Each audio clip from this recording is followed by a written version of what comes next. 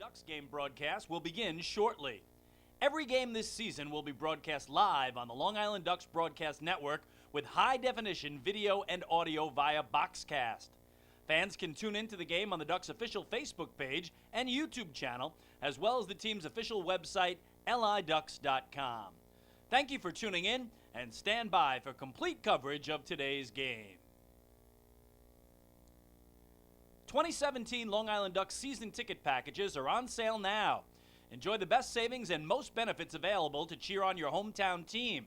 10-game mini plans are also on sale and offer fans the same great seats for 10 games throughout 2017, as well as many other exciting opportunities. To find out more information and secure your seats for the 18th season of Ducks baseball, please call 631-940-3825 during normal business hours. The Bethpage Ballpark box office is now open for individual ticket sales. Box office hours are Monday through Friday from 10 a.m. to 6 p.m. and Saturday from 10 a.m. to 2 p.m. Fans can also purchase their tickets by calling 631-940-TIXX or by visiting liducks.com and clicking on the tickets icon. The Ducks offer many packages available for groups with as little as 25 people to as many as 2,000. We offer block seating, pregame and in-game picnics, luxury suites, our exclusive Smokin' Al's party deck, and so much more. In addition, groups have the opportunity to take part in a variety of experiences, such as performing the national anthem or taking the field with the Ducks as the Dream Team. Group ticket packages for the 2017 season are now on sale.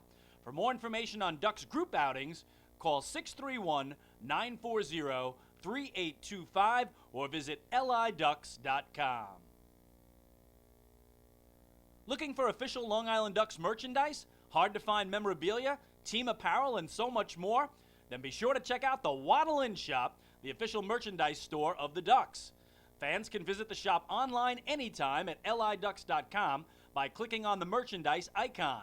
Store hours on game days are noon to 4 p.m. and during the game from inside the ballpark only. On non-game days, the store is open Monday to Friday from 9 a.m. to 5 p.m. Children 14 and under can become members of the Bethpage Federal Credit Union Long Island Ducks Kids Club today. Kids will receive a unique gift package and take part in a variety of fun activities that come with being a member of the Kids Club. For more information on how to sign your child up, please call 631-940-3825 during normal business hours. Quacker Jack, the 7-time Best Long Island mascot, is now available for appearances at parties and other special events throughout the Long Island community. Please contact the Community Relations Department at 631-940-3825 to find out more information and to book an appearance. Once again, thank you for tuning in to the Long Island Ducks Broadcast Network. Today's game will begin momentarily. You're tuned in to the Long Island Ducks Broadcast Network. Today's Long Island Ducks game broadcast will begin shortly. Every game this season will be broadcast live on the Long Island Ducks Broadcast Network with high-definition video and audio via Boxcast. Fans can tune into the game on the Ducks' official Facebook page and YouTube channel, as well as the team's official website, liducks.com. Thank you for tuning in, and stand by for complete coverage of today's game. 2017 Long Island Ducks season ticket packages are on sale now. Enjoy the best savings and most benefits available to cheer on your hometown team. 10-game mini plans are also on sale and offer fans the same great seats for 10 games throughout 2017, as well as many other exciting opportunities. To find out more information and secure your seats for the 18th season of Ducks baseball, please call 631-940-3825 during normal business hours. The Bethpage Ballpark box office is now open for individual ticket sales. Box office hours are Monday through Friday from 10 a.m. to 6 p.m. and Saturday from 10 a.m. to 2 p.m.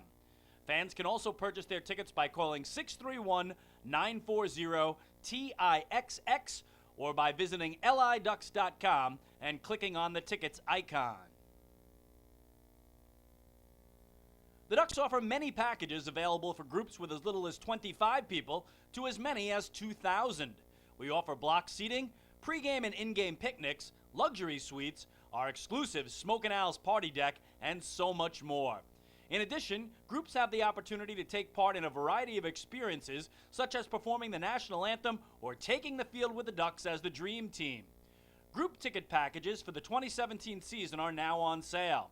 For more information on Ducks group outings, call 631-940-3825 or visit liducks.com. Looking for official Long Island Ducks merchandise, hard-to-find memorabilia, team apparel, and so much more? Then be sure to check out the Waddle In Shop, the official merchandise store of the Ducks. Fans can visit the shop online anytime at liducks.com by clicking on the merchandise icon. Store hours on game days are noon to 4 p.m. and during the game from inside the ballpark only. On non-game days, the store is open Monday to Friday from 9 a.m. to 5 p.m. Children 14 and under can become members of the Bethpage Federal Credit Union Long Island Ducks Kids Club today. Kids will receive a unique gift package and take part in a variety of fun activities that come with being a member of the Kids Club. For more information on how to sign your child up, please call 631-940-3825 during normal business hours. Quacker Jack, the 7-time Best Long Island mascot, is now available for appearances at parties and other special events throughout the Long Island community. Please contact the Community Relations Department at 631-940-3825 to find out more information and to book an appearance. Once again, thank you for tuning in to the Long Island Ducks Broadcast Network. Today's game will begin momentarily. You're tuned in to the Long Island Ducks Broadcast Network. Today's Long Island Ducks game broadcast will begin shortly. Every game this season will be broadcast live on the Long Island Ducks Broadcast Network with high-definition video and audio via Boxcast.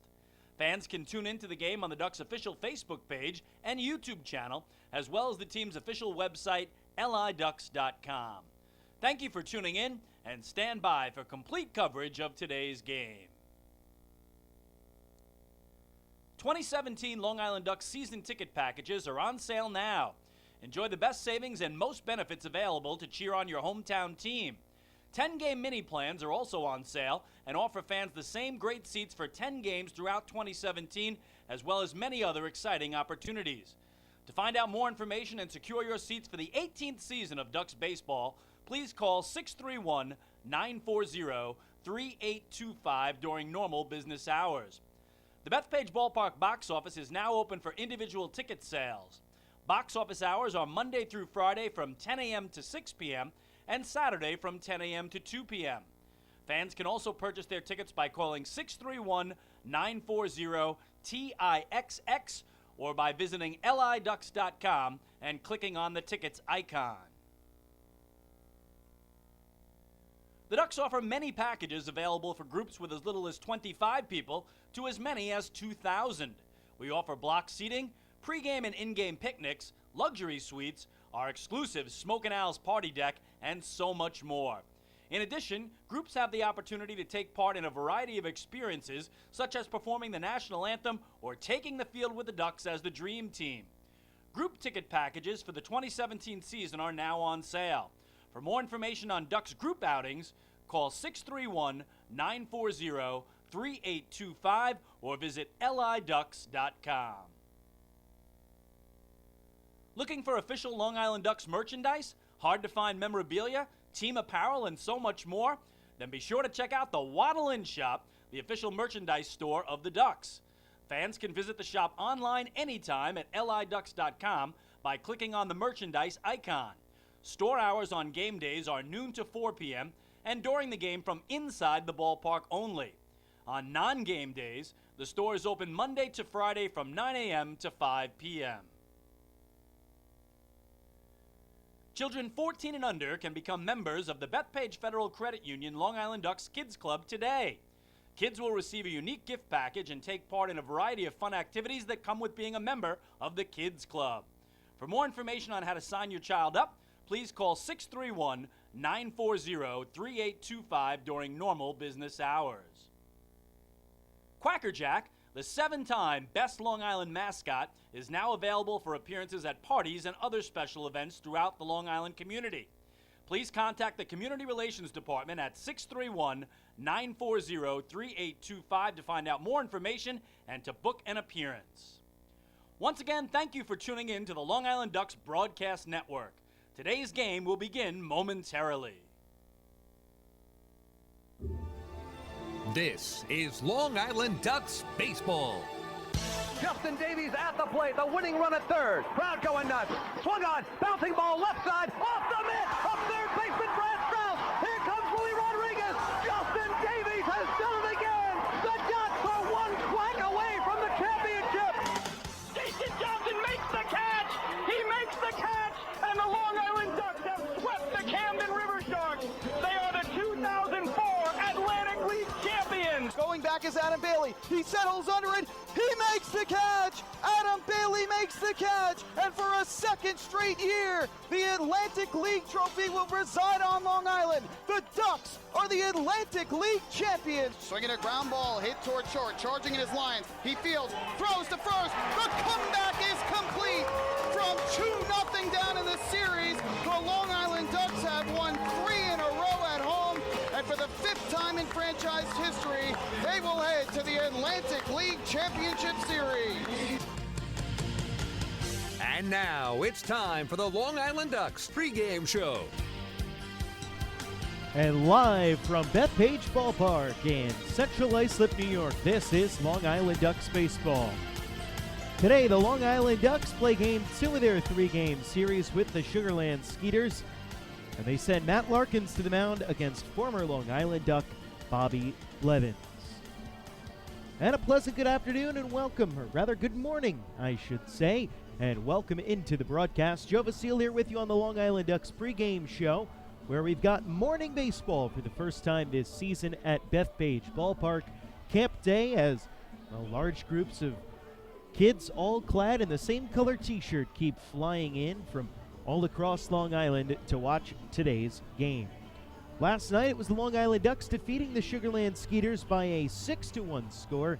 The Ducks hit 3 home runs in the win yesterday and got strong pitching from Henderson Alvarez, Alfredo Simon, and David Ardsmith, 3 former major leaguers, also Amalio Diaz, throwing a scoreless inning last night as well, as it was a strong team victory overall for the Ducks, and they look to keep that momentum going here this morning against the Sugarland Skeeters.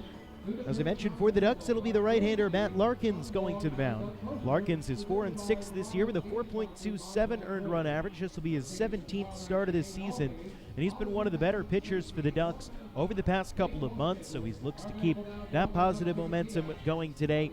As again, we said he'll be opposed by Bobby Blevins, a former Long Island Duck, spent 5 years as a member of the Ducks, dating back to the 2012 season when he came over in September at the end of the year. He's pitched well in his 3 previous starts against Long Island. He's gone 6 innings each time, a quality start, has a 1-1 record against the Ducks. Although in his last 2 outings, which we'll get into more as the broadcast progresses, Blevins has been not so good. He's given up 13 earned runs over his last 2 starts. Overall in the season, Blevins is 4-6 with a 5.31 earned run average, and this is his 14th start and 18th overall appearance for Sugarlands. So we'll take a step aside here on the Long Island Ducks pregame show. When we return, we'll relive last night's victory, again 6-1 in favor of the Long Island Ducks. Go back through some of the highlights of myself and David Weiss on the call, and then we'll take a look around the Atlantic League and get you all set up for first pitch from Bethpage Ballpark. You're listening to the Long Island Ducks pregame show on the Ducks Broadcast Network. Baez, and you're listening to Ducks Baseball on Long Island Ducks Broadcast Network. Going way back is Joe Holden, and he is looking up, and that one is headed to field 5 at Robert Moses. The waves are gnarly, and the Ducks have tied it at 1. That was another home run for the Ducks. And Duck fans, what's more fun than a home run that helps the Ducks win a game? How about a homer that helps the community win? Chappie's Funeral Home and the Long Island Ducks have once again teamed up for the Chappie's Home Run Challenge. If the Ducks hit 100 homers this season, Chappie's Funeral Home will donate $5,000 to the Quackerjack Foundation. So every time a Ducks hitter goes deep this season, watch for the Chappie's Challenge home run count on the scoreboard. And if we reach 100, we're all a winner. Chappie's Funeral Funeral Home, where caring for others is a family tradition. Can't get enough of the Long Island Ducks? Well, now you can get even more inside info on your favorite hometown team through Facebook and Twitter. The Ducks are constantly updating fans through social media with scores, transactions, ballpark promotions, and much more. You can even win great prizes. All you'll need to do is make a free account on Facebook and Twitter, and then visit us at facebook.com/LIDucks and twitter.com/LIDucks. Think you're Long Island's biggest Ducks fan? Get connected now.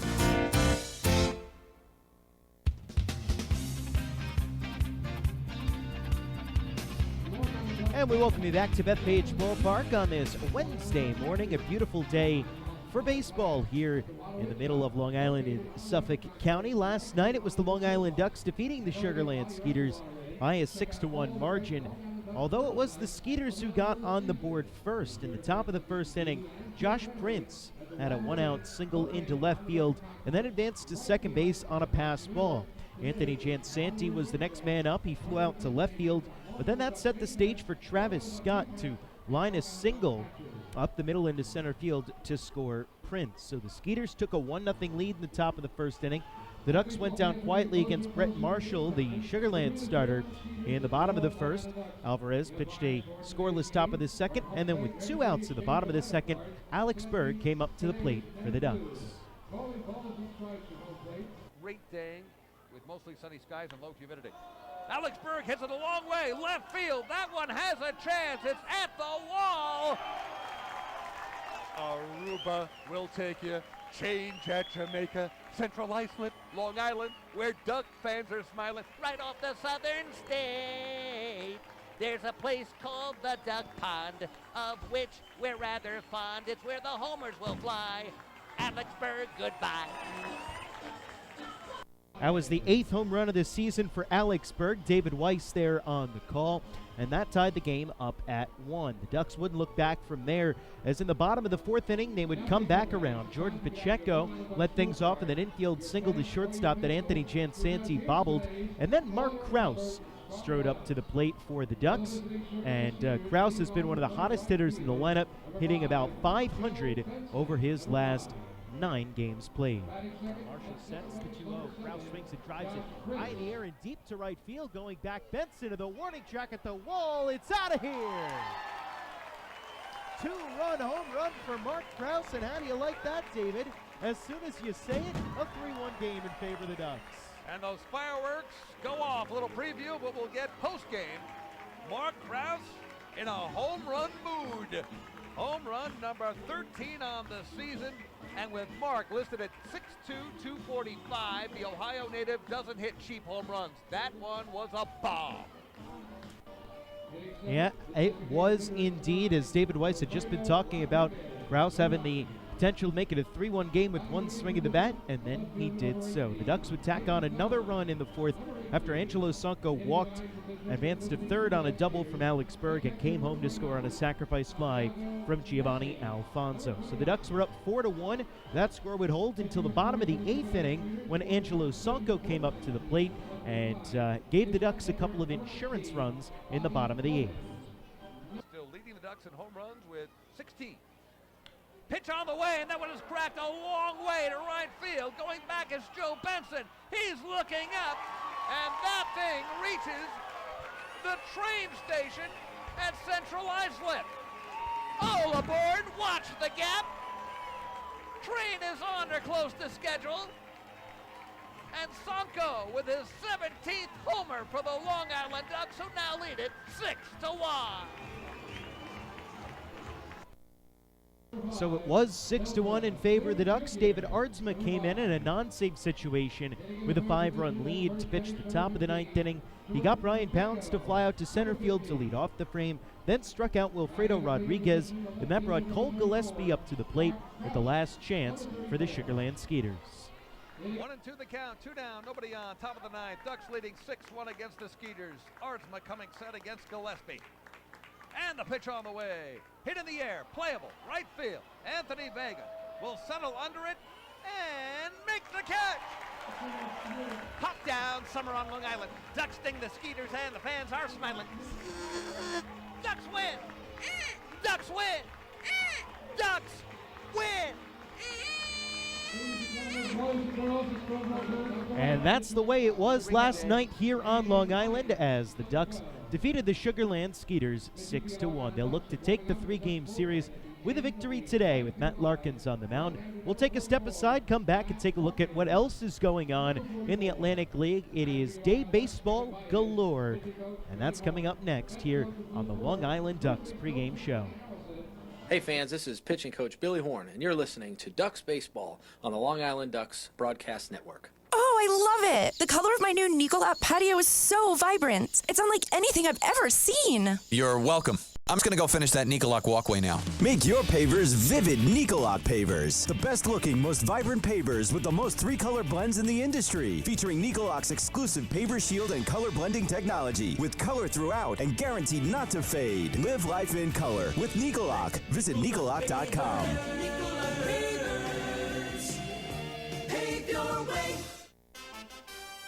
Have your birthday at the ballpark this season and celebrate with the flock. Kona Ice birthday party packages with the Long Island Ducks are now available. Each package includes 10 box seats, a commemorative birthday t-shirt and autographed baseball, a pizza and Kona Ice party in the Hebrew National Picnic area, and so much more. Best of all, the birthday child will stand on the dugout while the entire crowd sings happy birthday. Reserve your party today by calling the group sales department at 631-940-3825. Kona Ice birthday parties with the Long Island Ducks, a once-in-a-lifetime experience. Oh, I love it. The color of my new Nicolot patio is so vibrant. It's unlike anything I've ever seen. You're welcome. I'm just going to go finish that Nicolot walkway now. Make your pavers vivid Nicolot pavers. The best looking, most vibrant pavers with the most three-color blends in the industry. Featuring Nicolot's exclusive paver shield and color blending technology. With color throughout and guaranteed not to fade. Live life in color with Nicolot. Visit Nicolot.com.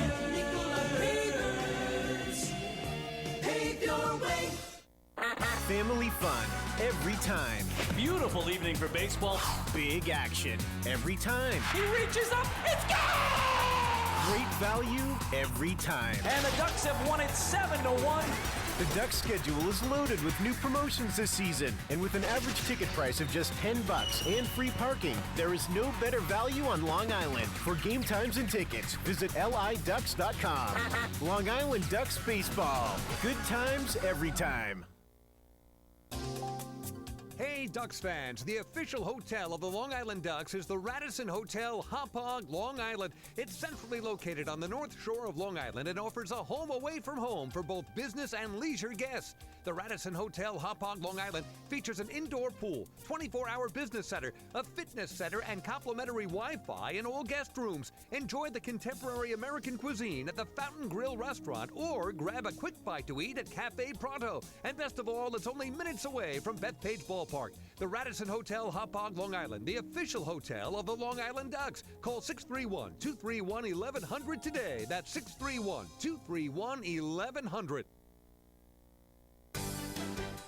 Long Island's Ford Giant is celebrating its 60th year anniversary. Stop by Sayville Ford to check out their state-of-the-art showroom featuring enclosed service drives, luxurious customer lounge, and a larger selection to choose from. Get giant savings on hundreds of new and used vehicles in stock. Sayville Ford's 60th anniversary celebration is going on now. Visit SayvilleFord.com or download the Sayville Ford app today to learn more about Sayville Ford's 60th anniversary savings. Call 631-589-4800 today.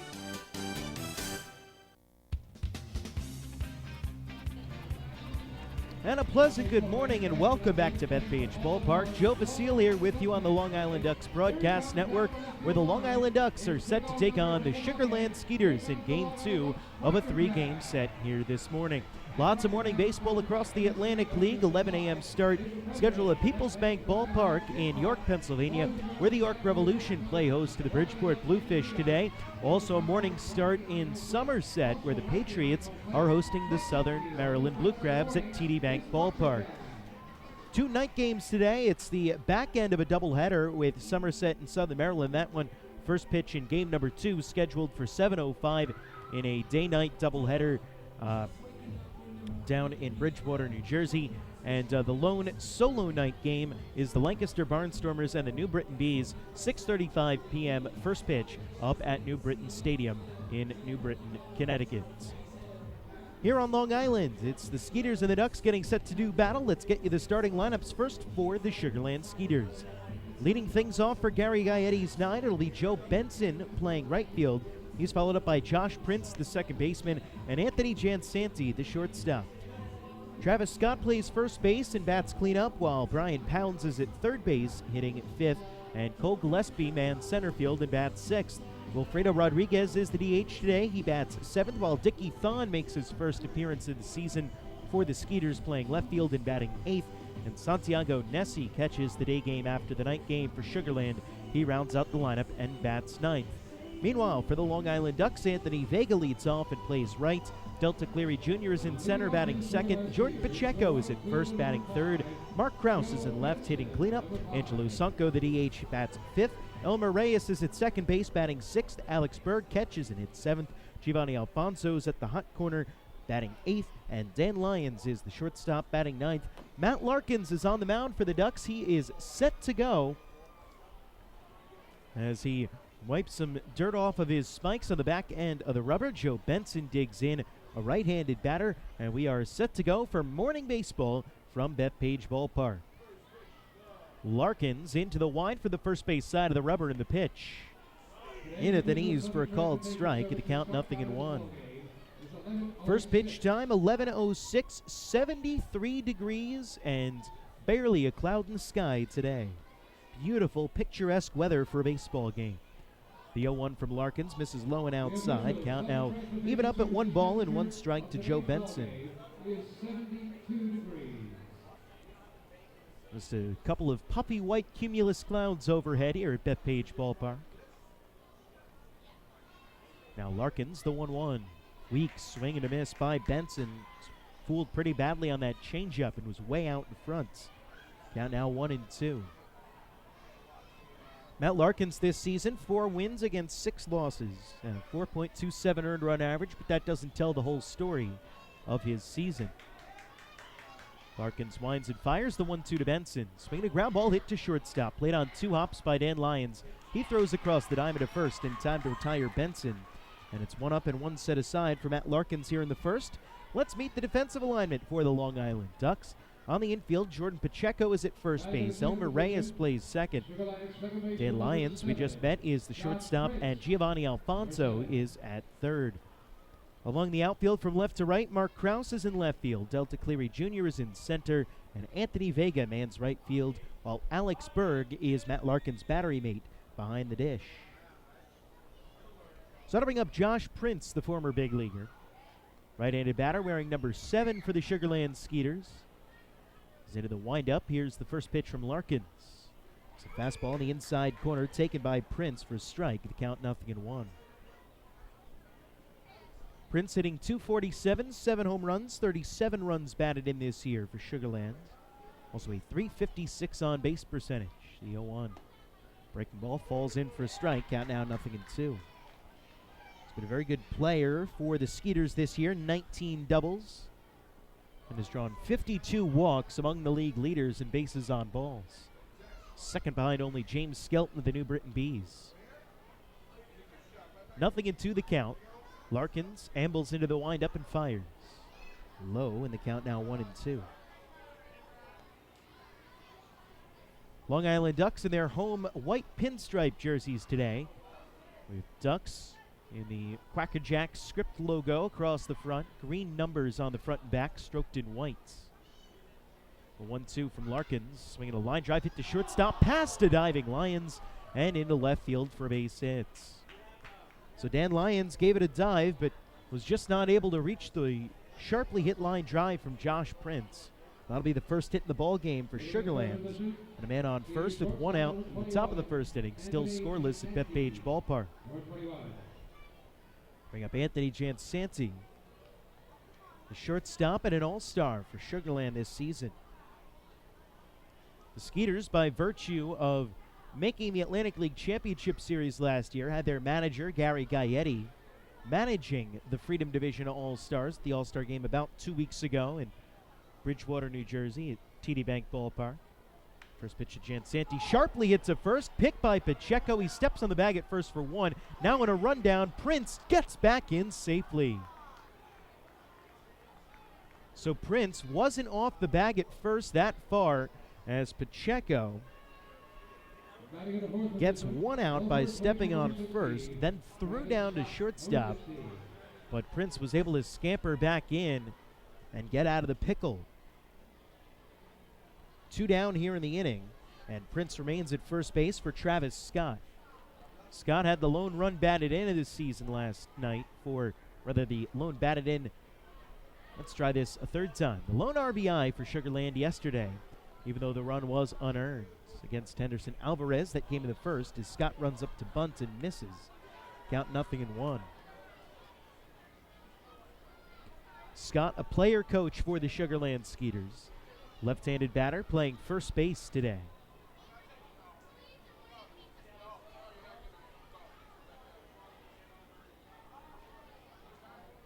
Larkins is set, and now the 0-1. Fastball in for a called strike. It's now 0-2 to Scott. Larkins this year striking out batters at a rate that he hasn't throughout his entire career. He's improved up to nearly 8 batters per 9 innings that he's striking out. That's nearly an entire batter better than his career high, which he set a few years ago in the American Association. Now the 0-2. Misses low in the dirt. Count 1-2 as Scott didn't go chasing. And with that, he's been able to keep his walks down. His walk rate right in line with his career averages. That's one of the reasons why you could really consider this year to be somewhat of a breakout for Larkins here in his age 28 season.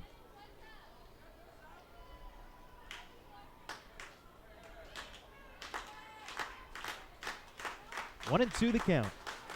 Larkins is set, and the pitch. Swing and a miss. He struck him out. First strikeout of the game for Matt Larkins, and he strands Josh Prince at first base, and the inning is over. No runs, 1 hit, no errors, and a man left.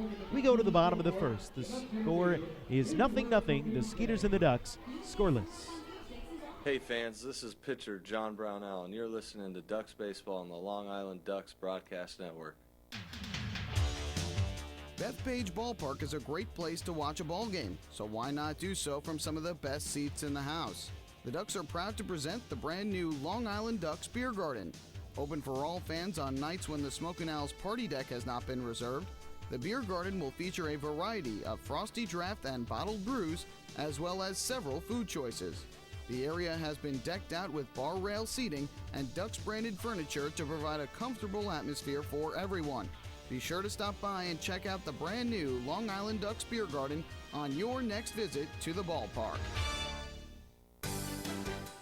Long Island's Ford Giant is celebrating its 60th year anniversary. Stop by Sayville Ford to check out their state-of-the-art showroom featuring enclosed service drives, luxurious customer lounge, and a larger selection to choose from. Get giant savings on hundreds of new and used vehicles in stock. Sayville Ford's 60th anniversary celebration is going on now. Visit SayvilleFord.com or download the Sayville Ford app today to learn more about Sayville Ford's 60th anniversary savings. Call 631-589-4800 today.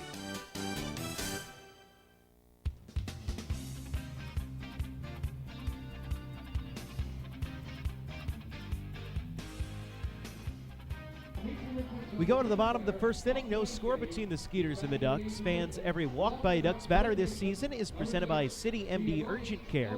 Over 15 City MD locations across Long Island, offering the comprehensive quality care you need the moment you need it. City MD Urgent Care. If you need a doctor, just walk in.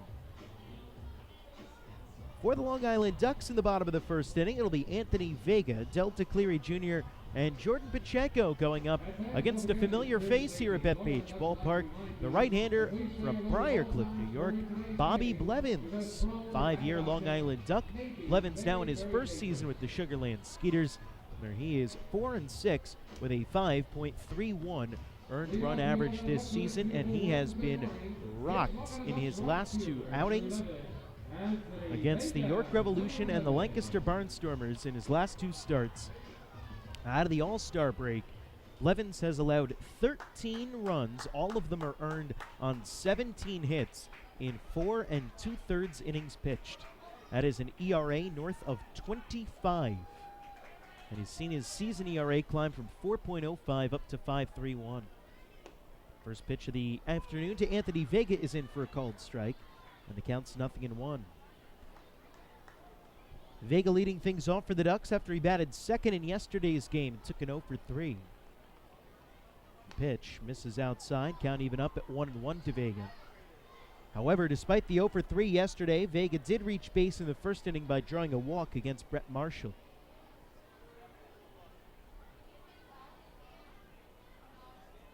Now the 1-1 pitch. One misses high and outside to Vega. Count now 2 balls and a strike. After Vega, Cleary Jr., and Pacheco, in case you missed the Ducks lineup, it'll be Mark Krause, Angelo Sanco, Elmer Reyes, Alex Berg, Giovanni Alfonso, and Dan Lyons. Now the 2-1 from Blevins. One misses low, and the count 3 balls and a strike to Anthony Vega. Blevins a guy who doesn't strike out a ton. He doesn't walk a ton either. Pitches to contact, and from time to time that can blow up in your face when the balls are finding holes. It's the 3-1 pitch. Misses upstairs to Anthony Vega, and that's ball 4. So Vega draws a leadoff walk. That's another Ducks walk presented by City MD Urgent Care. There are over 15 City MD locations across Long Island. Need a doctor? Just walk in. So bring Delta Cleary Jr. up to the dish for Long Island with a man on first and nobody out here at the bottom of the first inning of a scoreless game. See if the Ducks opt to play small ball here early. Delta Cleary Jr., a guy who does like to sacrifice bunt in these situations. First pitch, he watches it go low and outside for ball 1. It's now 5 in a row out of the strike zone for Blevins after the first pitch strike to Anthony Vega. Brian Pounds, the third baseman, playing right on the cut of the grass at third base. Switch hitter batting left is Delta Cleary Jr. Blevins set, a pickoff attempt at first, and Vega dives back in safely. Anthony Vega, 6 stolen bases in 9 attempts this year.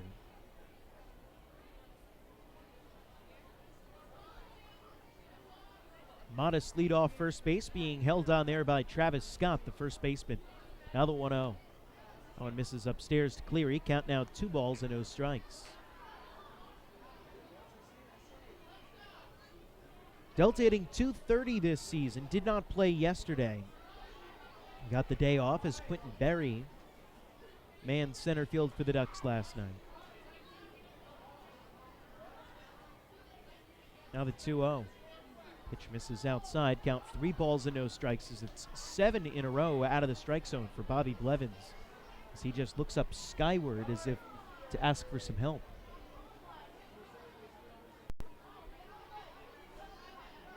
Three balls and no strikes, the count to Delta. Now the pitch, taking all the way, and it misses high and outside for ball 4. That's another Ducks walk brought to you by City MD Urgent Care. Over 15 City MD locations across Long Island. Need a doctor, just walk in. And it's runners on first and second with nobody out in the bottom of the first inning for Jordan Pacheco. Bobby Blevins has now been out of the strike zone on 8 of his 9 pitches today. Taking a little bit of extra time here for Jordan Pacheco.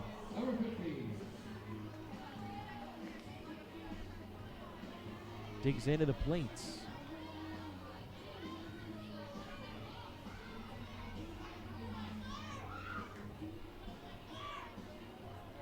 It's now Gary Gaetti chatting with home plate umpire Silvio Martinez. Now Rich Katz is going to come over and join in the conversation. I'm not quite sure what the thing is here. I don't know if they're saying that they called a timeout, and now Rich Katz and Silvio Martinez are saying no timeout, after Martinez had originally said there was going to be one called, and Gary Gaetti, and I think rightfully so, took some umbrage with it, as the second baseman Josh Prince just went over to the mound to kick some dirt off of his spikes, and sure, he probably said some words of encouragement to Blevins, but nothing I think that you could really constitute charging Sugarland with a timeout for.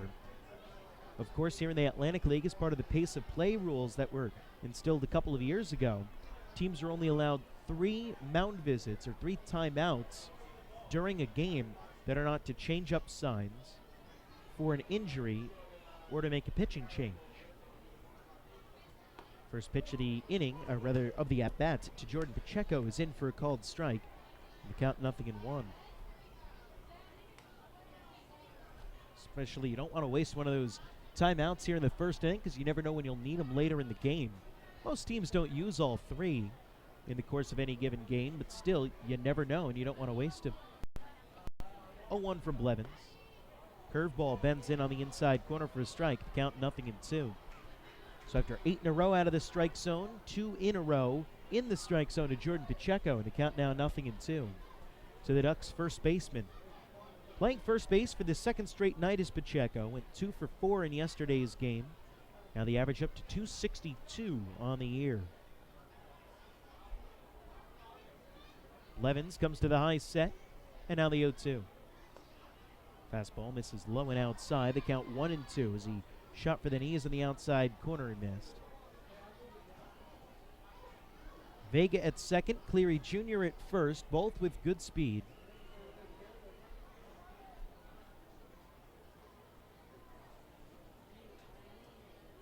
Pacheco at the dish, now the 1-2. Breaking ball bends around the back of Pacheco as he leans out of the way of it, and it gets caught by Santiago Nessi. As Pacheco and home plate umpire Silvio Martinez sharing a smile after that one, just narrowly avoided hitting Pacheco on the backside. By the way, we've talked about Martinez behind the dish. Chris Engstrand is the first base umpire, and the Rich Katz experience is at third base. The 3-man umpiring crew here in the Atlantic League. Blevins set, now the 2-2. Swing and a miss by Pacheco. He chased a breaking ball out of the strike zone, and that's strike 3. First strikeout of the game for Bobby Blevins. First out of the game as well. That'll bring up the red-hot Mark Krause. Runners on first and second. 1 out now in the bottom of the first inning.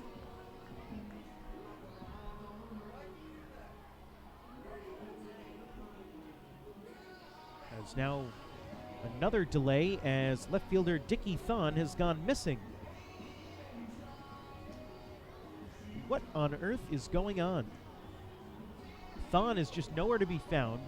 Everyone's just staring out in left field, kind of with their hands out on their sides.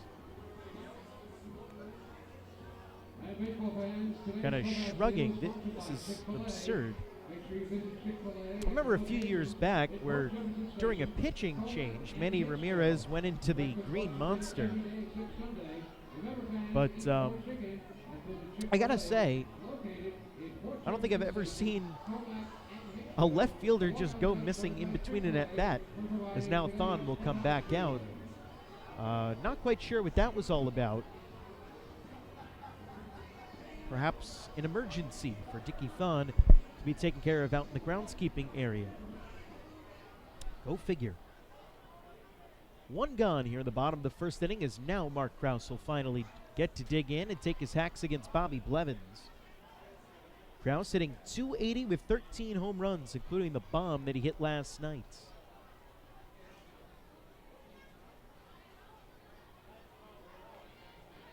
It's Anthony Vega on second base and Delta Cleary Jr. on first. They both walked. First pitch, and Krause swings and misses at a breaking ball down in the dirt. Counts 0-1. Bobby Blevins trying to pitch his way out of a jam here in inning number 1. He's got to run through the gauntlet. He's got through Jordan Pacheco. Now he's got Mark Krause and Angelo Sonko on deck to have to contend with.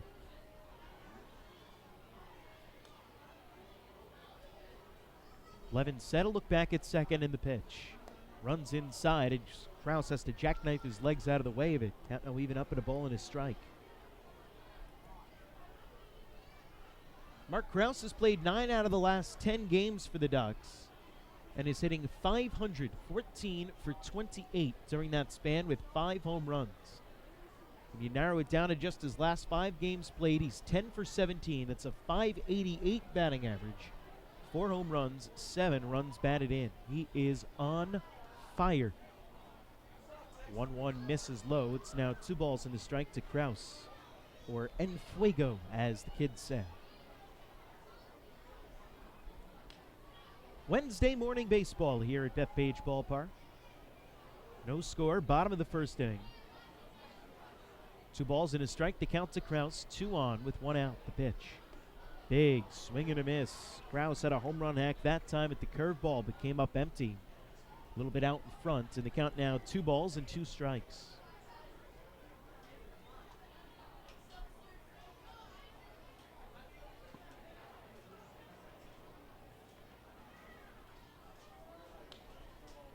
Kraus, a powerful left-handed batter, second on the team with those 13 home runs. 11 set, and now the 2-2. Swing a foul ball. It caught Santiago Nessie. Made its way to the backstop. We'll do it again at 2-2. Sugarland Skeeters in the alternate blue jersey tops today. It's a royal blue with Skeeters written in white across the front. Fancy font on the back for the white numbers. Royal blue hats. The Sugarland logo right on the front. 2-2 pitch from Blevins. Swinging a ground ball foul. It's off the facing of the Ducks dugout on the first base side. We'll do it again. 2 balls and 2 strikes. Skeeters have the gray baseball pants today. Bobby Blevins has the pants hiked up right around the knees, exposing the triple stripe blue sanitary socks. 3 white stripes right on the upper calf for Blevins. On an otherwise royal blue sock. Right fielder Joe Benson also sporting the high socks look along with Dickie Thon in left. Now the 2-2. Kraus checks his swing. Did he go around on appeal? No. The ball gets behind Nessie. And advancing 90 feet apiece will be Anthony Vega and Delta Cleary Jr. Now a full count to Mark Kraus. And we'll see whether that's a wild pitch or a pass ball.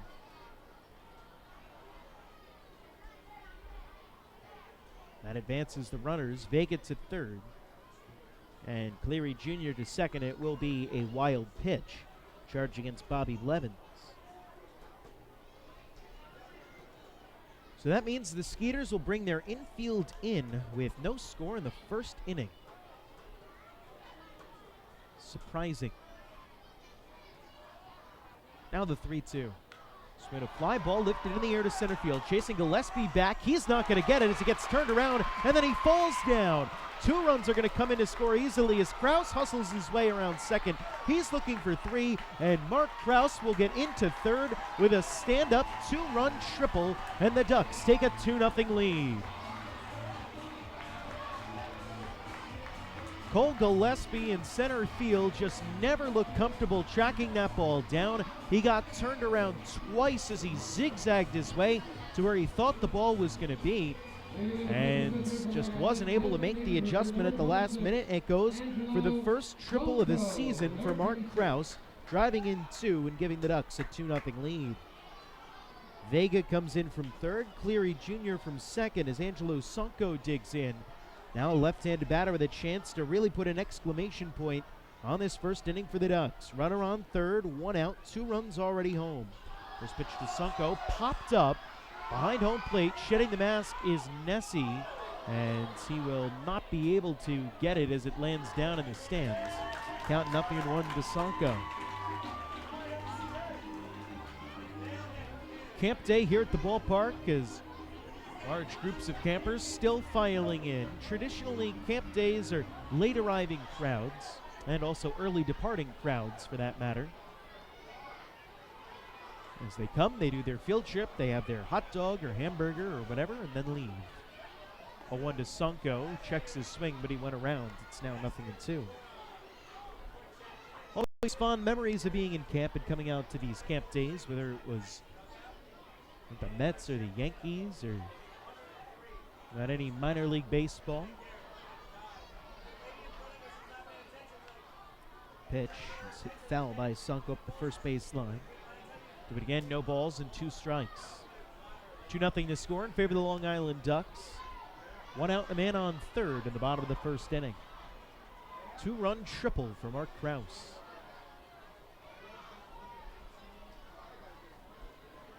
Here's the 0-2. This is high and outside to Sonko. Count now 1-2. Sonko with 17 home runs this season. Most he's had in a year since he had 17 in 2015 as a member of the St. Paul Saints. Now the 1-2. Breaking ball is in there for a called strike 3. Delayed third strike call by Silvio Martinez, the home plate umpire. 2 strikeouts in the inning for Bobby Blevins, so there's 2 gone here in the bottom of the first. 2-0 Long Island, and Elmer Reyes now coming up to the plate.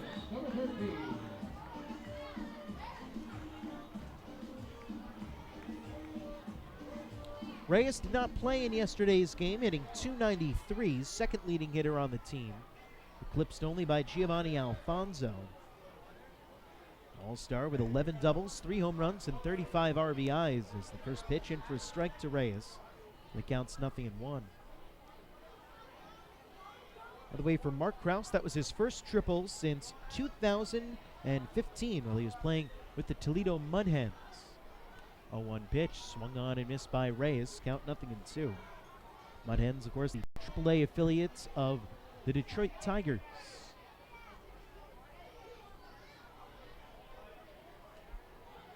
So 0-2 to Reyes. Infield and outfield playing straight away against the Ducks' second baseman. And the pitch from Blevins. Swing and a miss. He struck him out.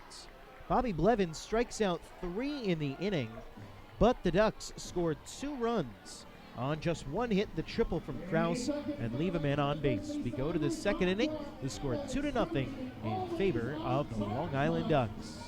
Hey fans, this is shortstop Dan Lyons, and you're listening to Ducks Baseball on the Long Island Ducks Broadcast Network. PSEG Long Island is making things work for you with over 10 energy efficiency programs that can help you save on your monthly electric bill. From our free online energy analyzer and in-home energy assessments to rebates on energy efficient air conditioning, even discounts on LED light bulbs. Helping you save on electricity is our job. What to do with your savings?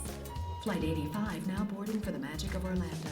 Is entirely up to you. Visit pseglyny.com/save money. Just one more way PSEG Long Island is making things work for you.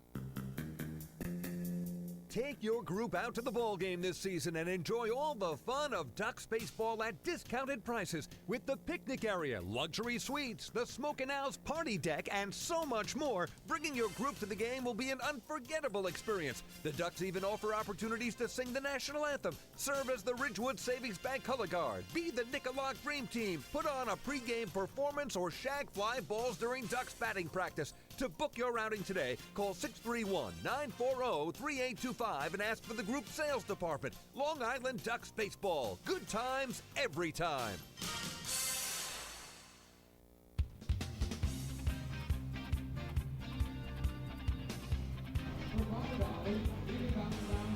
The Ducks Health Report is brought to you by Island Shore Physical Therapy, the official physical therapists of the Long Island Ducks.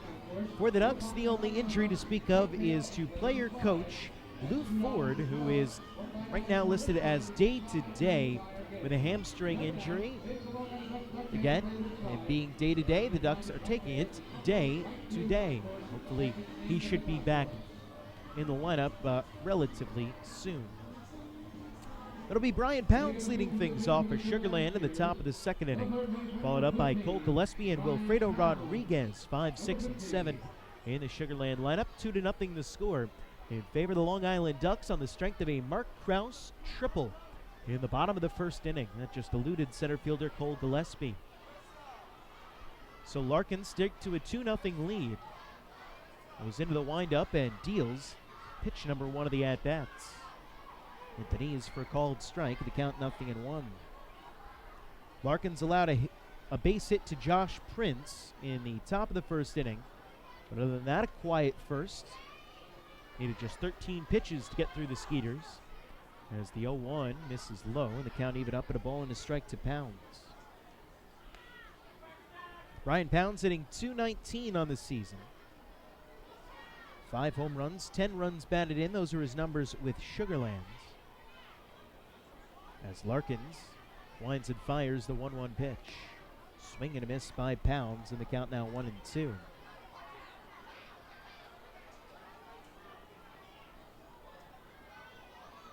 This This is Not Pound's first team in the Atlantic League this year. He was traded to Sugarlands in early May after beginning the year playing 30 games with the York Revolution.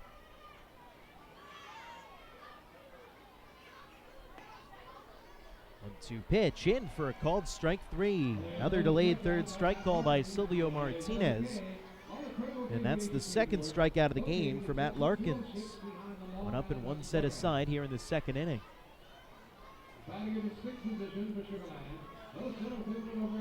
2-0 Long Island with one out here in the top of the second. That'll bring up Cole Gillespie with the bases empty. Gillespie, a .243 hitter on the year for Sugarland. 2 home runs, 11 runs batted in.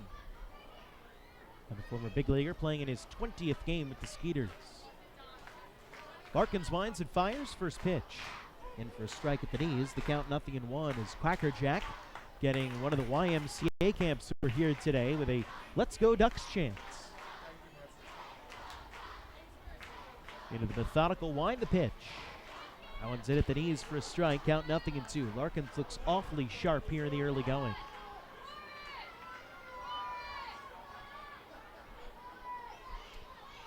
Larkins averaging about 3 runs of support per game this year. As the 0-2 is hit on the ground to third, knocked down on a dive by Alfonso, but he can't recover. And safely in at first base will be Cole Gillespie with what should be an infield single, and it will be. It was a great play by Alfonso just to knock that one down and prevent it from going down the left field line for extra bases. But not able to recover fast enough or cleanly grab it to be able to get an out. So that'll bring up Wilfredo Rodriguez with a man on first and 1 out. Here in the top of the second inning, 2-0 to score in favor of the Long Island Ducks.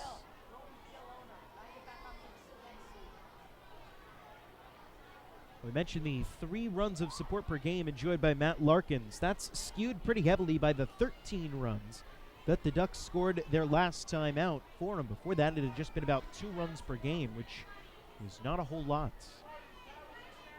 Larkins set, and the first pitch is popped up in the air towards the right field line, angling over on it. Anthony Vega, he makes the catch in fair territory in right field. And that's out number 2. Here in the frame as we're shooting back to first will be Cole Gillespie. So 1 pitch, and Rodriguez is put aside. That'll bring up Dickie Thon. Thon playing in his first game for the Skeeters. He's the son of former major leaguer Dickie Thon. This is Dickie Joe Thon. And he will be the subject of our 4th inning trivia question coming up a little bit later on in today's broadcast.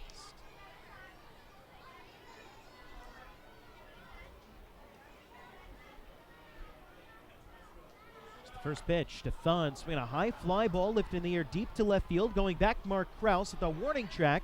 At the wall, he makes the catch about 2 steps in front of the wall in left field, and that will retire the side. So allowed out number 3 from Dickie Thun, but the Skeeters go down. No runs, 1 hit, no errors, and a man left on base.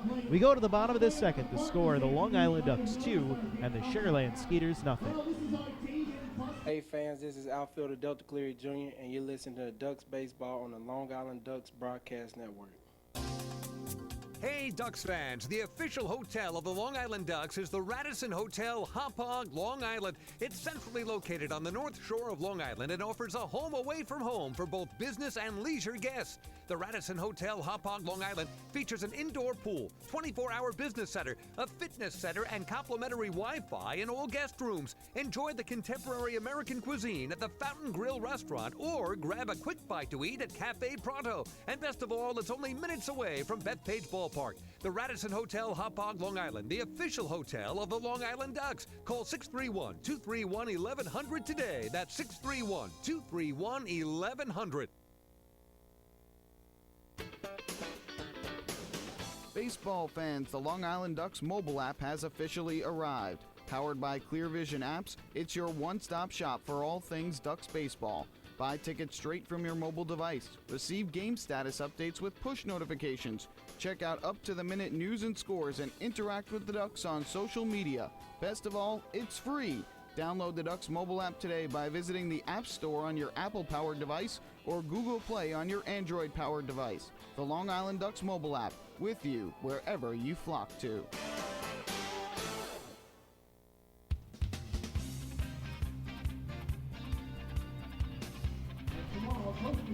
There's no better time than now to sign up the young Ducks fan in your life for the Bethpage Federal Credit Union Ducks Kids Club.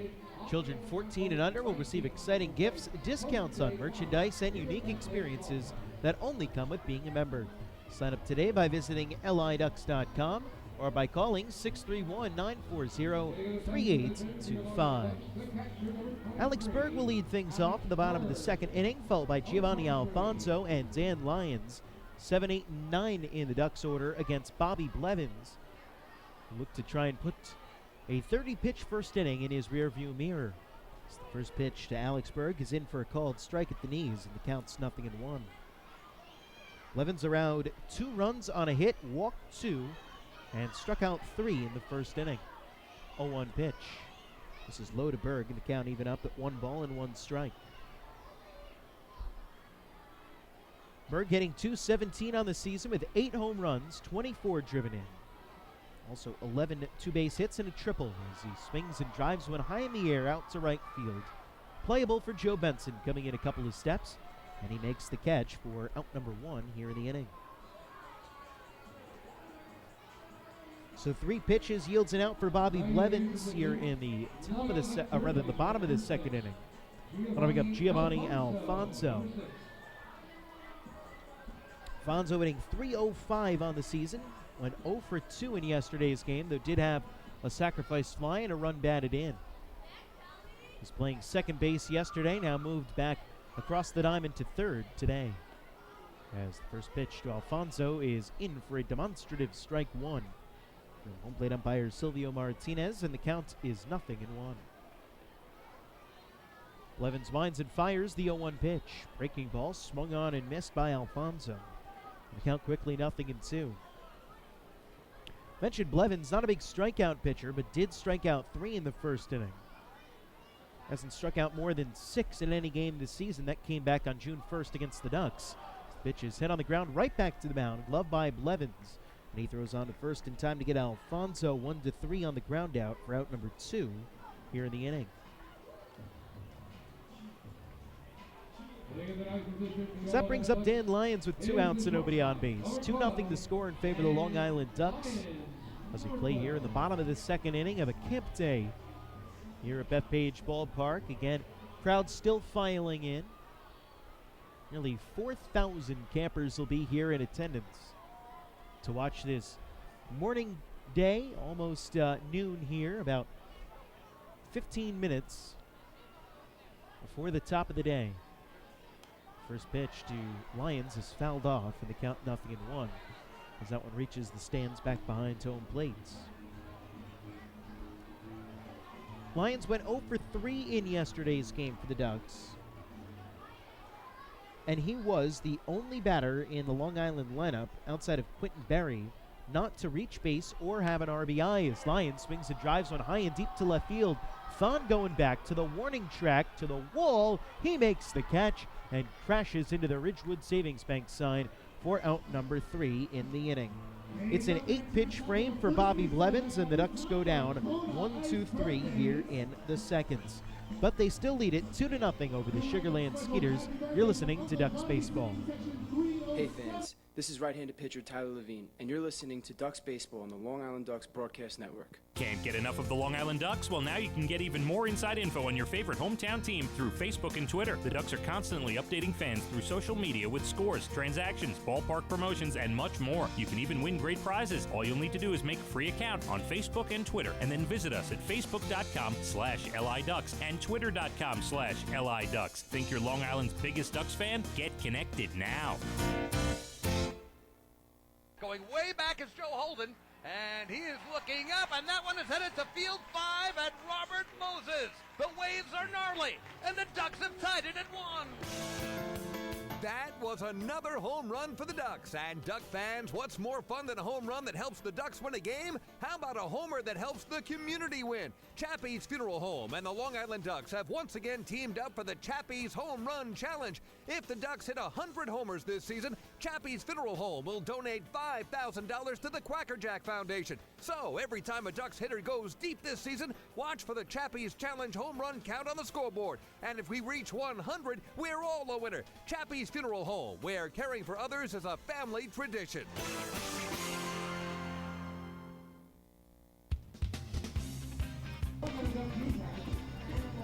New York Sports Day is one of the largest independent New York sports news sources out there. For coverage of the Long Island Ducks, Mets, Yankees, major and minor league baseball, football, basketball, hockey, and soccer. Visit nysportsday.com. New York Sports Day, your independent Gotham sports news source. Well, we go to the top of the third inning. 2-0 the score in favor of the Long Island Ducks. Santiago Nassi will lead things off, followed up by Joe Benson and Josh Prince. 9-1-2 in the Ducks lineup. Or rather, in the Skeeters lineup. What the heck am I talking about? Losing my marbles today here on this morning day, the lone AM start here at Bethpage Ballpark this season. First pitch to Santiago Nassi, misses outside, and the count 1-0 strikes. Nassi playing in his 7th game with the Sugarland Skeeters. As the 1-0 pitch from Larkins is nubbed off the end of the bat, foul up the first base line. Count even up at 1-1 strike.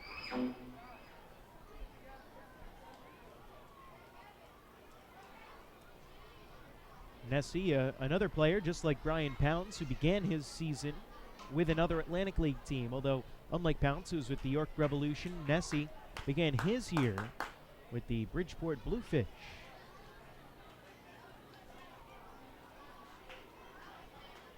One ball, one strike, the count to the right-handed batting catcher. Pitch. Good curveball in for a strike. The count now 1-2 to Nassi. Nassi in his career has played in the Toronto Blue Jays organization, the Kansas City Royals organization, and the New York Yankees organizations. Now the pitch. This is low, and the count 2 balls and 2 strikes. This is his first year in the Atlantic League, spent last year in the Florida State League with the Tampa Yankees, where he hit .202 in 38 games. Reached as high as AA back in 2015. He was a Northwest Arkansas natural. Here's the 2-2 from Lions. Foul ball lifted down the right field line. We'll do it again at 2-2. That was back when he was a member of the Kansas City Royals organization. Nassi, one time a switch hitter, now exclusively a right-handed batter.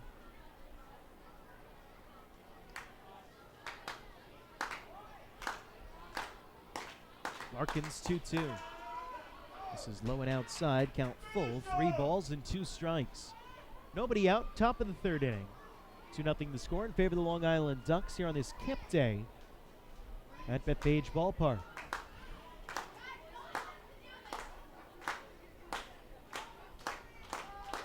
Now the pitch.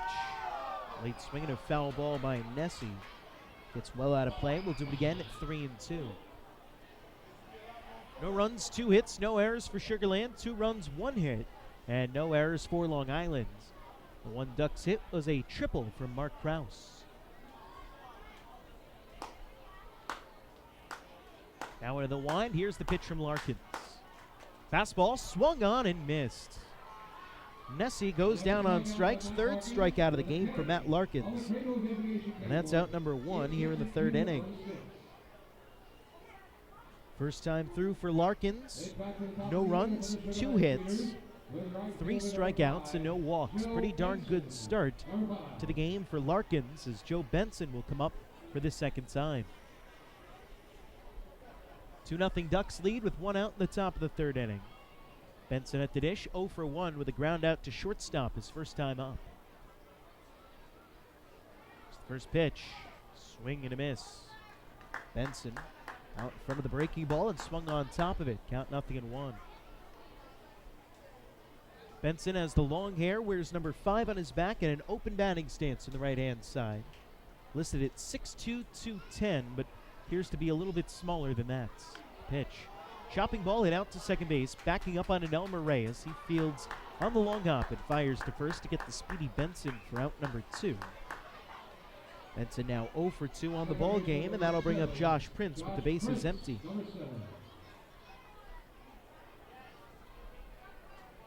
Nobody on, 2 outs, top of the third, 2-0 Long Island. As Prince comes up to the plate, he's singled past a diving Dan Lyons his first time up. 1 for 1, that's one of the 2 hits on the game for Sugarlands. Camp groups continuing to file in here today. As Larkins goes into the windup and the first pitch. Fastball that comes back on the outside corner for a strike. Count 0-1. Some beautiful movement on that pitch. Arm side run, as they say in the business. Now Larkins into the winds, and he fires. So a pop foul back behind his home plate. That reaches the Duck Club, and the count now 0-2 to Prince.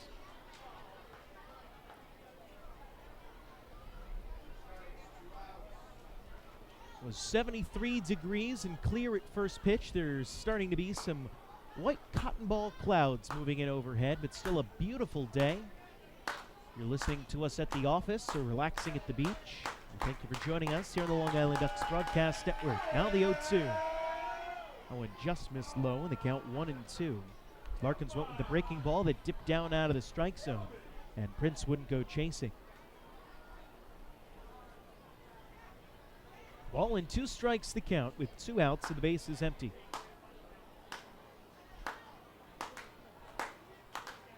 Here's the pitch. Just missed low and outside with the sinker as Prince checked his swing and was able to hold up. Count now even up at 2-2. Josh Prince has struck out 74 times this season, which is the most of any batter in the Sugarland lineup today, although that doesn't crack the league leaders. Now the 2-2. So we got a high fly ball lifted into shallow left field, coming in on it, and nobody can see it as it falls in for a base hit. Krause throws to second, and Prince is out. So that goes down as a hit for Josh Prince, and then he's thrown out trying to stretch it into a double. The left fielder, Mark Krause, 7 to the second baseman, Elmer Reyes, 4, and that does it for the Skeeters here in the third. The Ducks lead it 2-0 as we head to the bottom of the third inning. You're listening to Ducks Baseball. Hey fans, this is infielder Elmer Reyes, and you're listening to Duck Baseball on the Long Island Ducks Broadcast Network. M&V Limousines is the official bus company of the Long Island Ducks. Family owned and operated, they've been in the business for over 24 years. M&V Limousines offers coach buses with Wi-Fi and restrooms, party buses, exotic limousines, and also recently acquired Hampton Luxury Liner with regular service from New York City to the Hamptons. They also offer a variety of vineyard tour options. Whether you're looking for transportation for weddings, proms, corporate outings, or long-distance trips, they've got the right vehicle for you. Visit their showroom in Comac or check them out online at mvlimo.com. M&V Limousines and Hampton Luxury Liner, the official bus company of the Long Island Ducks. Family fun every time. Beautiful evening for baseball. Big action every time. He reaches up, it's gone! Great value every time. And the Ducks have won it 7-1. The Ducks schedule is loaded with new promotions this season, and with an average ticket price of just $10 and free parking, there is no better value on Long Island. For game times and tickets, visit liducks.com. Long Island Ducks Baseball. Good times every time.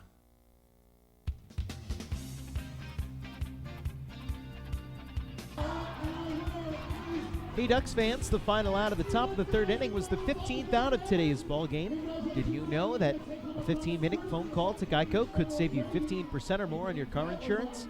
Get a free quote today. Call 1-800-947-AUTO. That's 1-800-947-AUTO, or visit geico.com.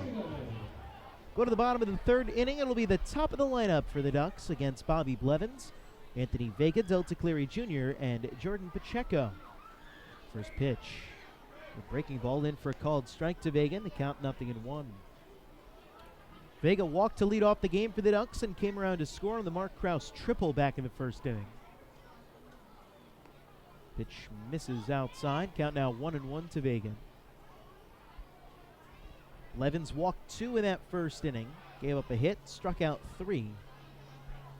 So the Ducks take a 2-0 lead. Blevins into the wind. He deals the 1-1. Fastball on the outside corner for a strike. It's now 1-2. Blevins has pitched well against the Ducks this season.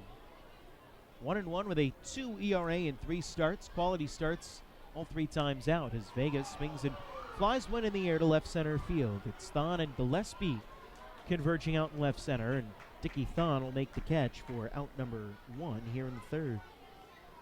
By the way, we never did get you the defensive alignment for the Sugarland Skeeters. On the infield, Travis Scott is at first base. Josh Prince is at second. Anthony Jansanti is the shortstop, and Brian Pounds plays third. On the outfield from left to right, it's Dickie Thon in left, Cole Gillespie in center, and Joe Benson is in right while Santiago Nessie does the catching. First pitch of the at-bat to Delta Cleary Jr. is popped up on the infield, straight up the chute. Nessie sheds the mask in foul ground. He makes the catch. That's out number 2 here in the third. So 2 up and 2 set aside for Bobby Blevins here in the third inning. He's now retired 7 Ducks in a row since the Krause triple. That'll bring up Jordan Pacheco. With 2 outs and the bases empty, Ducks on top 2-0 here in the bottom of the third inning.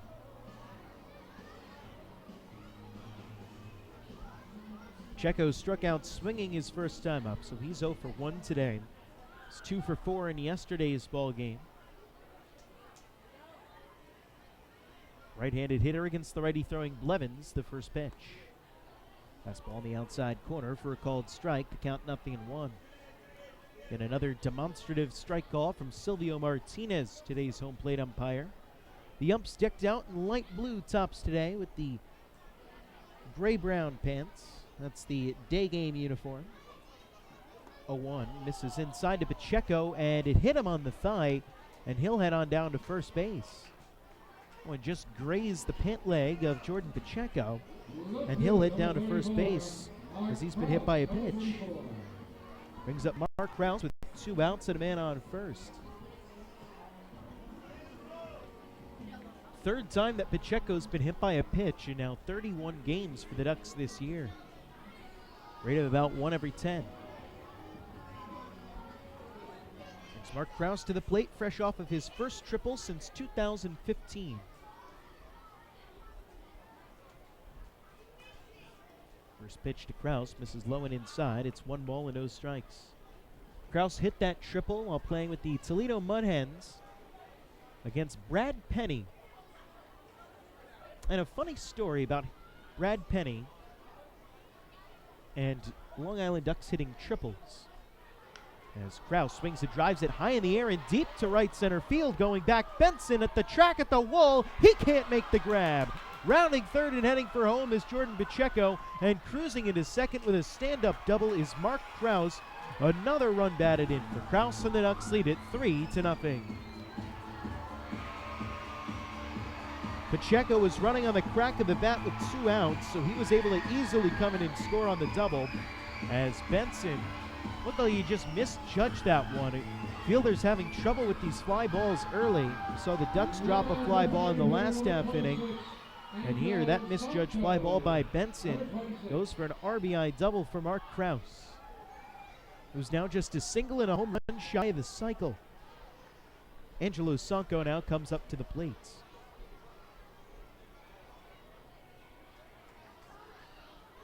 Sonko, a lefty batter against the righty tossing Blevins, and he's got a lot of power. Team leader in home runs with 17. First pitch to Sonko, misses high and outside, the count 1-0.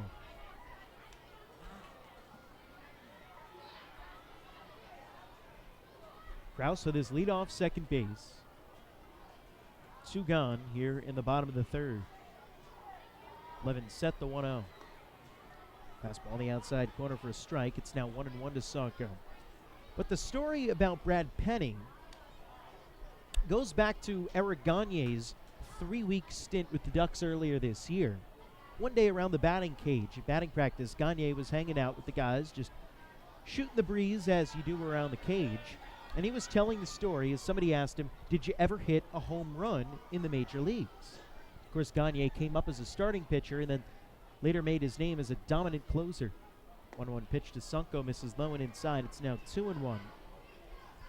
But Gagne said, yeah, I hit one home run in 2000 while I was a starting pitcher with Los Angeles, and I also hit a triple, and it was against Brad Penny at the old Marlins Stadium, which of course went through a million names. I believe it was Pro Player Stadium back at the time. 2-1 pitch to Sunko, misses outside. Count now 3-1. And Gagne said that he hit the triple out into the left center field alley, which is at that ballpark 434 feet. It came out to a triangle to the left of center field, and Gagne hit a triple out to there. And then he peppered the story even further by saying, I think I must be the only pitcher to ever hit a triple and give up a triple to the opposing pitcher in the same game, because the next time when Brad Penny came up to the plate against Gagne later that game, Penny hit a triple off of Eric Gagne. 3-1 to Sunko, in for a strike. Count now 3-2. So just kind of a funny parallel between Mark Krause and Eric Gagne, two members of the Ducks this season. Of course, Gagne retired while attempting a comeback at age 41 earlier this season. 3-2 pitch to Sunko is lifted foul on the third base side and out of play. We'll do it again at 3 balls and 2 strikes. Meanwhile, Mark Krause continues to rake, pushing the average up closer to 290, to that 300 mark. Second on the team with 13 home runs and 3 RBIs today. Give him a team-leading 47 on the season.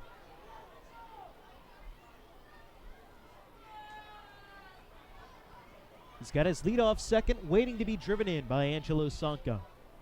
Here's the 3-2. Swinging a little looper, and that's going to get through into center field for a base hit.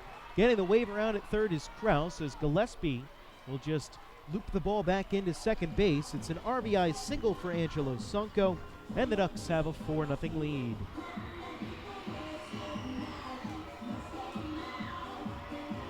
RBI number 46 of the year for Angelo. Driving in Mark Krause as the Ducks have scored another 2 runs here in the bottom of the third inning and take a 4-0 lead. They've got just 3 hits on the game, but it made them count, and it made Bobby Blevins pay for 2 walks and a hit batter. Both walks and the hit batter have all come in to score.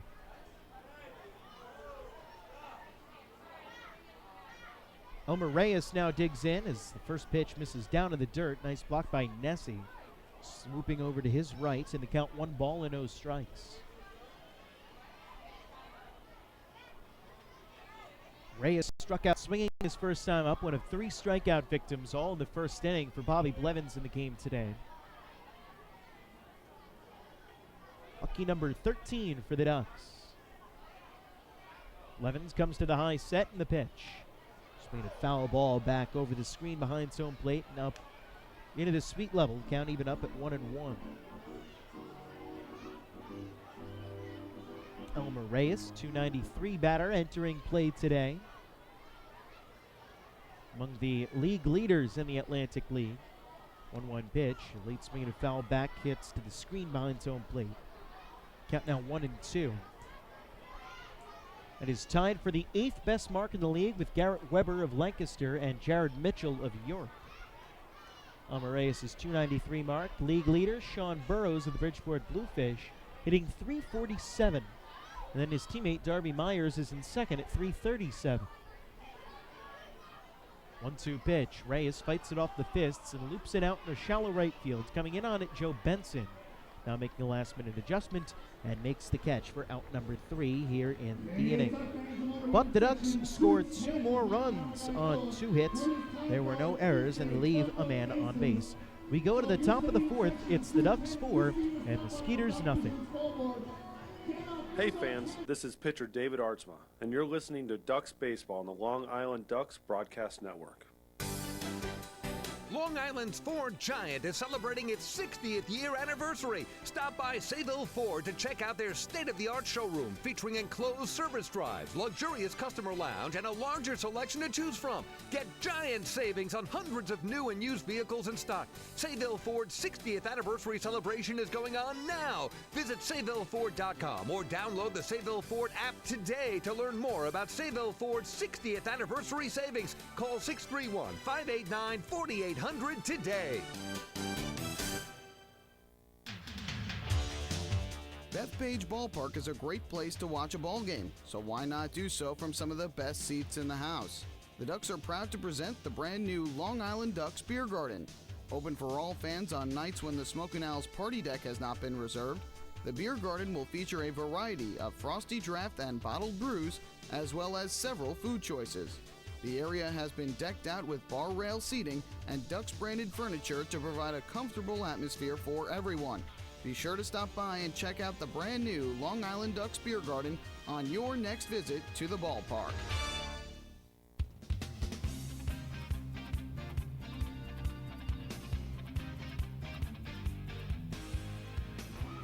For nothing the score, the Ducks lead the Sugarland Skeeters. Joe Vasile here with you on the Long Island Ducks Broadcast Network. As we head to the top of the fourth inning, Matt Larkins will face the heart of the Sugarland lineup in Anthony Jancenti, Travis Scott, and Brian Pounds. That is 3, 4, and 5 in the Skeeter order. Also in this top of the fourth inning, we will get you tonight's fourth inning trivia question. We test your knowledge of the Long Island Ducks and baseball as a whole. So Jancenti digs in. 0 for 1 today. He grounded out to first base back in the first inning. That was with Josh Prince on first base. And then Prince got in a pickle after Jordan Pacheco stepped on the bag for the 3 unassisted force out. But then Prince was able to get back in on a dive to avoid what would have been an inning-ending double play. As the first pitch to Jancenti is in for a called strike. The count 0-1. That was the 38th pitch of the game for Matt Larkins. No outs, top of the fourth inning, nobody on base as he winds and fires the pitch. Misses low in the count 1-1. Larkins has struck out 3, allowed 3 hits, no runs, and hasn't walked a batter either.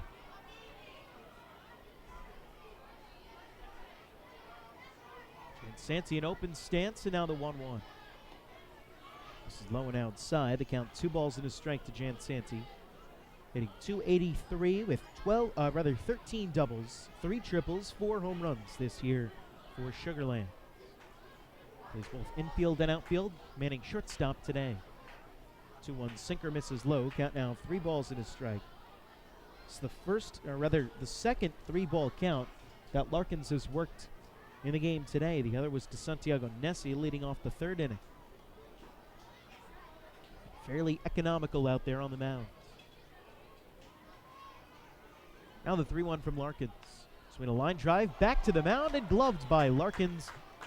Good job fielding his position, and that's out number 1 on a nice defensive snag by Matt Larkins.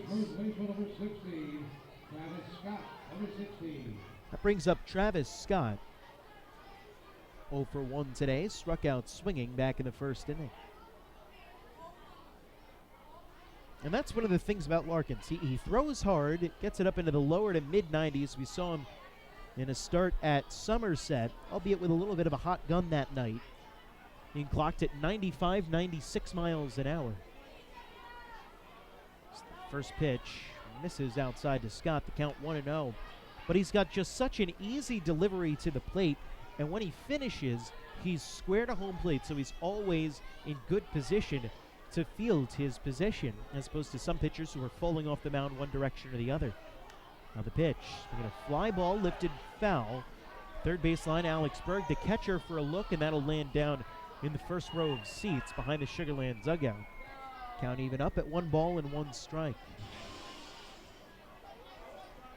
But for Larkins, despite the 4-6 record this year, I think, again, not to keep harping on it, I think you have to consider this to be a breakout season for him. He has pitched very well, and that's something that his ERA and his record don't really reflect accurately. He's gotten some bad luck at times that has inflated the ERA. He's gotten some bad luck in terms of run support that have affected his record. Now the 1-1. This is outside. The count now 2 balls and a strike to Scott. That's why you got to kind of look at those underlying numbers for Larkins that tell you that he's had really a fantastic season. Mentioned his strikeout and his walk rates, both trending in the right directions this year. As the 2-1 to Scott misses outside, it's now 3-1. Striking out more batters on a rate than he has in any other year of his career, while his walks have remained at the same level and, in fact, right at his career average. But also he's allowing fewer hits per game than he has in any other season in his career. This year for Long Island, leading to a career-low whip, which is walks plus hits per inning pitched. As the 3-1 is slash foul by Scott. Count now 3-2. His whip coming into this game was 1.27 on the season, and anything under 1.3 is very good. Especially for a starting pitcher, you expect relievers to be a little bit below that.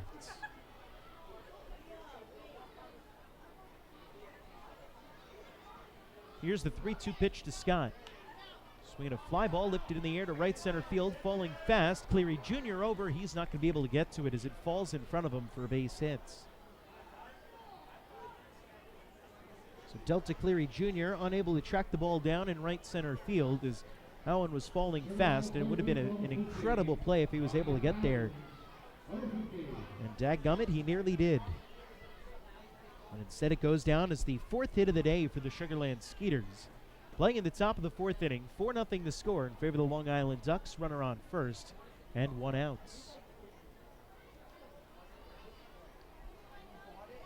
That brings Brian Pounds to the plate. He took a called third strike his first time up. Larkins comes set and delivers the first pitch. There's a fastball on the outside corner for a called strike, and the count 0-1 to Brian Pounds. Pounds hitting now .214 in his time with Sugarlands. Began the season as a member of the York Revolution, playing at the Arian Field, then was traded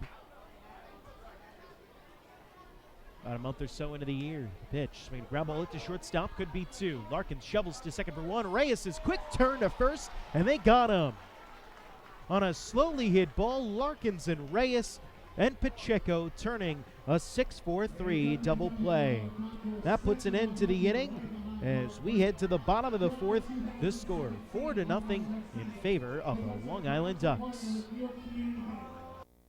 Hey fans, this is pitcher Matt Larkins, and you're listening to Ducks Baseball on the Long Island Ducks Broadcast Network. PSEG Long Island is making things work for you with over 10 energy efficiency programs that can help you save on your monthly electric bill. From our free online energy analyzer and in-home energy assessments to rebates on energy-efficient air conditioning, even discounts on LED light bulbs. Helping you save on electricity is our job. What to do with your savings? Flight 85 now boarding for the magic of Orlando. Is entirely up to you. Visit psegly.com/save money. Just one more way PSEG Long Island is making things work for you. Take your group out to the ball game this season and enjoy all the fun of Ducks baseball at discounted prices with the picnic area, luxury suites, the Smokin' Owl's party deck, and so much more. Bringing your group to the game will be an unforgettable experience. The Ducks even offer opportunities to sing the national anthem, serve as the Ridgewood Savings Bank color guard, be the Nicolak Dream Team, put on a pregame performance, or shag fly balls during Ducks batting practice. To book your outing today, call 631-940-3825 and ask for the group sales department. Long Island Ducks Baseball. Good times every time.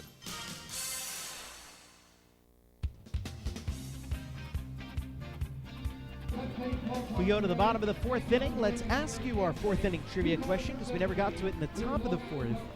It is Sugarland Skeeters outfielder Dickie Thun is the son of former Major Leaguer Dickie Thun and is also the cousin of which former Long Island Duck? So you have to go back a couple of years to figure out who Dickie Thun's cousin is who played for the Ducks. And while you think about that, we'll answer that question later on here in this half inning as Alex Berg will lead things off, followed by Giovanni Alfonso and Dan Lyons here in the bottom of the 4th inning against Bobby Blevins.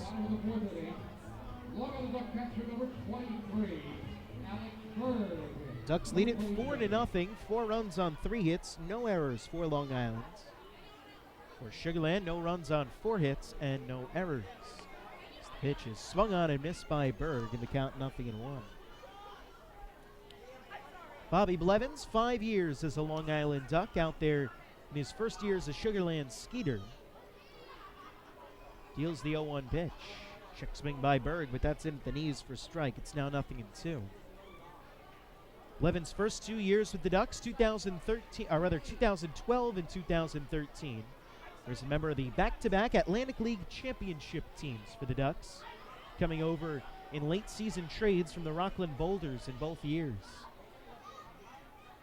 0-2 pitch, slow curveball hit on the ground to shortstop. Picked there by Jansanti off to his left. He throws on to first in time to get Berg for the first out during the 4th inning. Coming up, Giovanni Alfonso with 1 gone and nobody on base. Blevins was an inaugural Rockland Boulder back in the 2011 season, when that team began playing in the Can-Am League, playing over in Pomona, New York in the Hudson Valley. Blevins was their first ever opening day starter, and then he started opening day for the Boulders in 2012 and opening day for the Boulders in 2013, which was his final year with Rockland. First pitch to Alfonso is fouled on the right field line and out of play. Count 0-1. Blevins was the first ace of the Rockland Boulders in the first 3 years of that franchise before coming over to the Ducks and having a nice 5-year stint here at Bethpage Ballpark as the pitch is fouled off by Alfonso. It's now 0-2. Originally drafted by the Los Angeles Dodgers in the 13th round of the 2007 MLB draft. Attended Lemoyne College. Originally from the Syracuse area is Blevins. Now the 0-2. Swing a ground ball hit to third base. Picked nicely to the left by Pounds. He throws overhand to first. That's in time to get Alfonso 5-3 on the ground out for the second out here in the 4th inning. All with the Dodgers organization, Blevins spent a couple of years with low-A Great Lakes in the Midwest League, but reached as high as AAA Albuquerque, where he was an isotope in the 2010 season. Dodgers AAA affiliate has since moved to Oklahoma City, but back then it was in Albuquerque. First pitch misses low to Dan Lyons. Count 1 ball and no strikes. Albuquerque Isotopes, named after a Simpsons episode in which the Springfield Isotopes, the minor league baseball team and the Simpsons' fictional home of Springfield, moves to Albuquerque to become the Isotopes, which is swung on and missed. Count now 1-1 to Lyons.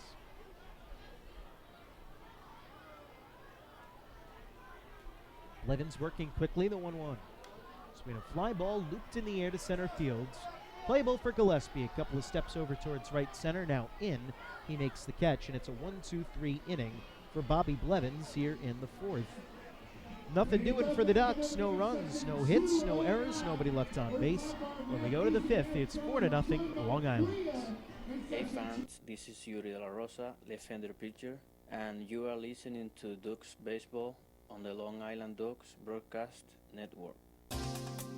Hey Ducks fans, the official hotel of the Long Island Ducks is the Radisson Hotel, Hauppauge, Long Island. It's centrally located on the north shore of Long Island and offers a home away from home for both business and leisure guests.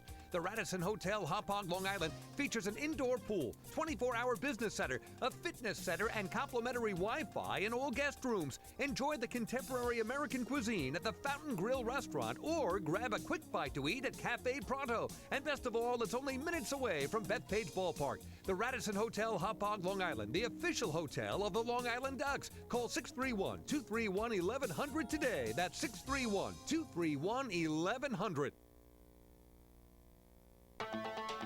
Hey Ducks fans, stay up to date with Long Island's hometown team by visiting Quack of the Bat, the official blog of the Long Island Ducks.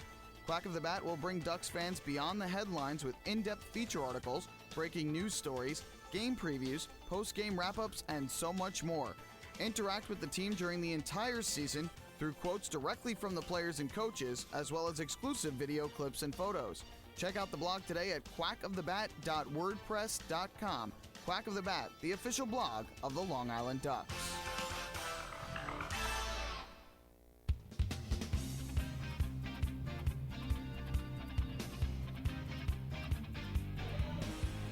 Fans, you can wake up with a hot cup of Hampton Coffee Company gourmet coffee.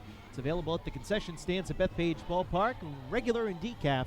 Hampton Coffee is the preferred coffee of the Long Island Ducks.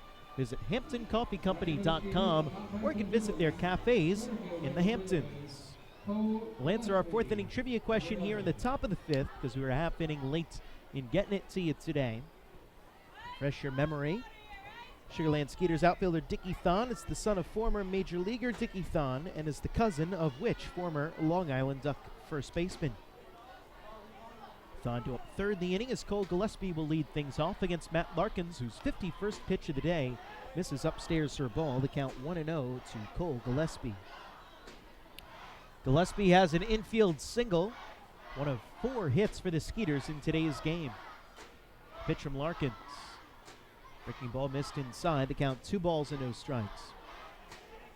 Gillespie, Wilfredo Rodriguez, and Thon the new up here for Sugarlands in the top of the 5th inning. They've had a base runner in each of the innings, but have not been able to push across a run. On the 2-0, hit off the end of the bat out towards second base. Picked up by Reyes off to his left, and he sidearms the first in time to get Gillespie 4-3 for out number 1 here in the 5th inning. In fact, Sugarland has had 4 hits, all singles. They've not pushed a runner into scoring position yet in this game. Warming up Wilfredo Rodriguez with 1 gone here in the top of the 5th inning. Matt Larkins, now through 4 1/3 innings, has allowed 4 hits, has struck out 3, and has not issued a walk. Rodriguez, the DH today, batting for the right-hand side in the first pitch. And misses low. The count 1 ball and no strikes to Rodriguez. Flew out to right field his first time up, so he's 0 for 1, dipping his batting average down to .333 on the season. This is his 41st game played. The 1-0. Get off the end of the bat and foul back up into the sweet level. Count even up at 1-1 to Rodriguez, who has 2 home runs and 13 runs batted in on the season to go along with that .333 average. Rodriguez listed as a catcher, but has done DH duties in each of the first 2 games of this series. 5'10", 200 pounds, built like a catcher from Carolina in Puerto Rico. So 1-1 pitch is cut on and missed, and the count now 1 ball and 2 strikes to Rodriguez. Went 1 for 4 in yesterday's ball game. It was a 6-1 victory for the Long Island Ducks. As Larkins peers in for Alexberg for his signs, now into the windup. A 1-2 pitch. One misses low in the dirt, skips by Alexberg, and the count now even up at 2 balls and 2 strikes to Rodriguez. 4-0 Long Island. A 2-run triple in the first inning from Mark Krause gave the Ducks a 2-0 lead. Then an RBI double for Krause in the third, as he later came around to score on an RBI single by Angelo Sunko. Pushed the lead to 4-0. Larkins from the first base side of the rubber kicks and deals the 2-2.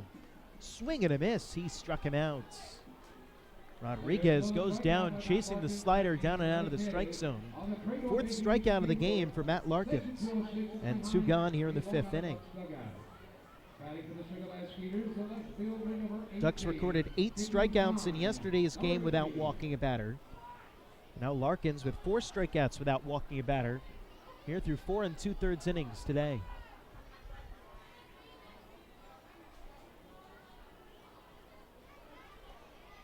First pitch on the way to Dickie Thon is in for a called strike. Count 0-1. With Thon up at the plate, let's answer our 4th inning trivia question. Sugarland Skeeters outfielder Dickie Thon, son of former Major Leaguer Dickie Thon, and is the cousin of which former Long Island Duck? As Thon fouls the 0-1 pitch off, it's now 0-2. That would be Freddie Thon, who played first base for the Ducks during the 2011 season. You knew that one? You are a big Ducks fan. That was Thon's last professional season back in 2011 as he was 27, played 94 games for the Ducks. As Thon drives it to third, but picked off by Alfonso on the screaming line drive, and that will do it for the Skeeters here in the fifth. It is a 1-2-3 inning for Matt Larkins. That means that we've just had ourselves our first PSEG Long Island Energy efficient inning of the game. With energy efficiency programs from PSEG Long Island, saving on your electric bill is as easy as 1, 2, 3. Visit PSEGLINY.com/save money. One more way, PSEG Long Island is making things work for you. The score 4-0 in favor of the Ducks as we head to the bottom of the fifth inning. Hey fans, this is shortstop Dan Lyons, and you're listening to Ducks Baseball on the Long Island Ducks Broadcast Network. PSEG Long Island is making things work for you with over 10 energy efficiency programs that can help you save on your monthly electric bill. From our free online energy analyzer and in-home energy assessments to rebates on energy-efficient air conditioning, even discounts on LED light bulbs. Helping you save on electricity is our job. What to do with your savings? Flight 85 now boarding for the magic of Orlando. Is entirely up to you. Visit PSEGLINY.com/save money. Just one more way PSEG Long Island is making things work for you. Take your group out to the ball game this season and enjoy all the fun of Ducks baseball at discounted prices with the picnic area, luxury suites, the Smokin' Owls party deck, and so much more. Bringing your group to the game will be an unforgettable experience. The Ducks even offer opportunities to sing the national anthem, serve as the Ridgewood Savings Bank color guard, be the Nicolak Dream Team, put on a pregame performance, or shag fly balls during Ducks batting practice. To book your outing today, call 631-940-3825 and ask for the group sales department. Long Island Ducks Baseball. Good times every time.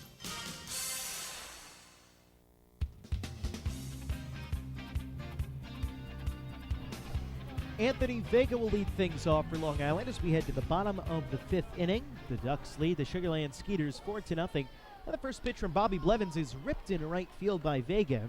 That'll go down for a base hit. So Vega collects his first hit in the Ducks' fourth of the game. So he's on base for the second time after he walked back in the first inning, and it's a leadoff man on for Long Island here in the fifth.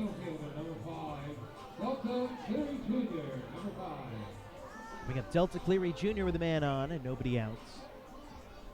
The Ducks have done all their damage in the odd innings today. 2 runs in the first, 2 runs in the third.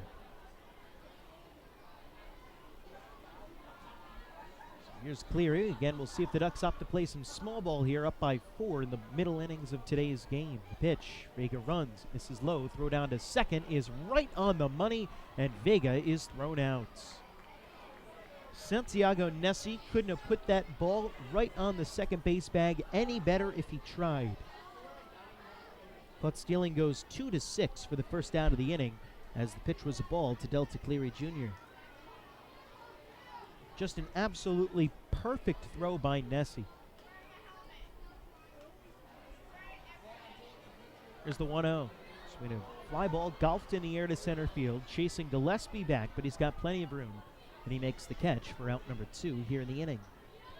So just like that, 2 outs here in the inning instead of a man on and nobody out. Now nobody on and 2 outs, and Jordan Pacheco coming up to the plate for Long Island.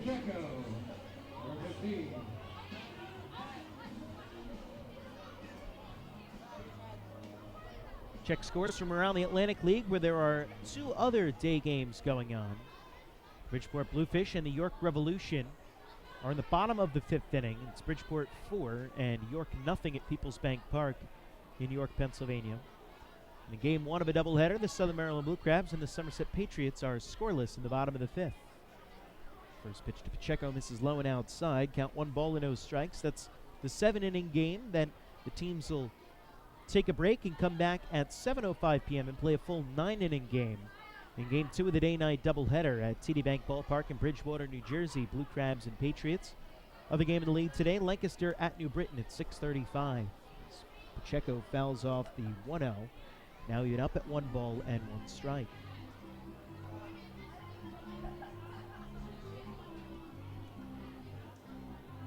Bobby Blevins trying to get through 5 innings, his 4th start against his former team of 5 years. Not gone as well as the first 3, where he had quality starts in each of those outings. 1-1 to Pacheco is in at the knees for a strike. It's now 1-2. Blevins has allowed 4 runs on 4 hits. He's walked 2, hit a batter, and struck out 3. No quality start in the cards for Bobby Blevins today. 1-2 to Pacheco. This is outside. The count 2 balls and 2 strikes.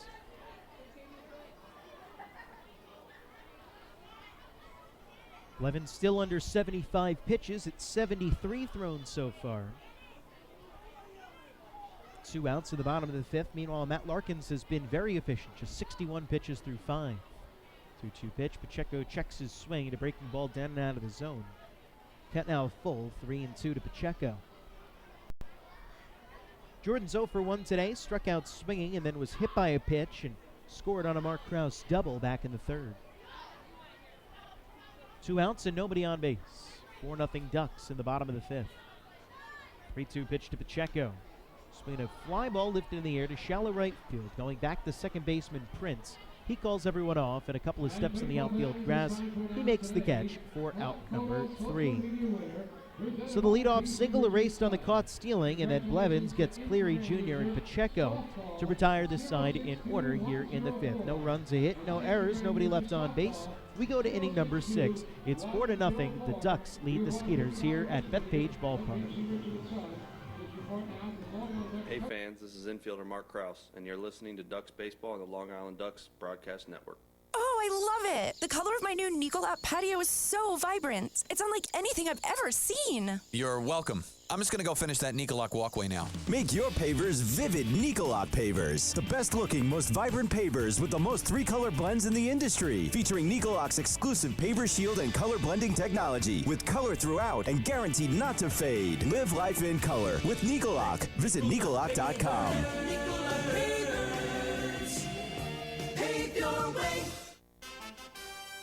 Have your birthday at the ballpark this season and celebrate with the flock. Kona Ice birthday party packages with the Long Island Ducks are now available. Each package includes 10 box seats, a commemorative birthday t-shirt and autographed baseball, a pizza and Kona Ice party in the Hebrew National Picnic area, and so much more. Best of all, the birthday child will stand on the dugout while the entire crowd sings happy birthday. Reserve your party today by calling the group sales department at 631-940-3825. Kona Ice birthday parties with the Long Island Ducks, a once-in-a-lifetime experience.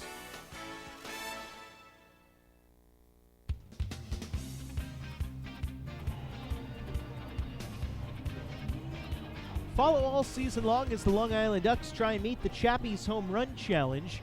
If the Ducks hit 100 home runs this season, Chappie's Funeral Homes will donate $5,000 to the Quacker Jack Foundation.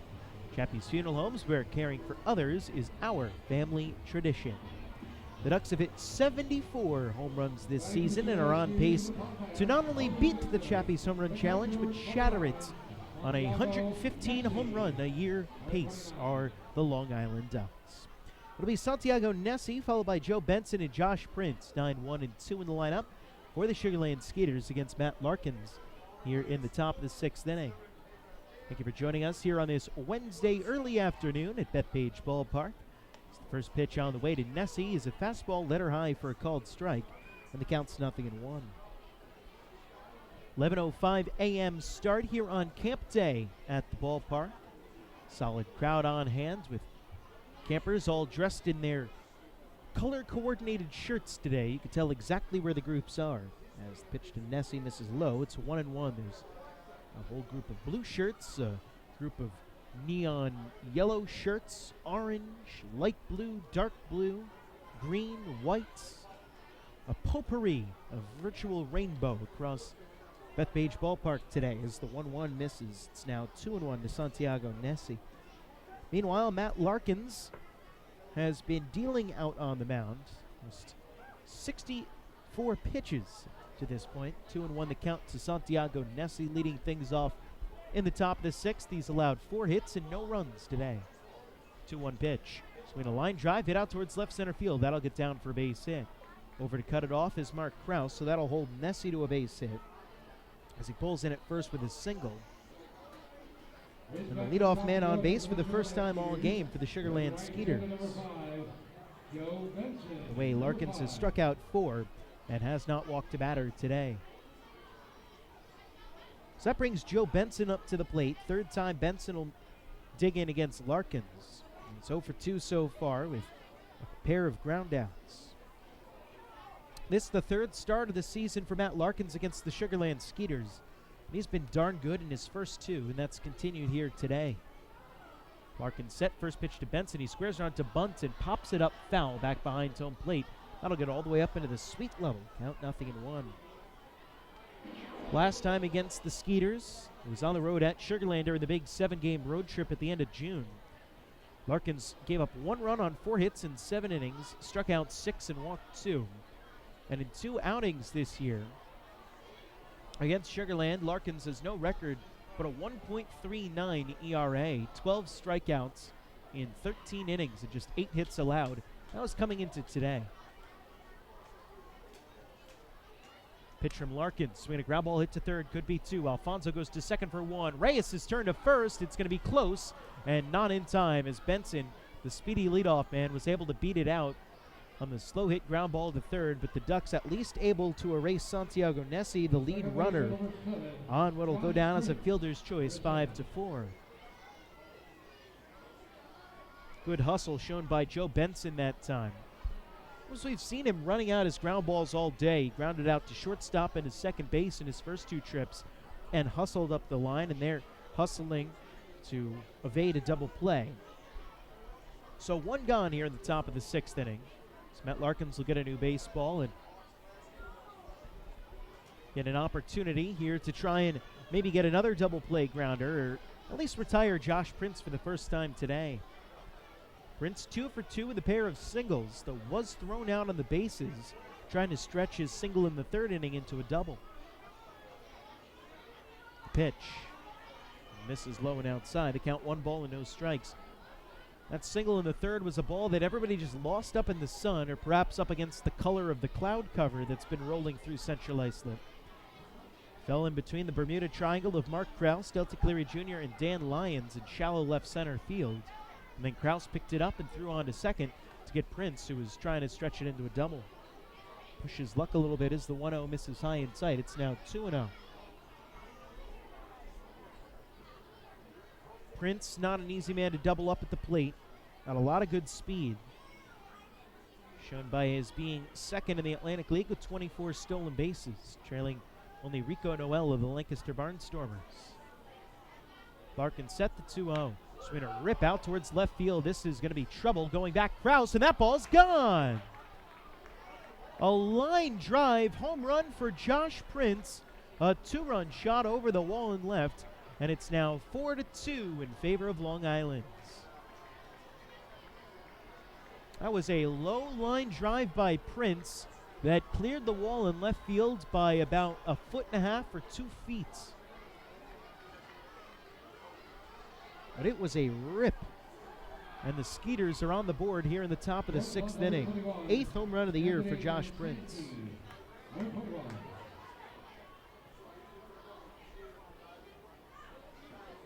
So that'll bring up Anthony Jansanti.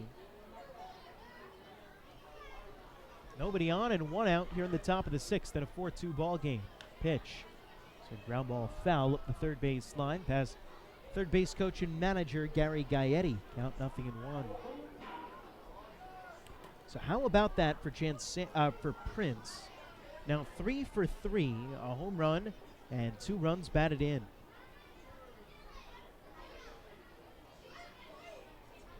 Oh, 1 pitch. This is low and outside. Count even up at 1 ball and 1 strike to Jansanti. Jansanti, an all-star, 0 for 2 today. Grounded out to first and lined softly back to the pitcher's mound his last time up. That was back in the 4th. Larkins winds and fires the 1-1 pitch. Swing and a miss by Jansanti, and the count now 1 ball and 2 strikes. Jansanti went 3 for 4 yesterday with 3 singles, also had a stolen base. Those hits came against 3 different Duck pitchers, one against Tenderson Alvarez, one against Alfredo Simon, and one off Amalio Diaz. The pitch swung on and fouled off at home plate. We'll do it again at 1-2 to Jansanti. Second leading steals man on the team with 15 this year.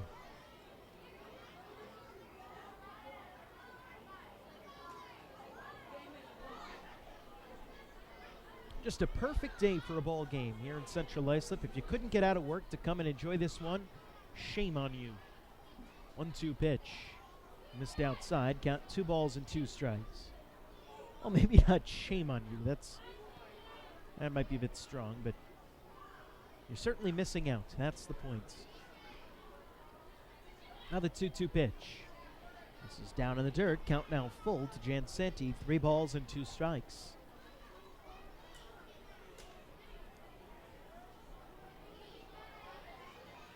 Just the 4th 3-ball count of the game for Matt Larkins to show you how strong and efficient he's been out on the rubber today. Now the 3-2 pitch. Swinging a foul tip as Jansanti just got a piece of it. We caught pieces of both Alex Berg and home plate umpire Silvio Martinez on its way back. Count will stay full at 3-2.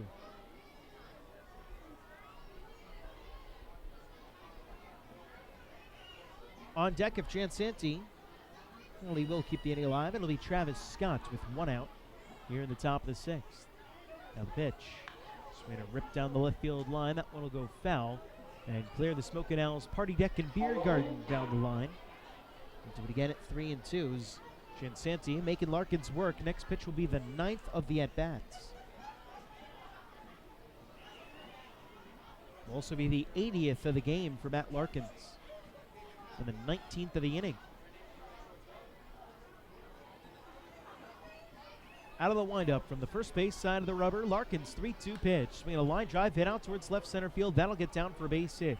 Cutting it over on a hop is Mark Krause. He fires it back into the diamond, limiting Jansanti to a single. 3rd hit of the inning for Sugarland, and that'll bring up Travis Scott with a man on first base. That'll bring Long Island Ducks pitching coach Billy Horn out of the dugout to try and settle down Larkins, who perhaps starting to show a little signs of wear here in the top of the 6th inning. Should mention that wind is blowing out to left field.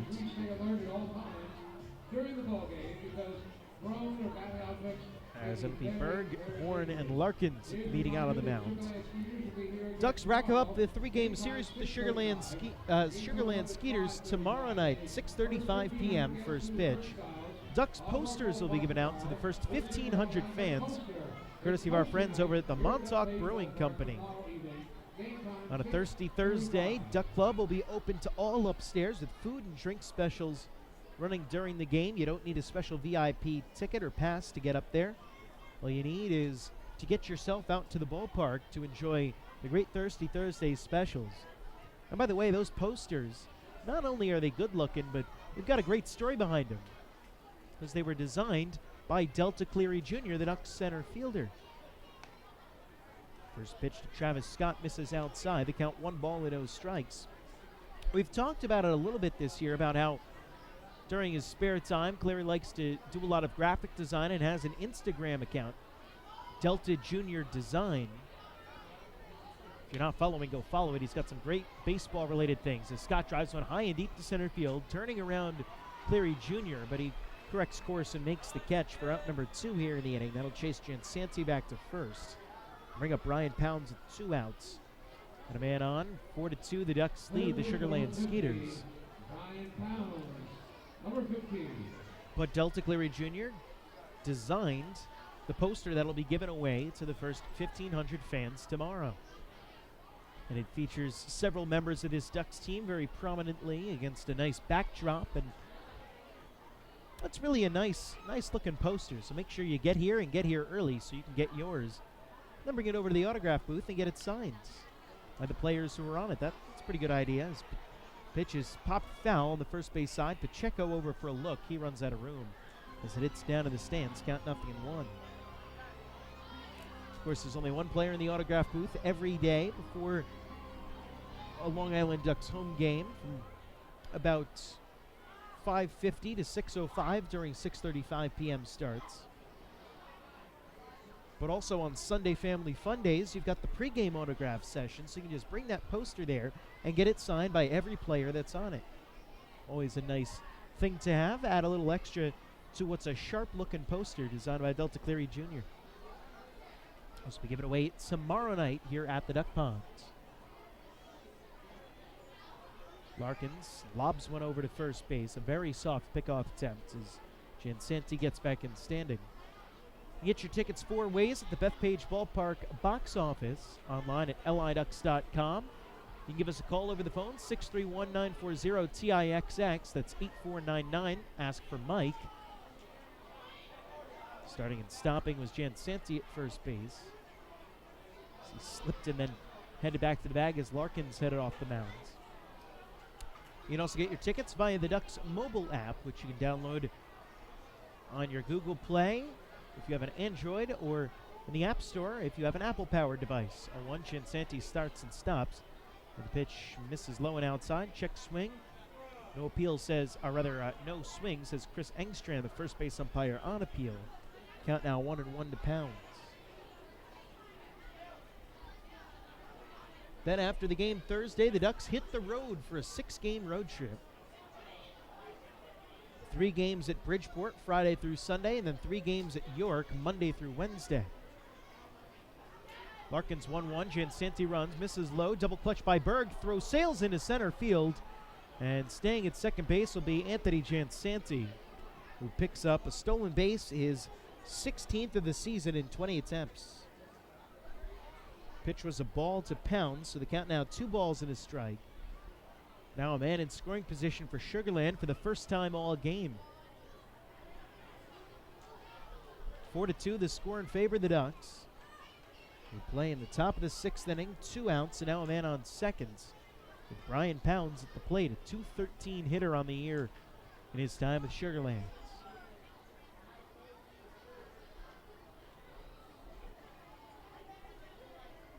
Here's the 2-1. Just misses low. Count 3 balls and a strike.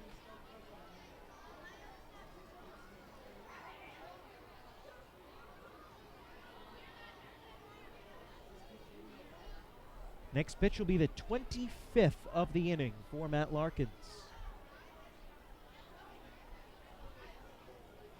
Look back at second in the pitch.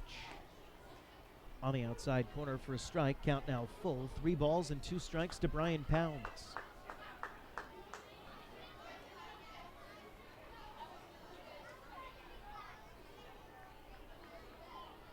So 3-2 the count with Pounds at the plate. If he keeps the inning alive, Cole Gillespie swings the bat on deck. Larkins set the pitch. Misses high and inside for ball 4. That's just the first walk of the game issued by Matt Larkins, coming with 2 outs here in the 6th inning. And it puts runners on first and second. 2 outs, Cole Gillespie coming to the plate. Kevin Baez out of the Long Island Ducks dugout, and that means we will get a new pitcher. Matt Larkins' afternoon is done after 5 2/3 sterling baseball spun by the Ducks righty. It's 4-2 Long Island. We'll let you know about the new pitcher right after this break.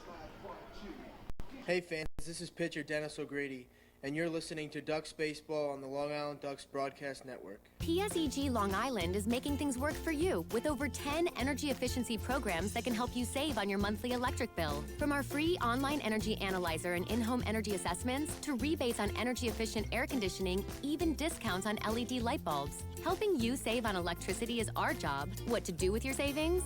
Flight 85 now boarding for the magic of Orlando. Is entirely up to you. Visit psegly.com/save money. Just one more way PSEG Long Island is making things work for you. Take your group out to the ball game this season and enjoy all the fun of Ducks baseball at discounted prices with the picnic area, luxury suites, the Smokin' Owl's party deck, and so much more. Bringing your group to the game will be an unforgettable experience. The Ducks even offer opportunities to sing the national anthem, serve as the Ridgewood Savings Bank color guard, be the Nickolock Dream Team, put on a pregame performance, or shag fly balls during Ducks batting practice. To book your outing today, call 631-940-3825 and ask for the group sales department. Long Island Ducks Baseball. Good times every time.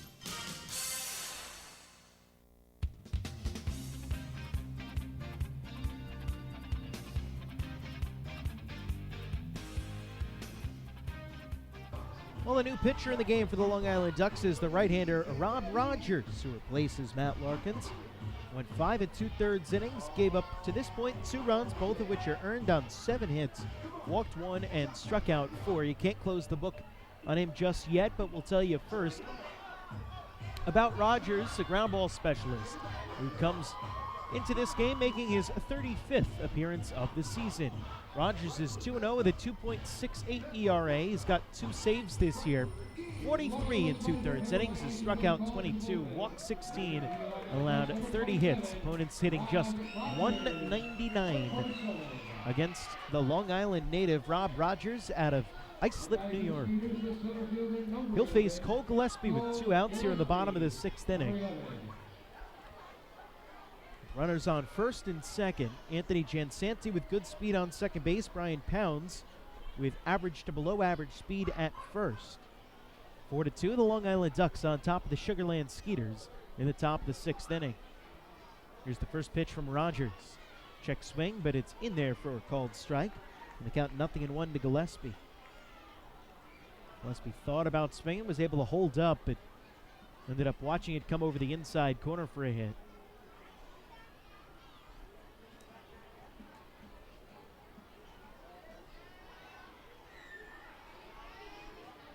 Gillespie 1 for 2 today. An infield single back in the second, and he grounded out to second in the 4th. The 0-1. Swinging line drive up the middle, but played nicely on the backhand by Elmer Reyes, who was positioned perfectly, and he steps on second base for the fielder's choice for unassisted end to the inning. But for the Sugarland Skeeters here in the 6th, they scored 2 runs on 2 hits, no errors, and they leave 2 on base. We go to the bottom of the 6th. It's Long Island 4 and Sugarland 2. Hey fans, this is Yuri De La Rosa, left-hander pitcher, and you are listening to Ducks Baseball on the Long Island Ducks Broadcast Network. Hey Ducks fans, the official hotel of the Long Island Ducks is the Radisson Hotel, Hauppauge, Long Island. It's centrally located on the north shore of Long Island and offers a home away from home for both business and leisure guests. The Radisson Hotel, Hauppauge, Long Island features an indoor pool, 24-hour business center, a fitness center, and complimentary Wi-Fi in all guest rooms. Enjoy the contemporary American cuisine at the Fountain Grill restaurant or grab a quick bite to eat at Cafe Pronto. And best of all, it's only minutes away from Bethpage Ballpark. The Radisson Hotel, Hauppauge, Long Island, the official hotel of the Long Island Ducks. Call 631-231-1100 today. That's 631-231-1100. Hey Ducks fans, stay up to date with Long Island's hometown team by visiting Quack of the Bat, the official blog of the Long Island Ducks. Quack of the Bat will bring Ducks fans beyond the headlines with in-depth feature articles, breaking news stories, game previews, post-game wrap-ups, and so much more. Interact with the team during the entire season through quotes directly from the players and coaches, as well as exclusive video clips and photos. Check out the blog today at quackofthebat.wordpress.com. Quack of the Bat, the official blog of the Long Island Ducks.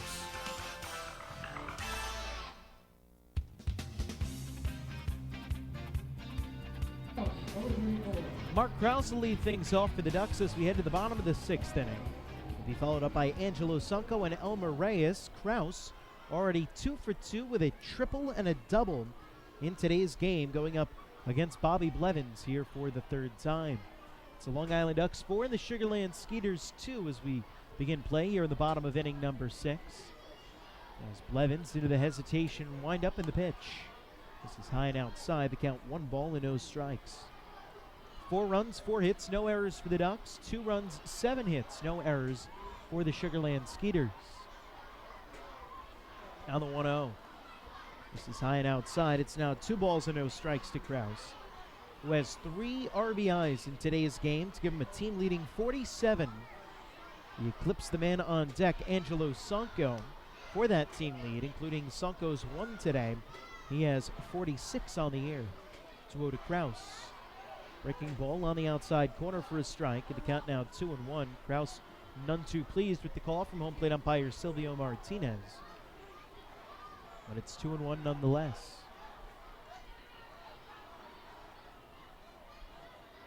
Two-one pitch. Swing a foul ball hit up off the end of the Ducks dugout on the first base side. Count now even up at 2-2.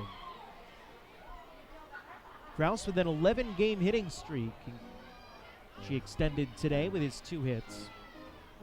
That's the longest for a Ducks batter this season. 11 games. 2-2 pitch. Swinging a rip into center field. That's a base hit.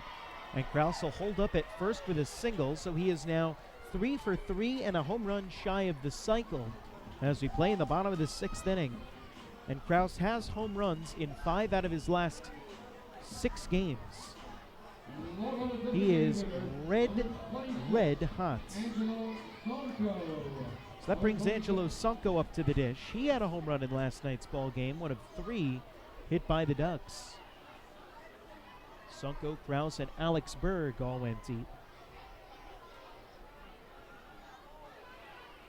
Kraus with his leadoff first base, being held on there by Travis Scott. Bobby Blevins comes to the high set with a shift on against Sonko. The first pitch misses low and outside. The count 1 ball and no strikes. Even with a potential double play in order, 3 infielders on the right side of the infield as the shortstop Jansanti shifts over to the right side of the second base bag. Second baseman Prince is playing on the infield dirt, which you don't often see with the shift. It was the 1-0 in for a strike. It's now 1-1. Normally you see the second baseman back out on the outfield grass. But here Prince playing almost a normal second base position. Just shifted over far off to his right. Pickoff attempt at first. Back in safely is Kraus, who's stolen 3 bases in 3 attempts this year.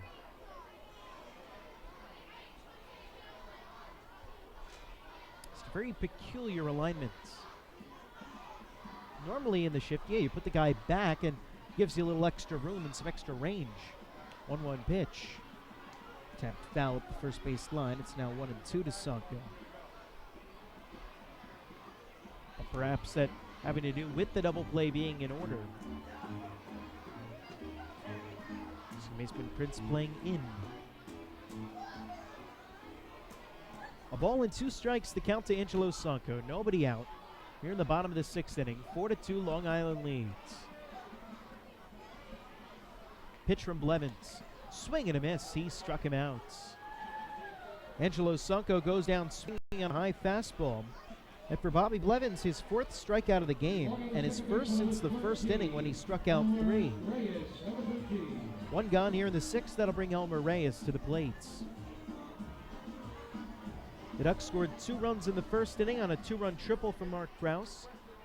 And then back-to-back RBI hits from Kraus, a double, and Sonko a single. Scored 2 runs in the bottom of the 3rd. First pitch to Elmer Reyes, misses low. The count 1 ball and no strikes. Sugar Land got there, 2 runs on a 2-run home run from Josh Prince in the top of the 6th inning.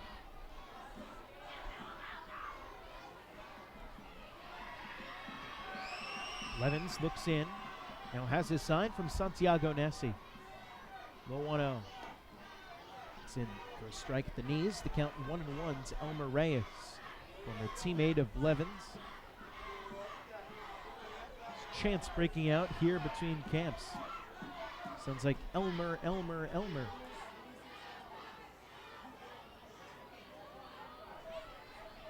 The 1-1 for Blevins. Swing and a miss by Elmer Reyes, and the count now 1-2. Long Island with the 2-run lead here in the bottom of the 6th inning. Won last night, trying to win back-to-back games here at home as the pitch is fouled off by Reyes up the 3rd base line. Do it again at a ball and 2 strikes. The Ducks have not won back-to-back games since July 4th and 5th when they beat the Lancaster Barnstormers 9-3 on the 4th and 1-0 on the 5th. Since then, it was 3 losses in a row, and then they've alternated wins and losses since July 8th. the epitome of 500 baseball. Pitch misses low to Reyes, count 2-2. We were talking last night on the air with David Weiss. This is a Ducks team with a ton of talent, and you've been waiting for them to break out and go on a run. And we were speculating that perhaps this is as good of a time during the season as any, going up against Sugar Land, who struggled this year. And then a couple of big division games with Bridgeport coming up this weekend as Reyes lines one into center field. That gets down for a base hit. Station to station as Krause stops at second base. And the Ducks have runners on first and second with one out here in the bottom of the sixth inning. Brings Alex Berg up to the plate, and that'll bring Gary Gaetti out of the dugout for Sugar Lands. And we'll see if this is going to be it for Bobby Blevins, as he and Santiago Nessi, as well as Silvio Martinez, don't play the umpire, we're having a conversation. And now Gaetti will take the ball from Blevins, who will head back to the dugout. So Bobby Blevins' night is done. After 5 1/3 innings, he departs with runners on first and second and one out. And we'll let you know all about the new pitcher coming in. Bottom of the sixth inning, 4-2, Long Island on top. You're listening to Ducks Baseball. Hey fans, this is pitcher Dennis O'Grady, and you're listening to Ducks Baseball on the Long Island Ducks Broadcast Network. PSEG Long Island is making things work for you with over 10 energy efficiency programs that can help you save on your monthly electric bill. From our free online energy analyzer and in-home energy assessments to rebates on energy efficient air conditioning, even discounts on LED light bulbs. Helping you save on electricity is our job. What to do with your savings? Flight 85 now boarding for the magic of Orlando. Is entirely up to you. Visit psegly.com/save money. Just one more way PSEG Long Island is making things work for you. Take your group out to the ball game this season and enjoy all the fun of Ducks baseball at discounted prices with the picnic area, luxury suites, the Smokin' Owl's party deck, and so much more. Bringing your group to the game will be an unforgettable experience. The Ducks even offer opportunities to sing the national anthem, serve as the Ridgewood Savings Bank color guard, be the Nicolak Dream Team, put on a pregame performance, or shag fly balls during Ducks batting practice. To book your outing today, call 631-940-3825 and ask for the group sales department. Long Island Ducks Baseball. Good times every time.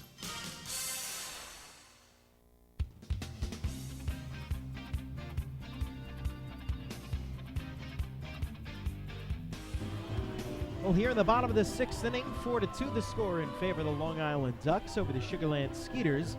New pitcher in the game for the Skeeters is the right-hander Julio DePaula. DePaula, former big leaguer, 14 years in terms of his professional baseball experience. 6'1", 210 pounds from Santo Domingo in the Dominican Republic. Began the year as a member of the York Revolution. He'll face Alex Berg with runners on first and second. And one out here in the bottom of the sixth. It's the Ducks 4 and the Skeeters 2. DePaula with Sugar Lands, 0-1 with a 5.60 earned run average in 20 appearances.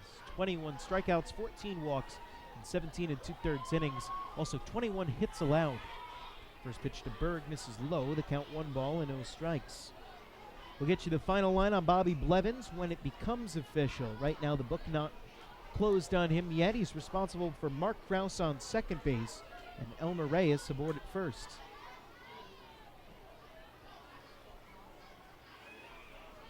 Paul appearing in for his signs. And a big part in this game, facing Alex Berg.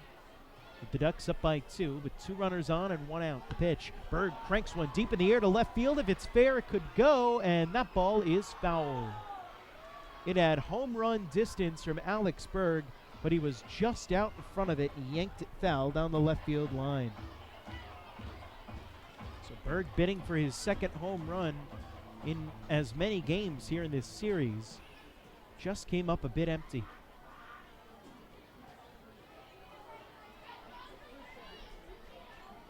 Try and straighten it out here. Berg 0 for 2 today, flew out to right field and grounded out to shortstop at his first time up. The 1-1. One misses low and outside in the dirt. Good block by Nessie behind home plate. Count 2 balls and a strike. 2 runs on 7 hits, no errors for Sugarlands. 4 runs on 6 hits and no error for the Long Island Ducks.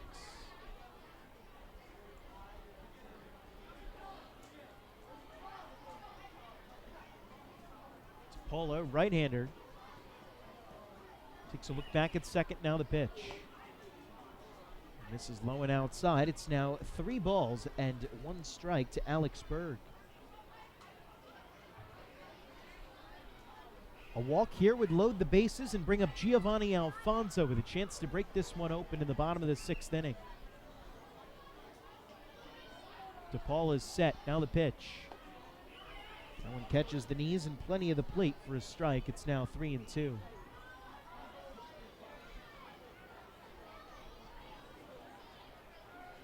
So we'll see with Berg at the plate, who is prone to striking out, and Reyes and Krause aboard, who both don't run very well. Would be surprised if the runners are taking off here on 3-2 with 1 out. Maybe the Ducks try to push it. They stay put. The pitch popped up back behind home plate. Nessie sheds the mask. That gives it nothing more than a courtesy look, as it ends up landing back on top of the roof of the suite level in the Duck Club. Count remains 3 balls and 2 strikes with 1 out. The bottom of the 6th inning. Ducks trying to tack on a couple of insurance runs in the middle innings. Zapola comes set. Alex Berg called time as he was taking a little bit too long.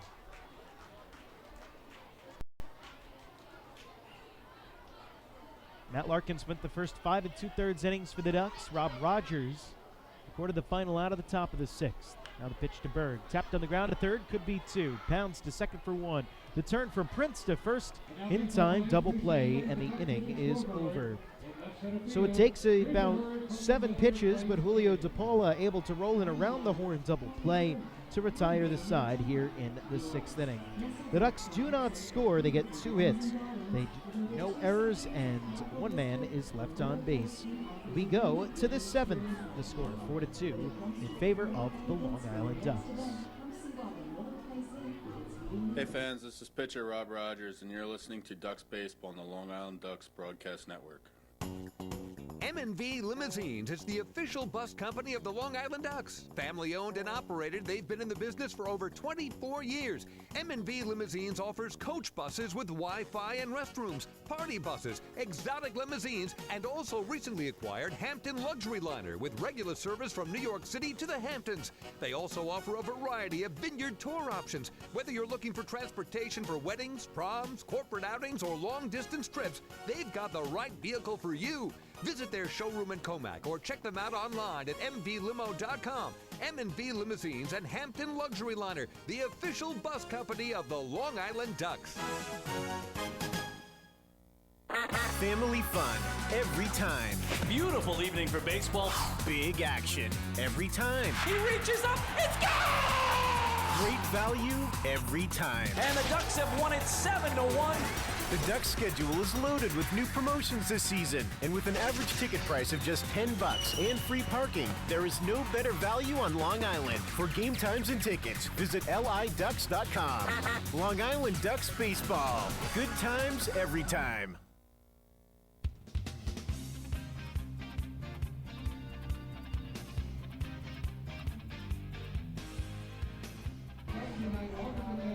Fans, don't forget to stop by the Waddle Inn shop on your next visit to the Duck Pond. That's where exclusive, hard-to-find Ducks memorabilia is now on sale. Proceeds benefit the Quacker Jack Foundation, the charitable arm of the Long Island Ducks. And with this being a Wednesday game, of course, don't forget that makes today a Waddle Inn Wednesday. Of course, at this point, I mean, look, if you want to come to the ballpark and buy a ticket, we're not going to stop you. But at this point, you might just want to pencil in on your calendar the next Waddle In Wednesday, which is going to be on August 9th. That's where we discount an item in the store up to 20% off the regular price. So you come on out, you get a great deal, you see a good ball game, have a great time with your family. That'll be a 6:35 p.m. start on August 9th against the Southern Maryland Blue Crabs. Rob Rogers remains in the game. He'll throw his first full inning of relief, facing Wilfredo Rodriguez, who fouls the first pitch off down the right field line. Well out of play, the count 0-1. It'll be Rodriguez, Dickey Thon, and Santiago Nessie due up for Sugarland here in the top of the 7th inning with the Long Island Ducks clinging to a 4-2 lead.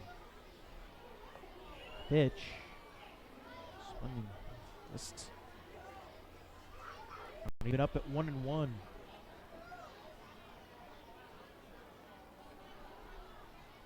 Rodriguez went dancing out of the batter's box after that one. Now the 1-1 pitch. This is upstairs. Count 2 balls and a strike to Rodriguez. Rodriguez 0 for 2. Struck out and flew out against Matt Larkins. Went the first 5 2/3 innings for the Ducks. Allowed 2 runs on 7 hits.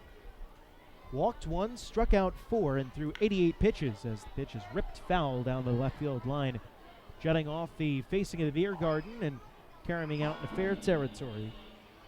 Count 2 balls and 2 strikes to Rodriguez.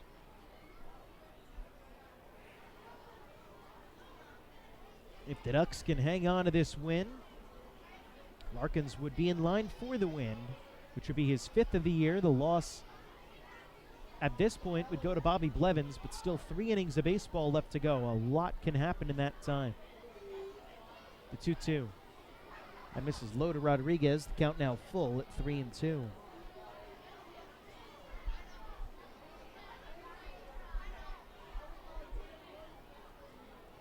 So a full count to the leadoff man here in the top of the 7th as Rogers comes set. Now the pitch. Swinging a ground ball foul at the third base line. Gary Gaetti ranging over to his right. Stops it with his foot and hands it off to the dugout. We'll do it again at 3 balls and 2 strikes.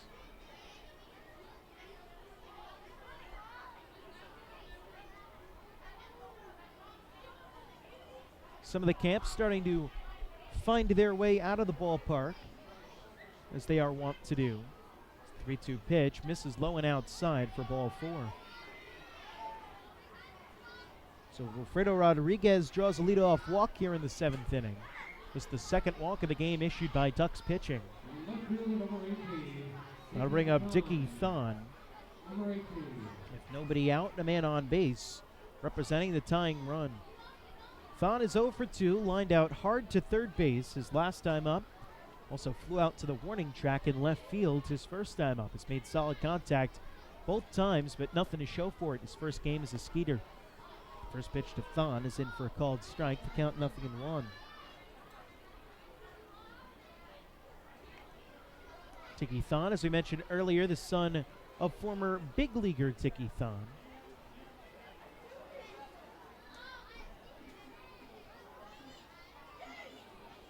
The 0-1. Foul by Dickey Joe Thon. And the count now 0-2. Thon's father was Dickey Thon as well. Played many years for the Philadelphia Phillies. Well, his full name, Richard William Thon, as opposed to Richard Joseph Thon up at the plates.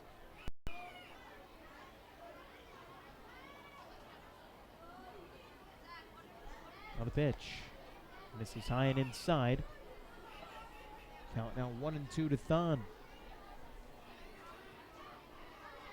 His dad, a 7-year Houston Astro, also Philadelphia Philly, California Angel, Texas Ranger, San Diego Padre, and Milwaukee Brewer. Made his way around the league, 15 years in the bigs. 1-2, misses in, now 2 balls and 2 strikes to the younger. Career .264 hitter. His best year came in 1983 when he was an all-star, won the Silver Slugger with the Houston Astros, where he hit a career-high 20 home runs and .286 batting average. Pitch grounded foul at the third base line. Count 2-2.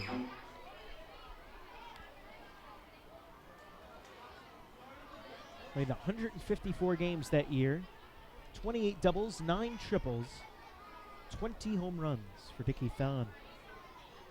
Also 34 stolen bases, but was caught 16 times. And that was a very interesting year for Thon, who was hurt so much, especially during his prime in the late 80s, as the 2-2 is swung on and missed. And Dickie Thon goes down on strikes for out number 1 here in the inning. First strikeout for Rob Rogers and the 5th for the Ducks today. That freezes Nessie at first and brings up Santiago, or rather, freezes Rodriguez at first and brings up Santiago Nessie. Number 29, Santiago Nessie. Number 29. Nessie at the dish, 1 for 2. A single his last time up, back in the 6th. Also struck out against Matt Larkins. First pitch to Nessie, checked his swing, but he went around. No need for an appeal from Silvio Martinez, the home plate umpire. And the count 0-1 to Nessie. So this one, a battle of the bullpens now.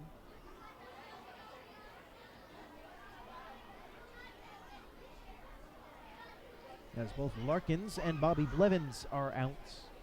Rogers deals, runner goes, throw down to second by Berg is high. It looked like Berg again had trouble getting that one out of his catcher's mitt. He's heading down to second base with a stolen base is Wilfredo Rodriguez. First bag he's stolen this season in his first attempt.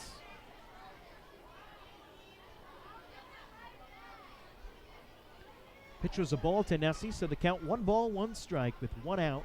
Here in the top of the 7th inning, runner in scoring position.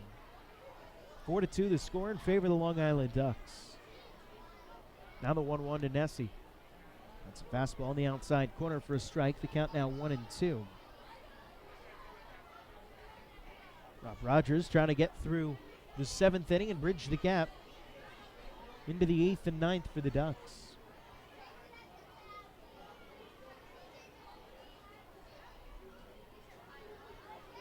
Now the 1-2. This is low. The count 2 balls and 2 strikes. Nessie again began the year with the Bridgeport Bluefish. Now playing in game number 7 as a member of the Sugarland Skeeters. Coming over in a trade.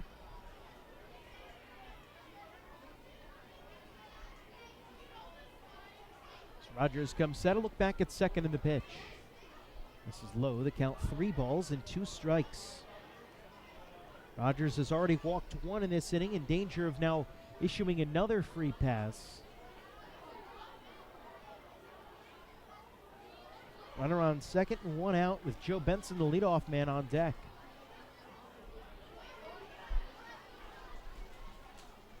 Rogers set the 3-2. Swing a line drive hit to center field. Playable for Cleary over towards the gap. He reaches out and it goes off of his glove. That'll get all the way to the wall. Coming in to score is Wilfredo Rodriguez, and taking a wide turn at second, but stopping there is Santiago Nessie. A base hit, a double, and an RBI for Santiago Nessie, and it's just a 1-run ball game here in the top of the 7th inning. 4-3, Long Island on top. It's back to the top of the order for the Sugarland Skeeters with right fielder number 5, Joe Benson, number 5.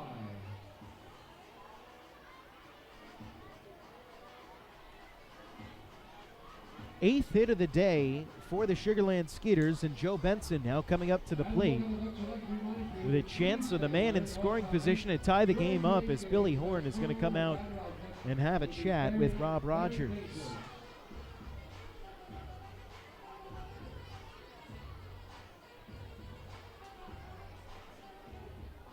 Two runs in the top of the 6th and a run in the top of the 7th for Sugarland with 1 out. And have turned a 4-0 deficit into a 4-3 ball game.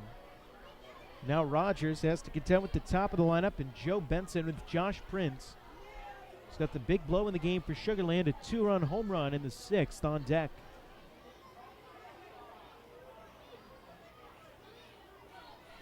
Rogers set, now the pitch. In for a called strike, and the count 0-1 to Benson. Benson 0 for 3 with a run scored today. 2 groundouts, and he reached on a fielder's choice and came around to score on the home run from Josh Prince. Pitch misses, and the count 1-1.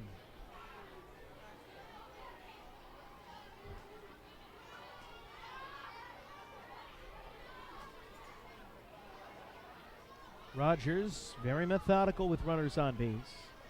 Now comes Settle, look back at second. He exhales, and timeout was called. very, very late granted by Silvio Martinez. As Benson stepped out of the box as the pitch came in anyway. But it did not count, so the count 1 ball and 1 strike to Benson. Rogers set. Look back at second in the pitch. Swing and a miss by Benson. And the count now 1-2.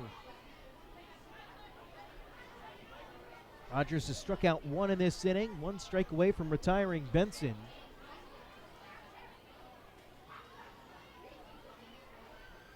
And an opportunity to try and get out of this inning while limiting the damage to just the 1 run.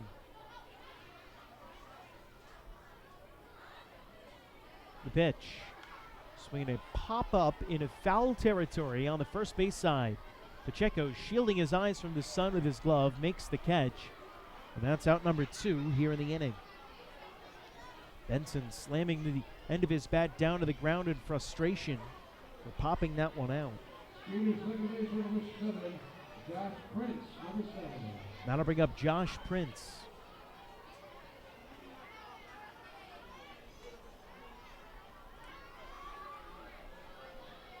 Now Alex Berg will head out to the mound to chat with Rob Rogers to change up signs here as Silvio Martinez will escort him out to the mound to make sure there's no timeout that needs to be called against the Ducks. Prince at the plate has been a tough cookie for the Ducks to solve today. 3 for 3 in the ballgame. 2 singles and a 2-run home run, a line shot that just cleared the wall out in left field his last time up. Yesterday, Prince went 1 for 4 with a single and a run scored. So overall now in the series, 4 for 7 is the former big leaguer Josh Prince. Rogers set the first pitch. Checks his swing, but it's in for a called strike nonetheless, and the count 0-1. Josh Prince came into the game hitting .247, is now up to .254 with the 3 for 3, including his 8th home run of the year. Rogers set, now the 0-1. Check swing and the breaking ball just missed low on appeal. Chris Engstrand says no swing. Count even up at 1. So that one just did miss below the bottom border of the strike zone.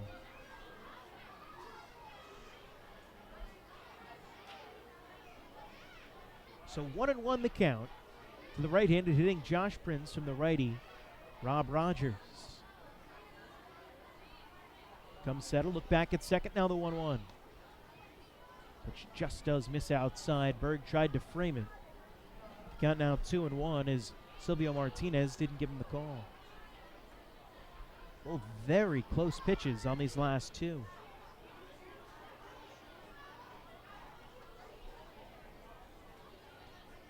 Two balls and a strike to count. Rogers to look back at second, now the pitch. Misses outside, it's now 3-1. So Josh Prince, after taking strike 1, has watched 3 in a row sail out of the strike zone. And is in the driver's seat here, 3 balls and a strike with Anthony Jansanti on deck. Pick his pitch here and swing for the fences if he gets it.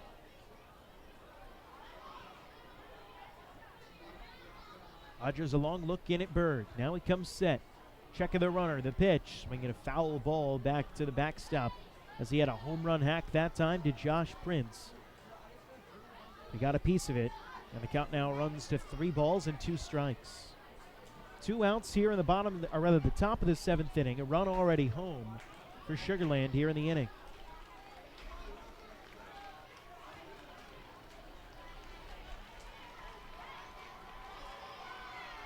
Fans rising to their feet here in anticipation of the payoff pitch. Rogers comes set. He delivers. Right there, strike 3 called. Prince goes down looking at a fastball right down Broadway. Second strikeout of the inning for Rob Rogers.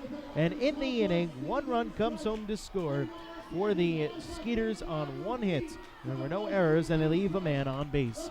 Time to get up and stretch. 4-3, the Ducks on top of Sugarland. Hey fans, this is outfielder Angelo Sanco, and you're listening to Ducks Baseball on the Long Island Ducks Broadcast Network. Long Island's Ford Giant is celebrating its 60th year anniversary. Stop by Sayville Ford to check out their state-of-the-art showroom featuring enclosed service drives, luxurious customer lounge, and a larger selection to choose from. Get giant savings on hundreds of new and used vehicles in stock. Sayville Ford's 60th anniversary celebration is going on now. Visit SayvilleFord.com or download the Sayville Ford app today to learn more about Sayville Ford's 60th anniversary savings. Call 631-589-4800 today.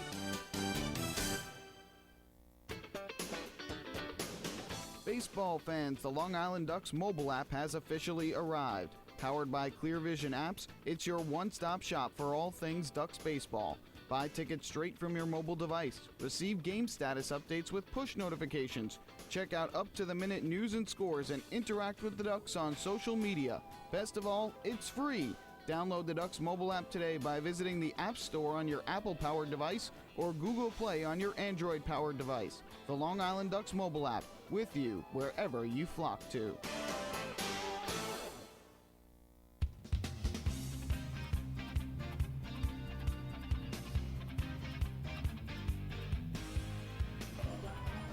We go to the bottom of the 7th inning here at Bethpage Ballpark. 4-3 the score in favor of the Long Island Ducks.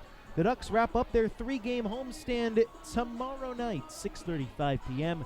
against the Sugarland Skeeters. First 1,500 fans get a free Ducks poster designed by Delta Cleary Jr. and presented by our friends at Montauk Brewing Company. It's also a Thirsty Thursday with food and drink specials up in the Duck Club available to all ticket holders. Giovanni Alfonso will lead things off for Long Island here in the inning as Julio DePaula works out of the windup, and the first pitch is fouled back by Alfonso. The count 0-1.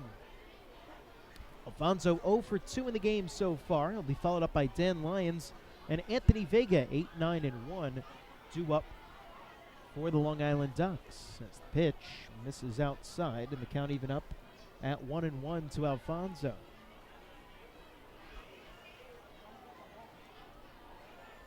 DePaula working quickly, winds and fires. Late swing and a foul ball by Alfonso. Very defensive that time.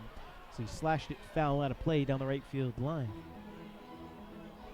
Got now a ball and 2 strikes. Julio DePaula, a veteran of 16 Major League Baseball games and 20 innings with the Minnesota Twins in 2007. Now the pitch. Late swing and another foul ball off of the right field line by Giovanni Alfonso. Count 1-2. Came up with Minnesota.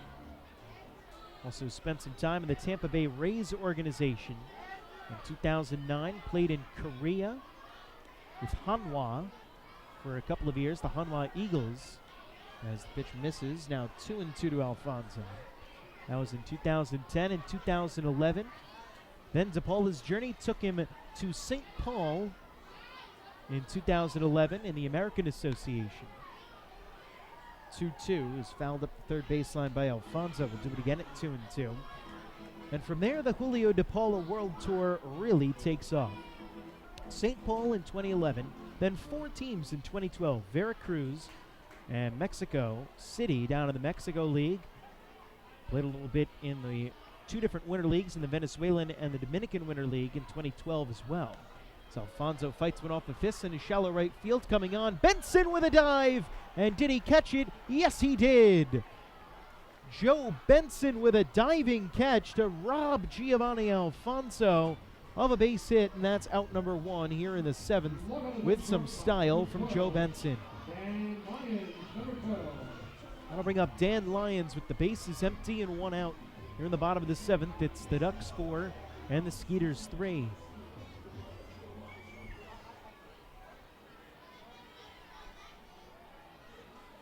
By the way, in 2012, DePaula was also a Bridgeport Bluefish. In 2013, he was a member of the York Revolution. The first pitch to Dan Lyons is in for a strike. As we continue on the Julio DePaula World Tour, played for the Bowie Bay Sox AA team of the Baltimore Orioles in 2014. He's also with the York Revolution for 28 games that year as well. 2015, he split between York and Reno, the Aces, the AAA team for the Arizona Diamondbacks, as the 1-1 to Lyons is hit in the air to right field. Coming in is Benson. This time he won't need to dive with the sunglasses on. He makes the catch in shallow right for out number 2 here in the inning. We'll flip the lineup card over and bring up Anthony Vega once again. Basically from 2015 to 2016, DePaula spent the entire year with the York Revolution, with the exception of one appearance in the Mexican League. And in 2017, he began with York, pitched 9 games there, had a 6.75 ERA, and now with Sugarland. First pitch to Vega is skied in the air to shallow left field. Going back on it, the shortstop Jansanti. Coming in on it is Stan, and it'll be the shortstop Jansanti making the catch for out number 3 here in the inning. It's an easy 1-2-3 inning for Julio DePaula in the 7th. We go to the 8th. It's 4-3. Long Island's on top. Hey fans, this is pitcher Patrick Kreider, and you're listening to Ducks Baseball on the Long Island Ducks Broadcast Network. PSEG Long Island is making things work for you with over 10 energy efficiency programs that can help you save on your monthly electric bill. From our free online energy analyzer and in-home energy assessments to rebates on energy efficient air conditioning, even discounts on LED light bulbs. Helping you save on electricity is our job. What to do with your savings? Flight 85 now boarding for the magic of Orlando. Is entirely up to you. Visit pseglyny.com/save money. Just one more way PSEG Long Island is making things work for you. Take your group out to the ball game this season and enjoy all the fun of Ducks baseball at discounted prices with the picnic area, luxury suites, the Smokin' Owls party deck, and so much more. Bringing your group to the game will be an unforgettable experience. The Ducks even offer opportunities to sing the national anthem, serve as the Ridgewood Savings Bank color guard, be the Nicolak Dream Team, put on a pregame performance, or shag fly balls during Ducks batting practice. To book your outing today, call 631-940-3825 and ask for the group sales department. Long Island Ducks Baseball. Good times every time.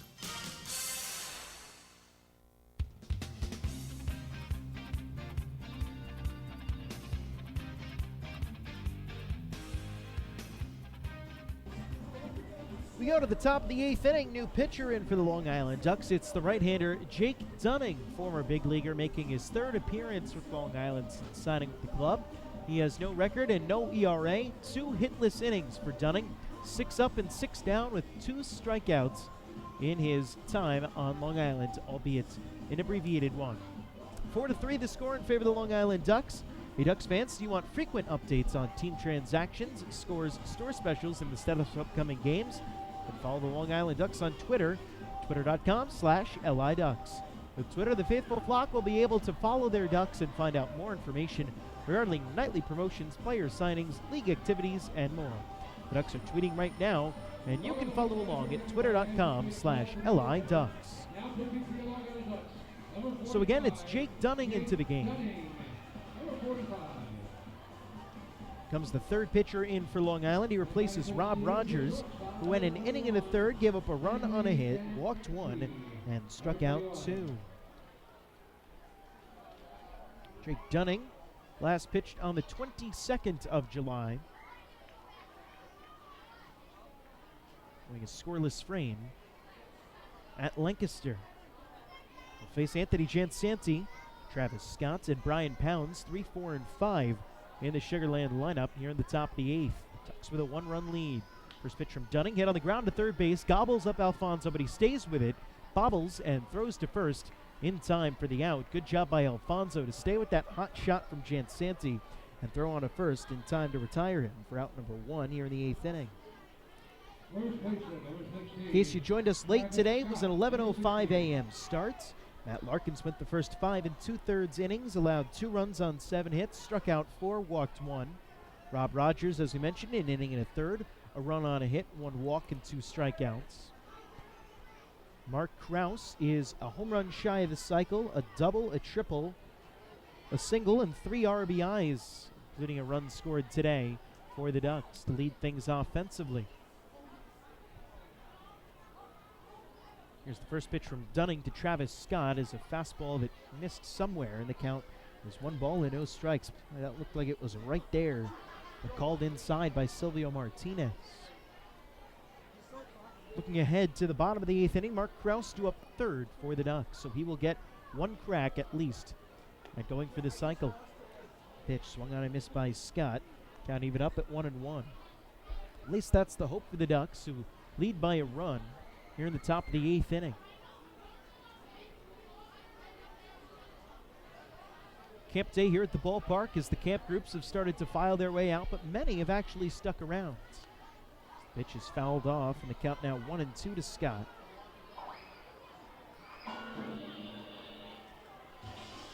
One for 3 today, singled back in the 4th inning, and then was erased as part of the lead man on a 6-4-3 inning-ending double play spun by Matt Larkins.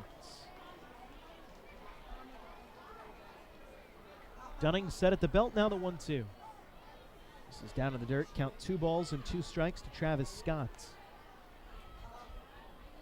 He was a player coach, as we mentioned earlier, for Sugarlands.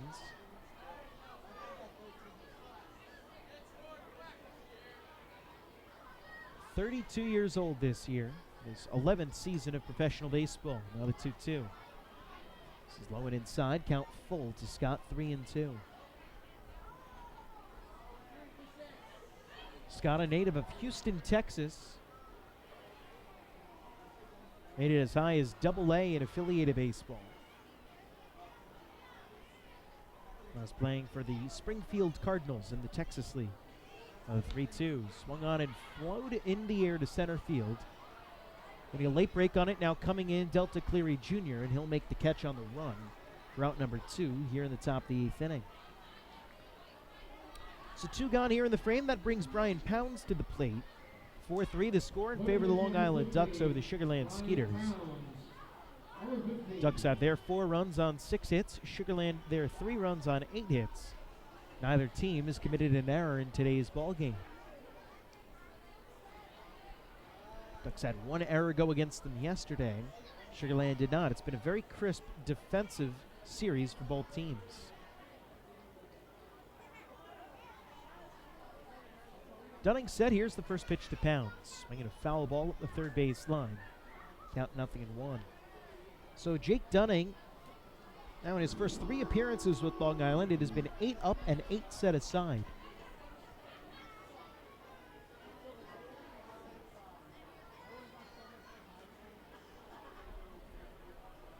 Pretty good start to the Ducks' career for the former San Francisco Giants, Jake Dunning. Now the 0-1. Swing a foul ball at home plate. Caught a piece of Silvio Martinez on its way back to the backstop. Count now 0-2.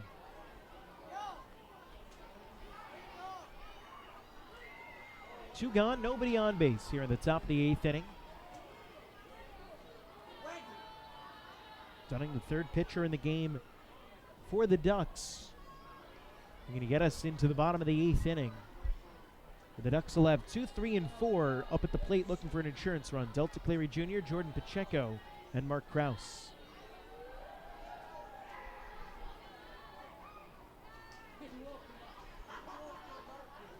Dunning set at the belt, now the 0-2.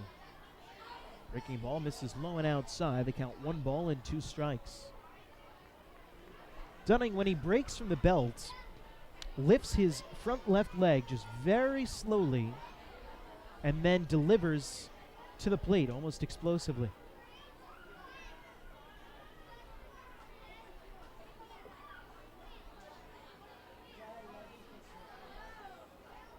Now the pitch, ripped foul down the left field line. It's out of play, and the count will remain a ball and 2 strikes to Brian Pounds, who's 0 for 2 today. He's walked, he's struck out, and he's hit into a double play. A little bit of this, a little bit of that for Pounds, who's now 0 for 6 in the series in the first 2 games. Dunning trying to make him 0 for 7. He's 1 strike away from accomplishing that.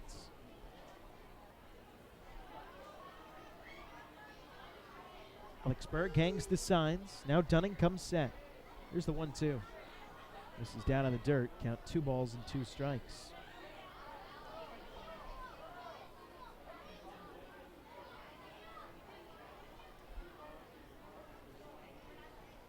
Jake Dunning pitched across parts of 2 seasons in the major leagues, 2013, 2014 with San Francisco. Now delivers the 2-2.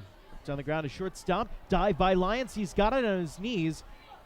He bobbles as the ball came out of his glove, and that'll go for an infield hit for Brian Pounds, the 9th hit of the game for Sugar Land. Bring Cole Gillespie up to the plate. With a man on first and 2 outs here at the top of the 8th inning.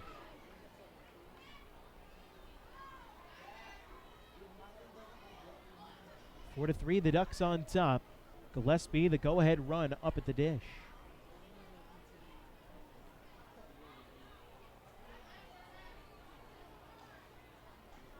Dunning comes set. On the first pitch. Misses. And count 1 ball and no strikes. Dunning and his battery mate Alex Berg were teammates coming up in the San Francisco Giants organization. Notably for a 2011 San Jose Giants team in the California League that had some absolute studs on it. 1-0 misses inside, count now 2 balls and no strike to Gillespie. Had Tommy Joseph, Brandon Crawford, Brandon Belt, former Southern Maryland Blue Crab Gary Brown, Pablo Sandoval played a game for that team as well. So did Jared Parker and Nick Noonan, a lot of major leaguers, teammates with Dunning and Berg on that 2011 San Jose Giants team. 2-0 misses. It's now 3-0 to Cole Gillespie. Also on that team, Barry Zito, a 33-year-old making 3 rehab appearances, and a 21-year-old right-handed pitcher by the name of Zach Wheeler, who was traded mid-season to the New York Mets. 3-0 is in for a strike. It's now 3-1 to Gillespie. That was the Carlos Beltran trade, and Wheeler now one of the more reliable members of the Mets starting rotation, though he has gone through a bit of a down stretch as of late. Dunning comes set, the 3-1 pitch. Misses high and inside for ball 4. So after Dunning retired the first 2 batters of the inning, an infield single for Brian Pounds, and now a walk to Cole Gillespie puts runners on first and second with 2 outs here in the top of the 8th. I'll bring up Wilfredo Rodriguez as the Skeeters are being pesky, as their namesake bug implies that they will be. Nobody likes mosquitoes.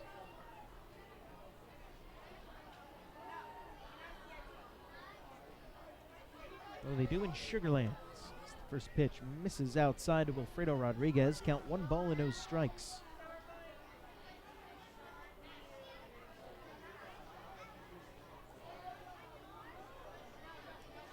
In fact, it's actually kind of interesting about mosquitoes.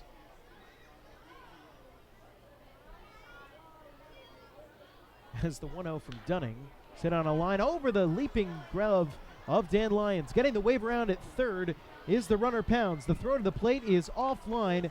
It's an RBI single for Wilfredo Rodriguez, and we're tied up at 4 here in the top of the 8th inning. An RBI hit for Rodriguez, scoring Brian Pounds from second base. Going first to third on the play is Cole Gillespie. The Skeeters have scored 4 unearned runs to tie, or rather 4 unanswered runs, I should say, to tie up the game here in the last 3 innings.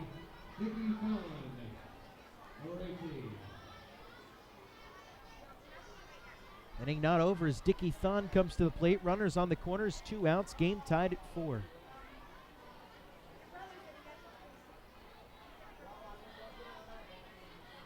Dunning comes set at the belt, and the first pitch to Thon. It's in for a called strike at the count 0-1. So Matt Larkins now no longer eligible for the win for the Ducks. Bobby Blevins off the hook for the Skeeters.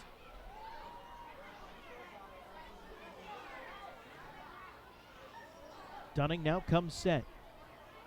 The 0-1. Ball chopped foul into the Skeeter dugout on the third baseline. Count now 0-2. But the interesting thing about mosquitoes is that they are the only living creature that we know about on the planet that scientists are not able to determine what their purpose is. Everything else has a purpose. Spiders eat bugs and control that population. Fish do this. Humans do this. As the 0-2 misses. Cut now 1-2 to Thon. But mosquitoes, the only thing that we know about that doesn't serve some kind of purpose, except to carry disease and bite you all summer long, and I think hang out around standing water. 1-2 pitch to Thon is swung on and hit foul at home plate. We'll do it again at 1-2. But not necessarily food. Humans can't eat them. They say fish eat mosquito eggs, but I don't know. It seems kind of silly that the entire purpose of this insect is just to serve as fish food. I think Ben and Jerry have that covered. Dunning set. Here's the 1-2. Fouled back by Thon. We'll do it again at a ball and 2 strikes as this inning will not come to a conclusion with 2 outs. The Skeeters, an infield single, a walk, and then an RBI single for Wilfredo Rodriguez. And now Thon fouling off a couple of tough 2-strike offerings from Jake Dunning. Keeping this frame alive. Game tied at 4. Here's the pitch. Get off the fists. Foul by Thon. Skeeters, like we said, being pesky like their namesake bug.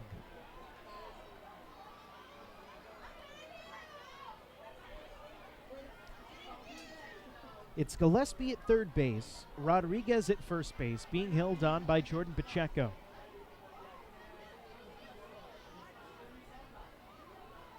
Dunning comes set. Breaks from the belt in the pitch. Swing a foul ball by Thon. Now 4 2-strike foul balls in a row for Dickie Thon.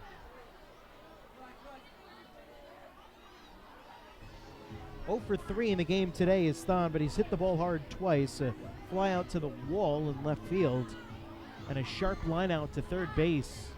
Giovanni Alfonso made a nice stab. He's also struck out swinging against Rob Rogers.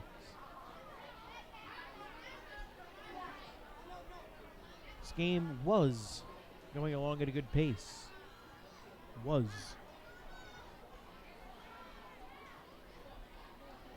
as the game has gotten closer and the tensions have risen and more drama with each pitch, the game has matched the tempo as the pitch is down low, scoots away from Berg, and heading down to second base is going to be Wilfredo Rodriguez. So the count now 2 balls and 2 strikes to Thon with 2 runners in scoring position. As the wild pitch advances Wilfredo Rodriguez down to second.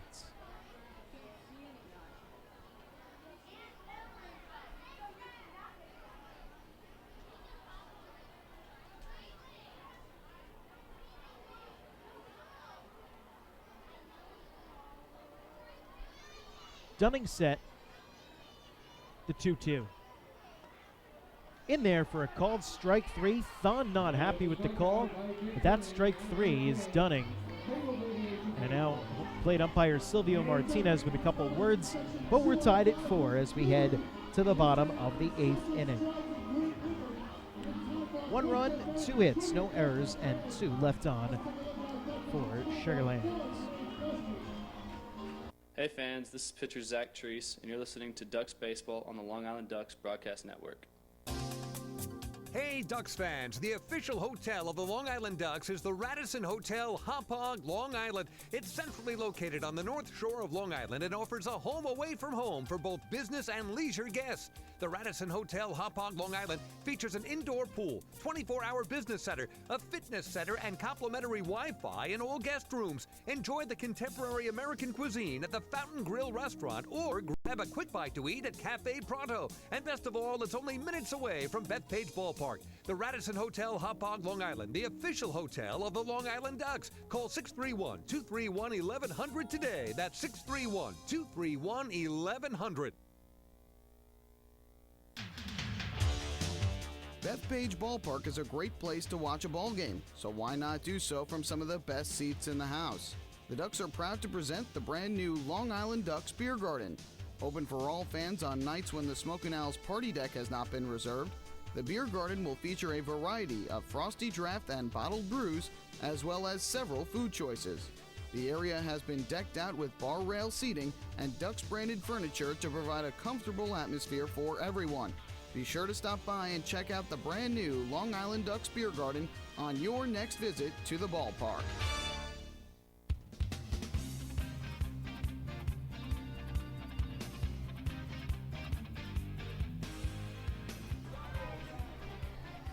We go to the bottom of the 8th inning, game tied at 4, and a new pitcher in the game for the Sugarland Skeeters. It is their third hurler of the afternoon, and it's the left-hander and former big leaguer Scott Main. 10-year veteran of professional baseball, Main comes into the game for the Skeeters, relieving Julio DePaula, and is making his 19th appearance of the season. Main is 0-1 with a 3.24 ERA. 16 2/3 innings pitched, has struck out 13, walked 6, and allowed 16 hits.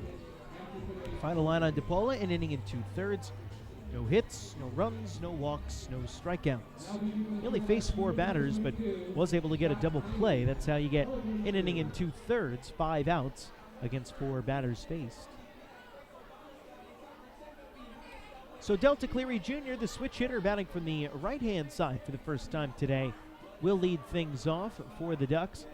Followed up by Jordan Pacheco and Mark Krause, who is a home run shy of the cycle, and wouldn't that be something if he gets it here and it gives the Ducks the lead going into the 9th inning.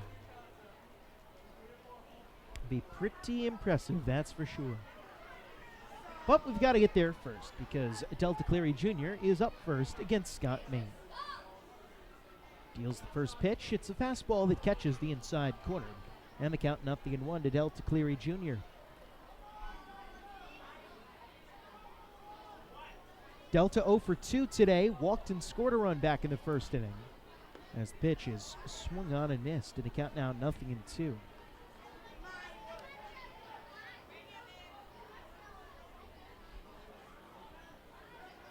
All 3 of his first plate appearances came as a left-handed batter against starting pitcher Bobby Blevins, who went the first 5 1/3 innings. Gave up 4 runs on 6 hits. Pitch, and Cleary reaches for one and slaps it the other way, and that'll get through the right side and into right field for a base hit. So a good job by Delta Cleary Jr.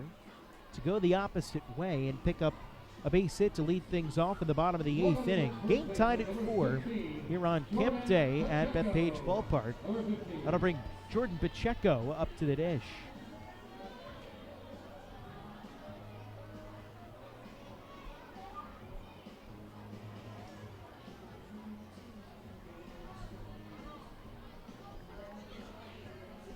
See how the Ducks opt to play it here. Pacheco up is 0 for 2 today. He was also hit by a pitch and scored a run back in the 3rd inning. That was ahead of Mark Krause's double. Pacheco coming into this game in his last 7 games, hitting .481, 13 for 27 with a pair of home runs and 7 RBIs. Pitch on the outside corner for a called strike to Pacheco, count 0-1. There's a group of about 4 kids right behind home plate who are attempting to distract Scott Main by waving their arms and shaking everything. Pickoff attempt at first, and Delta Cleary Jr. back in standing. Main seems to have been unfazed. 4 pitches, 4 strikes so far. Cleary Jr. off first base, 18 steals in 21 attempts this year. Main set in the pitch. It's been a foul ball by Pacheco. Hits off of the catcher, Santiago Nessie. And the count 0-2 now to the Ducks' first baseman.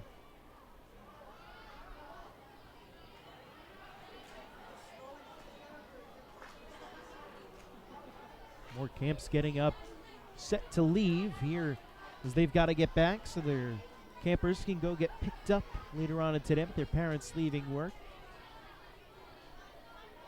Main comes set. Look over at first base, and now the 0-2. Swing and a miss, and Pacheco goes down on strikes. Second time Jordan's gone down swinging today. And that's the 5th strikeout of the game for Sugarland pitching. 1 gone here in the bottom of the 8th inning. Bring up Mark Krause. With one gone here in the bottom of the 8th, game tied at 4. Kraus at the plate. A home run shy of the cycle. Tripled back in the first inning. Bring home 2 runs. Doubled in the second, which brought home another run, and singled his last time up. Against left-handed pitchers this season, Mark Kraus takes a called strike, count 0-1. Kraus has hit just 1 out of his 13 home runs. Or rather, pardon me, the pitch missed. Count 1 ball and no strikes.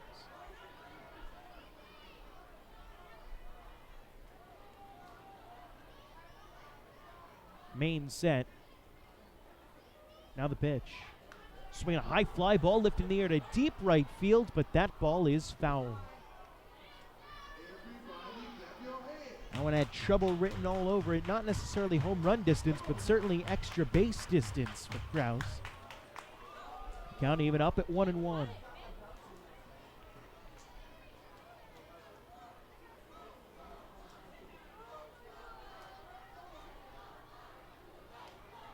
Scott Main, it's his side. Nessie sets up on the outside corner, and a pickoff attempt at first nearly goes awry as Delta Cleary Jr. dives back in as Travis Scott had to step over him just to make sure that he was able to make the catch on that pickoff attempt. Game tied at 4, bottom of the 8th inning. 1 ball, 1 strike, the count to Mark Kraus. Scott Main set. Look at first in the pitch. Fastball misses inside as Kraus juts his way out of the way of the pitch. The count runs to 2 balls and a strike to Kraus. Angelo Sanko on deck. Barring a double play, he'll be next.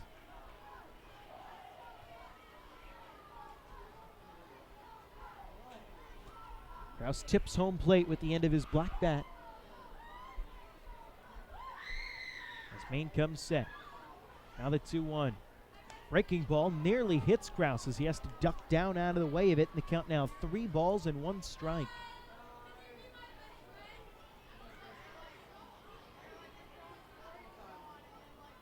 Delta Cleary Jr. with very good speed at first base, representing the go-ahead run here in the bottom of the 8th inning. 1 out in the frame. Skeeters with a shift on against Kraus. Pitch runs inside, nearly hits Kraus as he bends out of the way of the pitch, and that's ball 4. It's another Ducks Walk presented by City MD Urgent Care with over 15 locations across Long Island. If you need a doctor, just walk in to City MD Urgent Care. So no cycle for Mark Kraus, but I'm sure he's happy enough to be on base. Runners now on first and second with 1 out, and Angelo Sanko coming up to the plate. A base hit here gives the Ducks the lead, presuming that it goes to the outfield. Kind of speed on second base for Delta Cleary Jr. Scott Main set, a look back at second. Now the pitch. Fastball misses low. The count 1 ball and no strikes. Elmer Reyes now moves into the on-deck circle for Long Island if Sanko keeps it going.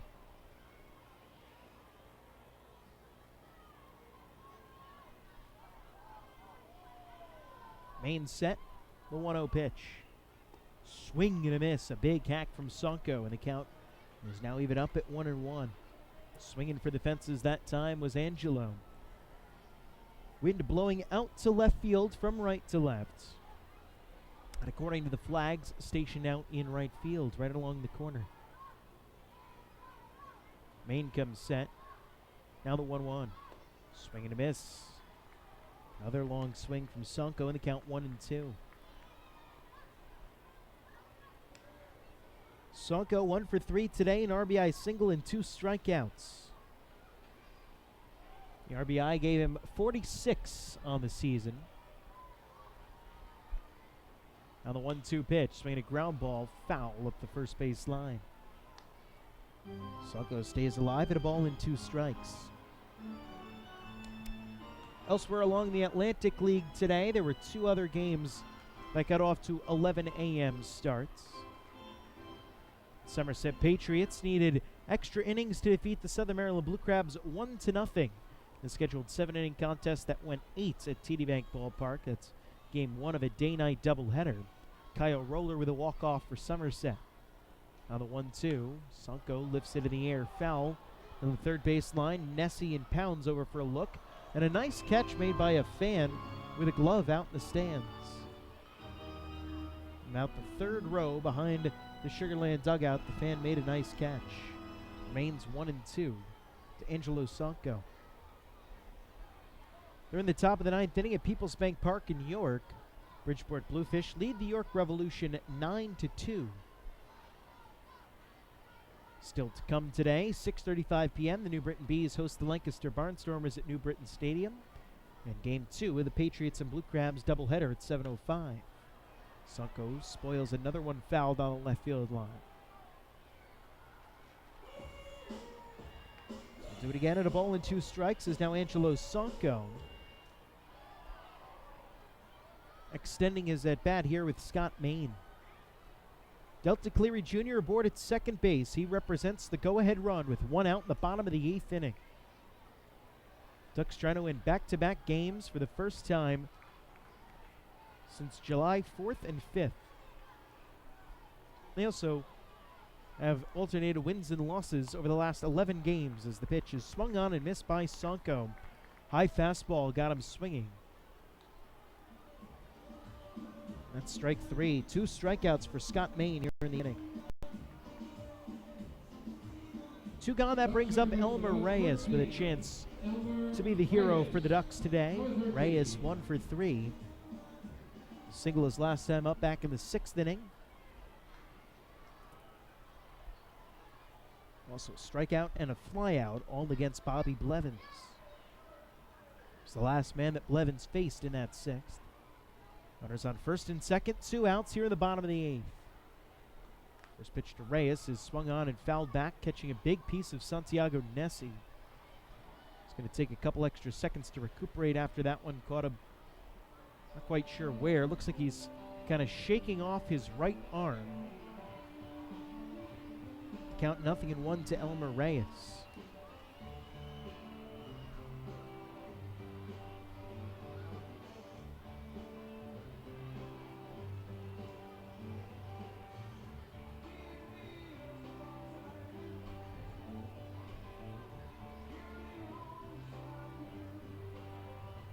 Being intended to by Sugarland trainer Max Mahaffey. Taking a look at Nessie again. It keeps shaking off his right arm, his throwing arm. After taking the brunt of that foul ball, this go play some catch with Scott Main. And he seems to be fine. That'll get him an ovation from the remaining fans here at Bethpage Ballpark. Game tied at 4 here in the bottom of the 8th inning. The Ducks scored 2 runs in the first inning on a Mark Krause 2-run triple. And then 2 more runs in the third. Mark Krause with an RBI double, and then he came home to score on an RBI single from Angelo Sonko. And for Sugarland, 2 runs in the top of the 6th, a run in the 7th, and a run in the 8th. Main sets and deals the pitch. Fouled right back to the screen behind home plate as Reyes was right on the pitch. Count 0-2.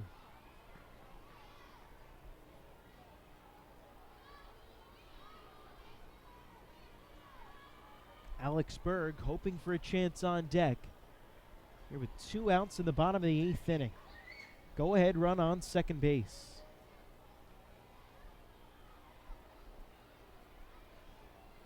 Scott Main comes set. A look back at second. Now the pitch. Late swing and a foul ball by Reyes. He keeps it alive here, 0-2. 2 outs here in the bottom of the 8th inning of a tie game.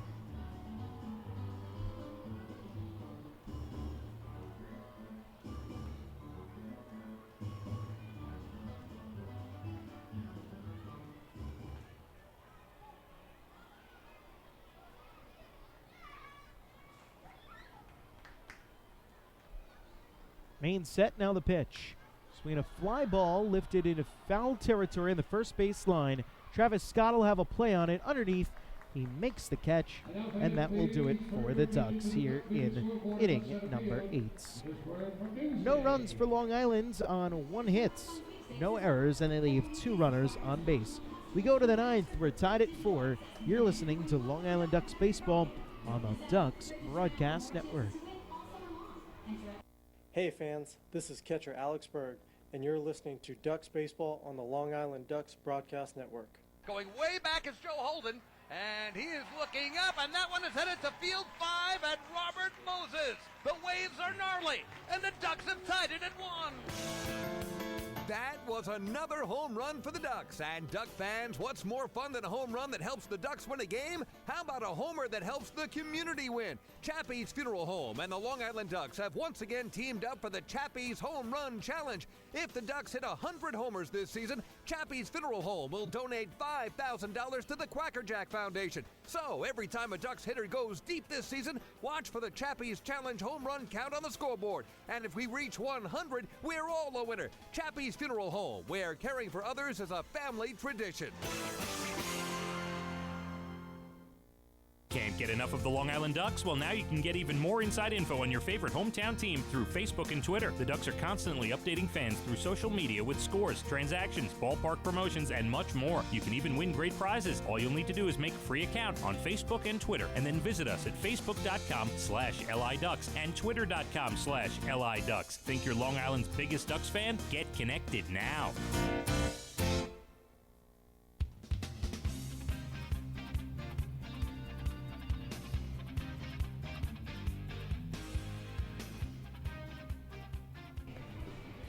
Well, we go to the top of the 9th inning. Baseball fans, have you downloaded the official Long Island Ducks mobile app yet? Powered by Clear Vision Apps, you can buy tickets and stay up to date on Long Island's hometown team right on your mobile device. Download the app today for free by visiting the App Store in your Apple-powered device or Google Play in your Android-powered device. Game tied at 4. New pitcher in the game for the Long Island Ducks. It's the right-hander David Ardsma pitching for the 2nd straight night.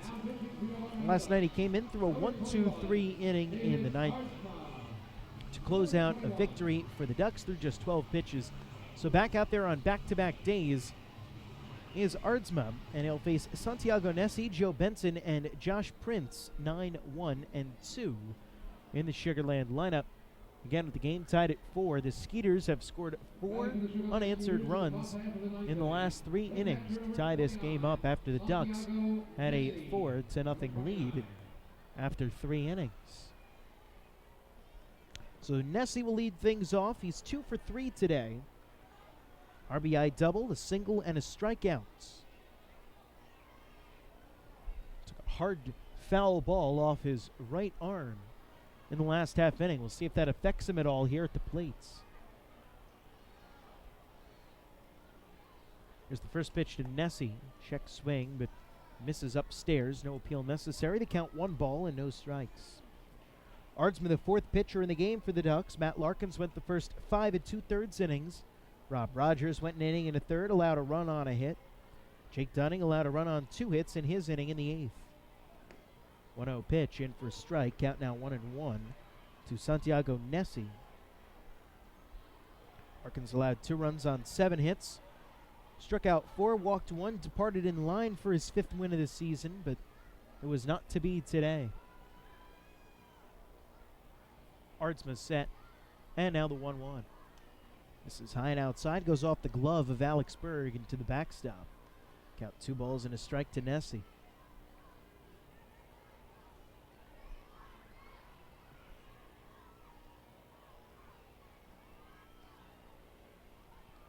Nessie, as we mentioned earlier, listed as a switch hitter on the Sugarland roster, but is batted as exclusively as a righty against all right-handed pitchers today. 2-1 pitch, swing and a miss. Count even up at 2 balls and 2 strikes.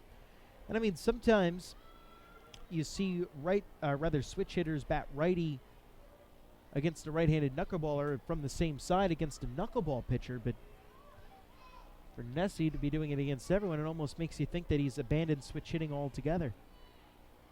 2-2 pitch. Doesn't miss by much, but low and inside. The count now 3 balls and 2 strikes. As a lot of the pitchers have had some umbrage with Silvio Martinez's strike zone today. On both sides.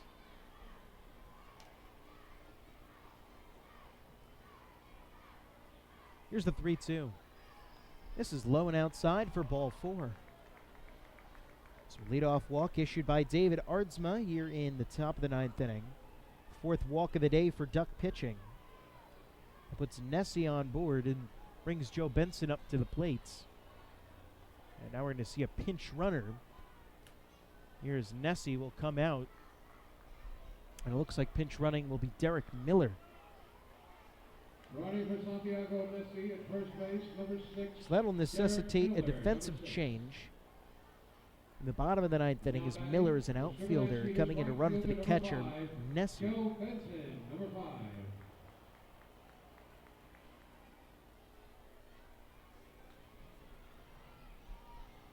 As Joe Benson now comes up to the plate with the speedy Miller on at first. Derek Miller this year, 10 stolen bases in 11 attempts. Let's see if he's off and running at any point here. Ardsma set, and the first pitch. Runs high and tight to Benson, who bluffed around a bunt. Pulled the back in time and takes the ball 1-0.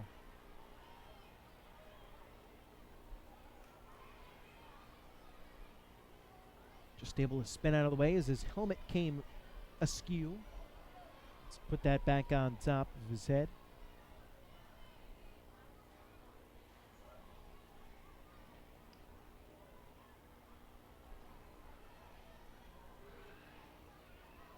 One ball and no strikes to count.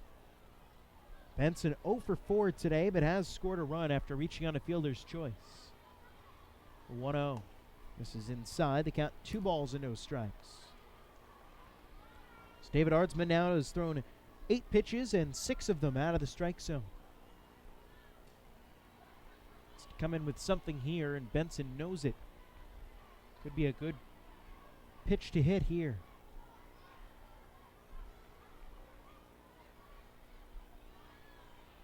2-0 offering. Misses low and outside for ball 3.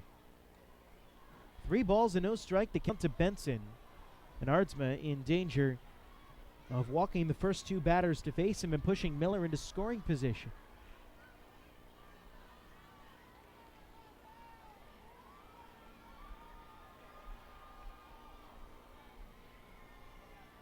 Ardsma set. And now the 3-0. Right down the middle, and taking all the way was Benson for a strike. It's now 3-1. Ardsma needs to come in with another one here. Again, or he risks putting runners on first and second with nobody out. Top of the 9th inning, game tied at 4 between the Sugar Land Skeeters and the Long Island Ducks. Ducks led 4-0 at one point, but the Skeeters have clawed their way back in. The pitch in on the ground, base hit in the left field. Miller was off and running with the pitch, but with the ball hit in front of him, he has to hold up at second base. And it will be runners at first and second with nobody out here in the top of the 9th inning. That's going to bring Ducks manager Kevin Baez out of the dugout here for a defensive meeting on the mounds. This will be the 3rd Ducks charge timeout in the game.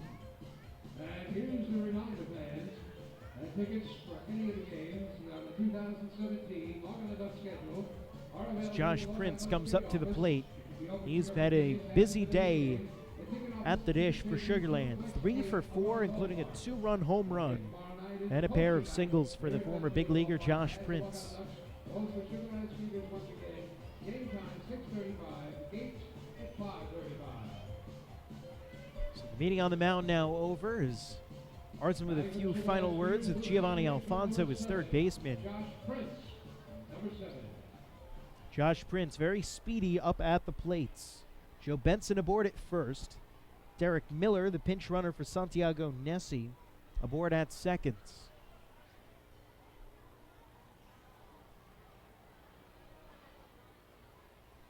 Third baseman Giovanni Alfonso playing on the cut of the infield grass.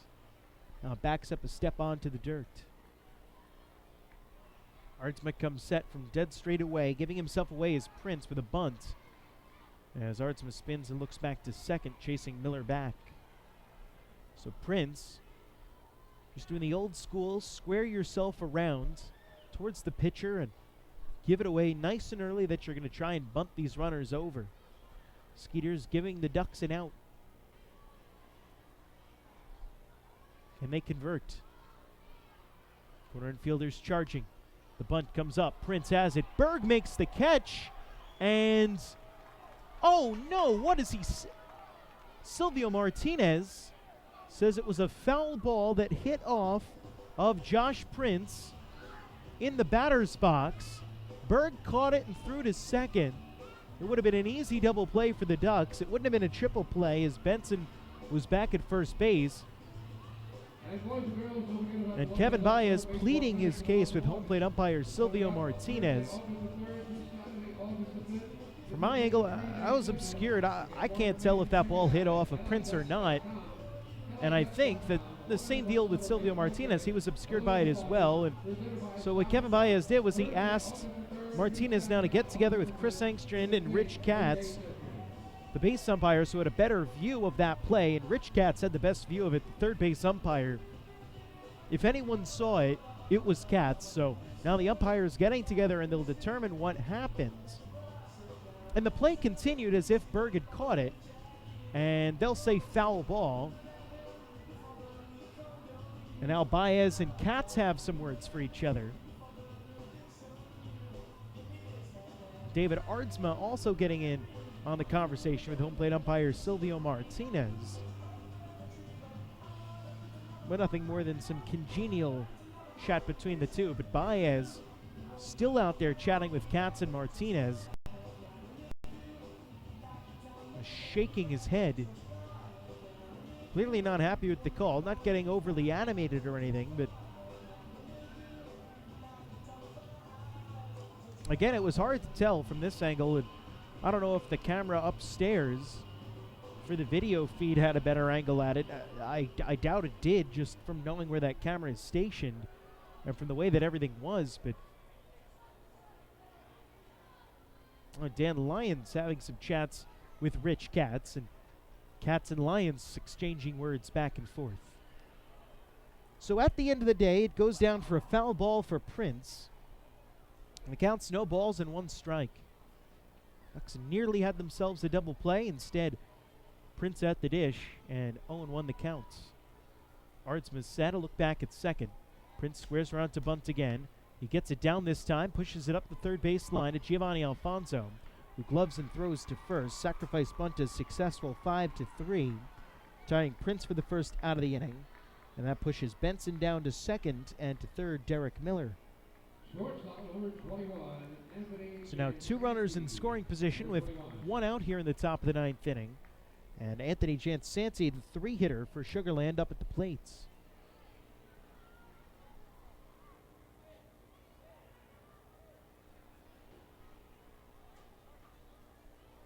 Santi dangerous up at the dish. 30 runs batted in this year.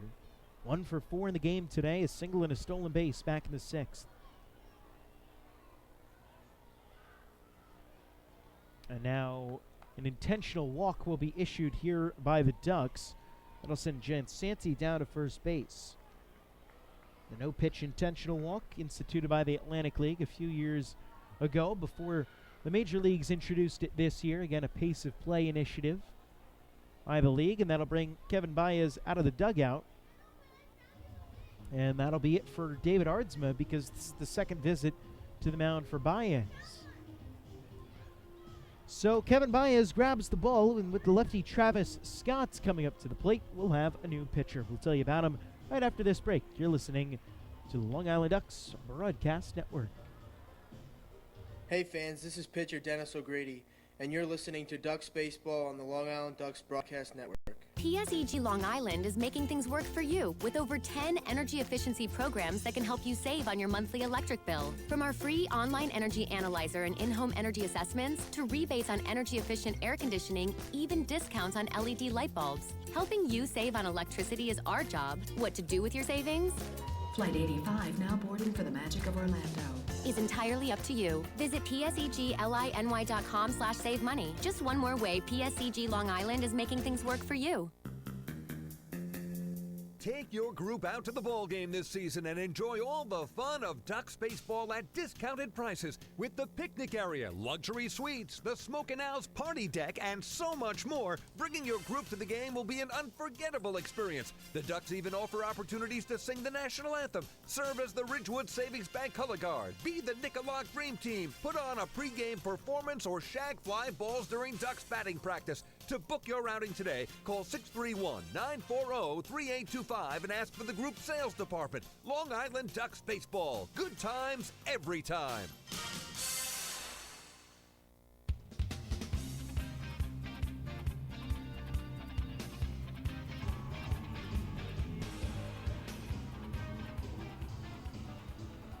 So the new pitcher in the game for the Long Island Ducks is the left-hander Patrick Kreider, who enters as the fifth hurler for Long Island, replacing David Aardsma, who leaves with the bases loaded in the top of the ninth inning and one out in a game that is tied up at 4. For Patrick Kreider, he's making his 37th appearance. That's tops on the team. He's 0-5, but with a 2.97 earned run average. By the way, those 37 appearances rank Kreider in the top 10 in the Atlantic League this season. The lefty, as we said, with a sub-3 ERA despite the 0-5 record, 30 1/3 innings pitched, 35 strikeouts, 18 walks, and 23 hits allowed. Opponents hitting a scant 209 against Kreider, and that includes a mark against lefties, where they're hitting just 100. That's right, 104 hits in 40 at-bats against Kreider. Our lefties, there's a lefty up at the plate in the form of Travis Scott. Game tied at 4, the bases loaded, and Kreider looking to roll a inning-ending double play and get this one into the bottom of the ninth inning, still tied at 4. By the way, looking ahead to that bottom of the ninth, Alex Berg, Giovanni Alfonso, and Dan Lyons are due up for the Ducks. Just trying to get us there. Tied at 4 is Patrick Kreider on the mound. Fifth pitcher in the game for the Ducks.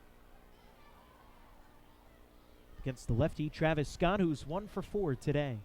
First pitch from Kreider. Fastball misses outside. The count 1 ball and no strikes. Scott a pair of flyouts to center field. Also a strikeout and a single.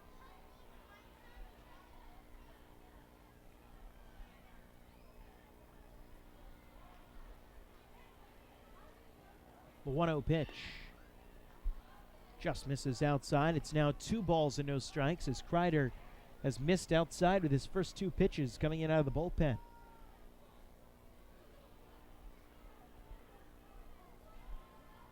Gotta come in with a good one, and Scott knows it up at the plates. Kreider comes set at the belt and now deals. Swing and a miss. That was a good pitch from Kreider. Little slider that started in the zone, dicked down out, and Scott swung on and missed.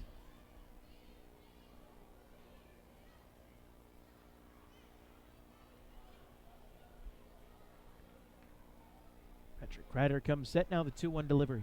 Swing and a miss. Count even up at 2 balls and 2 strikes to Travis Scott. Bases are loaded with Skeeters. It's Derek Miller pinch running for Santiago Nessie at third base, Joe Benson at second base, and Anthony Jansanti aboard at first. All of those the responsibility of David Aardsma.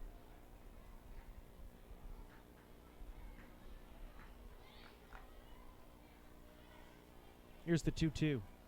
Curveball swung on and driven high in the air and deep to right center field. This will at least get 1 run home. Going back is Cleary Jr. He makes the catch and crashes into the wall.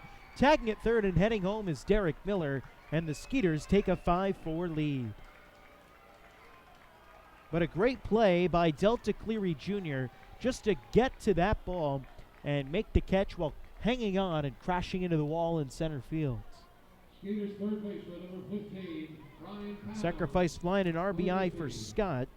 Brings home Miller. And again, 5-4 the lead in favor of the Skeeters. And now another pitching change is coming. As Kevin Baez comes out of the dugout, he takes the ball from Patrick Kreider. That was a 1-batter assignment. And that means we're getting a new pitcher in for the Ducks. We'll let you know who it is. It's a right-hander coming in out of the bullpen right on the other side of this break. You're listening to Long Island Ducks Baseball.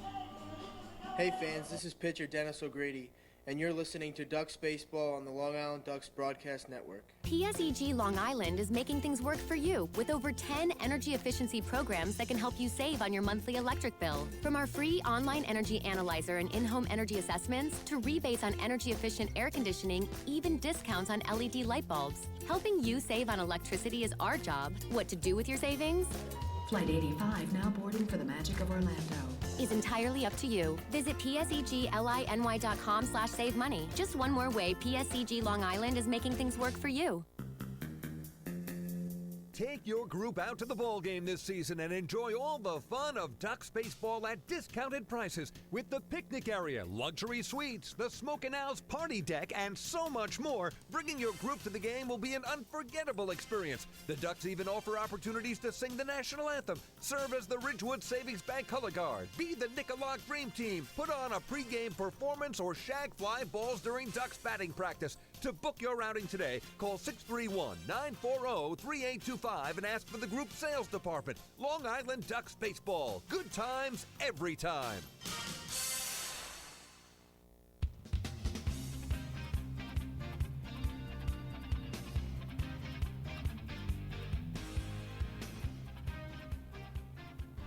We go to the top of the ninth inning. Runners are on the corners. New pitcher in the game for the Ducks is the side-arming righty Zach Treese, who makes his 37th appearance of the season. Backing up Patrick Ryder, Treese is 6-1 with a 4.72 earned run average this year. 34 and a third innings for Treese, 34 strikeouts, 18 walks, 38 hits allowed. So Patrick Ryder comes in, gets the lone man he faces out in Travis Scott, but it does produce a run. It'll be charged against David Ardsma's ledger, as will both of the base runners. Still Ardsma's responsibility. Benson at third, Jansanti at first. Here's the first pitch to Brian Pounds from Zach Treese, and it misses inside. The count 1 ball and no strikes. Pounds 1 for 3 today, an infield single and a run scored in the 8th inning. He's also walked, struck out, and hit into a 6-4-3 double play. On the pitch, swinging a fly ball lifted in the air to center field. Shallow coming in on it is Delta Cleary Jr. Now cutting over from right field is Anthony Vega, as he had the better angle, and Cleary I don't think could see that one very well with the sun. But it'll be Vega making the catch, and that will retire the side here in the 9th. But the Skeeters score 1 run on just 1 hit, no errors, and they leave 2 on base. We go to the bottom of the 9th inning. It's 5-4 Sugarland here on the Ducks Broadcast Network.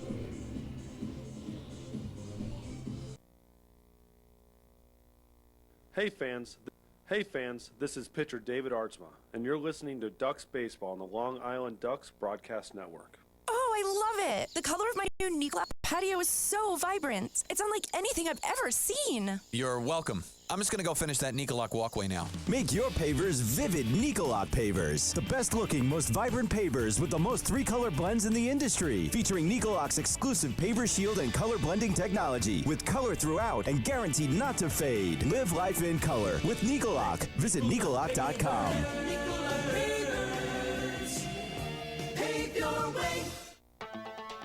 Hey Ducks fans, stay up to date with Long Island's hometown team by visiting Quack of the Bat, the official blog of the Long Island Ducks.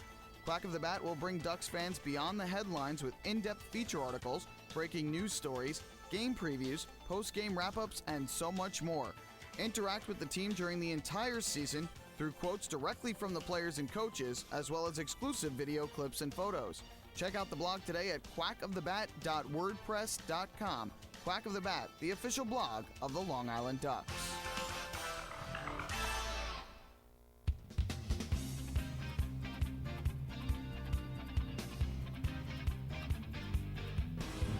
We go to the bottom of the 9th inning here at Bethpage Ballpark. Joe Basile here with you on the Long Island Ducks Broadcast Network.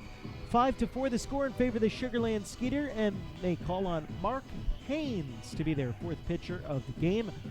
Haynes, a 6'2", 200-pound right-hander, will come in and try and get the save here for the Sugarland Skeeters. He has 5 of those on the season, and another would tie with Felipe Paulino for the team lead. Overall, this is Haynes' 33rd appearance. He's 1-1 with a 2.61 ERA.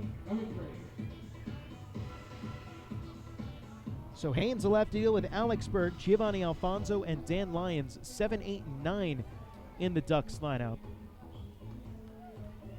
Change made on the defensive side for Sugarland. Now in at catcher is Alberts Cordero.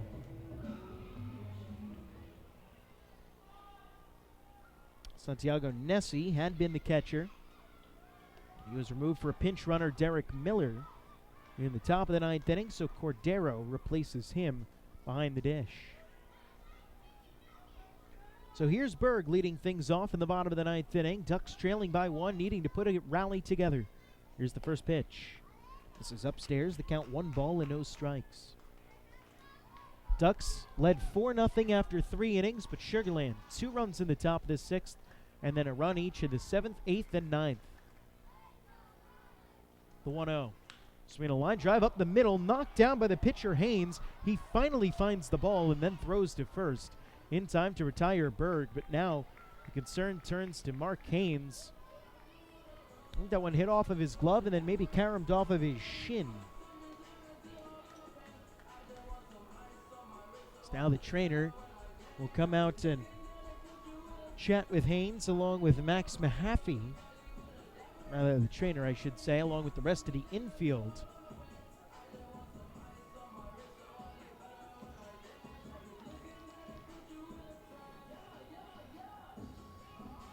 Bottom of the 9th inning, 5-4 with 1 out as Gary Gaetti, the Sugarland manager, makes his way out to the mound as well. Rafi Montalvo, the pitching coach, is out on the mound as well. A lot of concern here for Mark Haynes, as that was a hard hit ball that went right up the middle and ended up knocking off the glove of Haynes.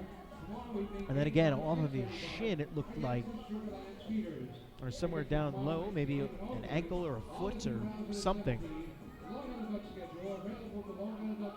Was able to recover and get the out. But I'll bring Giovanni Alfonso up to the plate here as Haynes is going to be allowed to throw a couple of pitches to Albert Cordero just to make sure that he's okay. And after one pitch, he waves everyone off and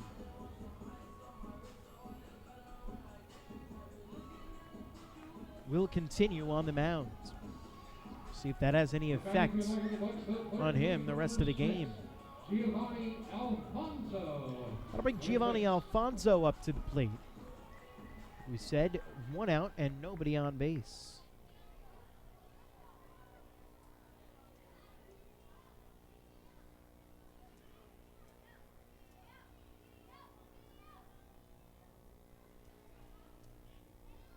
First pitch to Alfonso, swung on and driven high in the air and pretty well out to right field, but playable for Benson. Now backing up a couple of steps, he makes the catch, and that's out number 2 here in the 9th inning. And the Ducks down to their finals outs here on the afternoon, with Dan Lyons coming up to the plate, who's 0 for 3 with 3 flyouts today.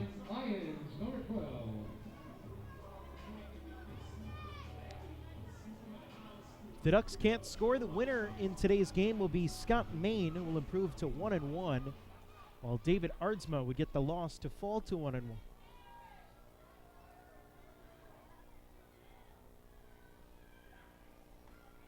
First pitch to Lyons, misses low and outside. The count 1 ball and no strikes.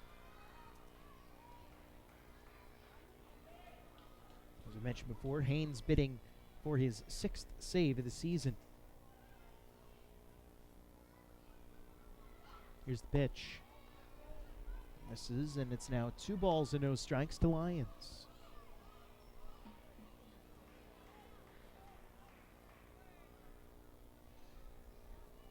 Haynes looking in at Cordero for his signs. Now comes set. Pitch. Just does miss outside. It's now 3-0 to Lyons.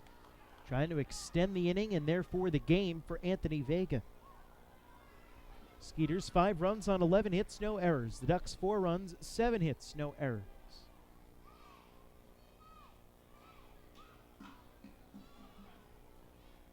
Haynes comes set. Out of the windup with nobody on base. The pitch. Pass ball at the knees for a called strike. Taken all the way by Lions. They're on 3-0. Down a run here in the ninth. It's now 3-1.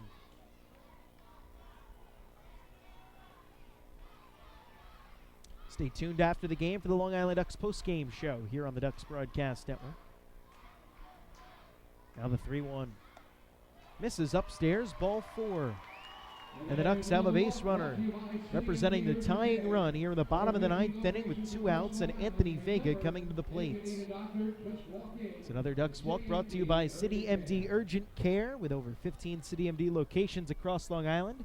If you need a doctor, just walk in. So here's Anthony Vega. 1 for 3 today with a walk, a single, and a run scored. Ducks with 4 waddle-off victories this season. Can they get a 5th today? Pickoff attempt at first. Lions back in standing.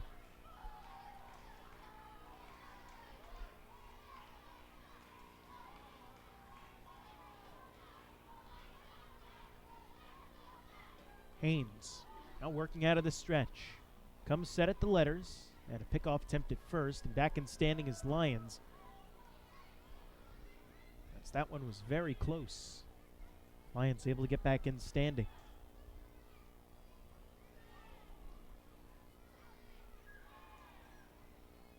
Vega keeps it going. Delta Cleary Jr. is next. The pitch. Swinging a high pop-up. Left side of the infield. Crossing into foul territory. The third baseman, Brian Pounds, makes the catch. And the ball game is over. Anthony Vega fouls out to third base, and that does it for us here today. The Sugarland Skeeters come from behind 4-0 to defeat the Long Island Ducks 5-4 here this afternoon. We'll take a step aside. When we return, it'll be the Long Island Ducks postgame show where we'll wrap things up here from Bethpage Ballpark. Again, final score is the Sugarland Skeeters 5 and the Long Island Ducks 4. You're listening to Ducks Baseball on the Long Island Ducks Broadcast Network. Hey fan, this is a pitcher Amali Diaz, and you're listening to the Ducks Baseball on the Long Island Ducks Broadcast Network. M&V Limousines is the official bus company of the Long Island Ducks. Family owned and operated, they've been in the business for over 24 years. M&V Limousines offers coach buses with Wi-Fi and restrooms, party buses, exotic limousines, and also recently acquired Hampton Luxury Liner with regular service from New York City to the Hamptons. They also offer a variety of vineyard tour options. Whether you're looking for transportation for weddings, proms, corporate outings, or long-distance trips, they've got the right vehicle for you. Visit their showroom in Comac or check them out online at mvlimo.com. M&V Limousines and Hampton Luxury Liner, the official bus company of the Long Island Ducks. Family fun every time. Beautiful evening for baseball. Big action every time. He reaches up, it's gone! Great value every time. And the Ducks have won it 7-1. The Ducks schedule is loaded with new promotions this season, and with an average ticket price of just $10 and free parking, there is no better value on Long Island. For game times and tickets, visit liducks.com. Long Island Ducks Baseball. Good times every time.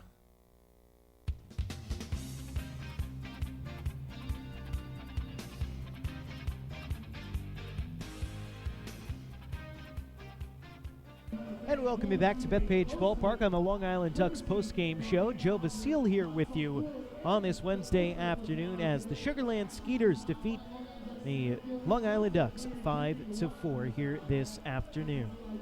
Things got off to a good start for Matt Larkins in the first inning. He worked around a 1-out single to spin a scoreless frame, and then the Ducks in the bottom of the first were able to get on the scoreboard. Anthony Vega and Delta Cleary Jr. both walked against Bobby Blevins to set runners up at first and second with nobody out. Then a wild pitch advanced the runners to second and third, and Mark Krause lined a triple to center field over the head of Cole Gillespie to score both Vega and Cleary Jr.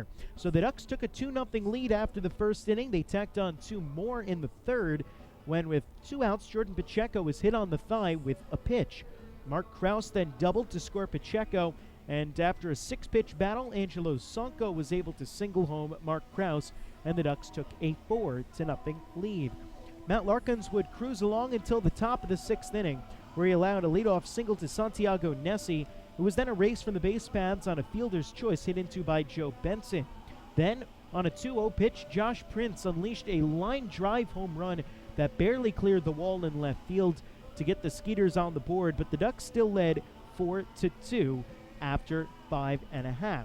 Larkins went 5 2/3 innings, allowed just 2 runs on 7 hits. He walked 1 and struck out 4 and left in line for the victory, but the Skeeters tacked on a run in the top of the 7th against Rob Rogers after Wilfredo Rodriguez led off with a walk and then stole second base. He came home to score 2 batters later on a Santiago Nessie double. So 4-3 the score was in favor of the Ducks. Then in the top of the 8th inning, Jake Dunning with 2 outs allowed an infield single to Brian Pounds and then a walk to Cole Gillespie to put runners at first and second for Wilfredo Rodriguez, who lined a single into center field for a base hit, scoring Pounds from second and tying the game up at 4. Then in the top of the 9th inning, Sugarland took the lead for good as David Aardsma walked the leadoff man in the form of Santiago Nessie. Then pinch runner Derek Miller advanced to second on a base hit by Joe Benson. Sacrifice bunt pushed the runners up to second and third, and then Anthony Jansanti was intentionally walked. Aardsma was removed from the game at that point with the bases loaded and 1 out. Then Travis Scott came up against Patrick Kreider and lifted a sacrifice fly to right center field. That scored Miller from third base and gave Sugarland a 5-4 lead. In the 9th inning with 2 outs, Dan Lyons was able to draw a walk against Mark Haynes, but the Ducks couldn't muster anything else as they fall to the Skeeters 5-4 this afternoon.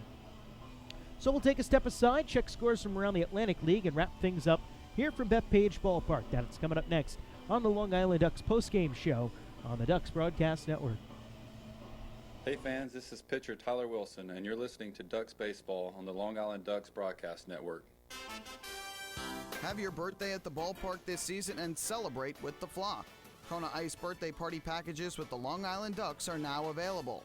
Each package includes 10 box seats, a commemorative birthday t-shirt and autographed baseball, a pizza and Kona Ice party in the Hebrew National Picnic area, and so much more. Best of all, the birthday child will stand on the dugout while the entire crowd sings happy birthday. Reserve your party today by calling the group sales department at 631-940-3825. Kona Ice birthday parties with the Long Island Ducks, a once-in-a-lifetime experience. Long Island's Ford Giant is celebrating its 60th year anniversary. Stop by Sayville Ford to check out their state-of-the-art showroom featuring enclosed service drives, luxurious customer lounge, and a larger selection to choose from. Get giant savings on hundreds of new and used vehicles in stock. Sayville Ford's 60th anniversary celebration is going on now. Visit SayvilleFord.com or download the Sayville Ford app today to learn more about Sayville Ford's 60th anniversary savings. Call 631-589-4800 today.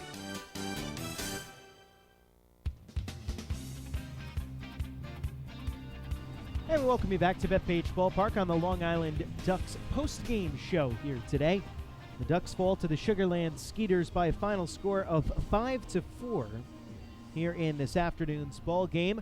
Elsewhere around the Atlantic League, the Bridgeport Bluefish defeat the York Revolution 9-3. It was an 11 a.m. start at Peoples Bank Park in York, Pennsylvania. In Game 1 of a day-night doubleheader, the the Somerset Patriots defeat the Southern Maryland Blue Crabs 1-0. Game 2 of that doubleheader will take place a full 9-inning contest at 7:05 p.m. and Bridgewater, New Jersey at TD Bank Ballpark. The other game in the Atlantic League today, 6:35 p.m. start. The New Britain Bees take on the Lancaster Barnstormers at New Britain Stadium in New Britain, Connecticut. Here at Bethpage Ballpark, we'll get you the final lines. It's for the Sugarland Skeeters, 5 runs on 11 hits, no errors, and 9 left on base. For the Long Island Ducks, 4 runs on 7 hits, no errors, and 6 left on base. The winning pitcher in the game was Scott Main. He improves to 1-1 on the year. David Aardsma gets the loss. He falls to 1-1 on the season. Mark Haynes got the save, his 6th of the year.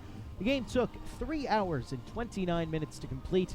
Played in front of a paid crowd of 5,804. 3:29 to play, 58:04 paid to see it. And so that just about does it for us here today from Bethpage Ballpark. I want to thank everyone involved in the production of this broadcast, including Michael Pollock and Mike Pfaff here with the Long Island Ducks. Want to thank Jerry Turner down at the shortstop in for the catered lunch here in the press box today. As always, great stuff from Jerry and the gang.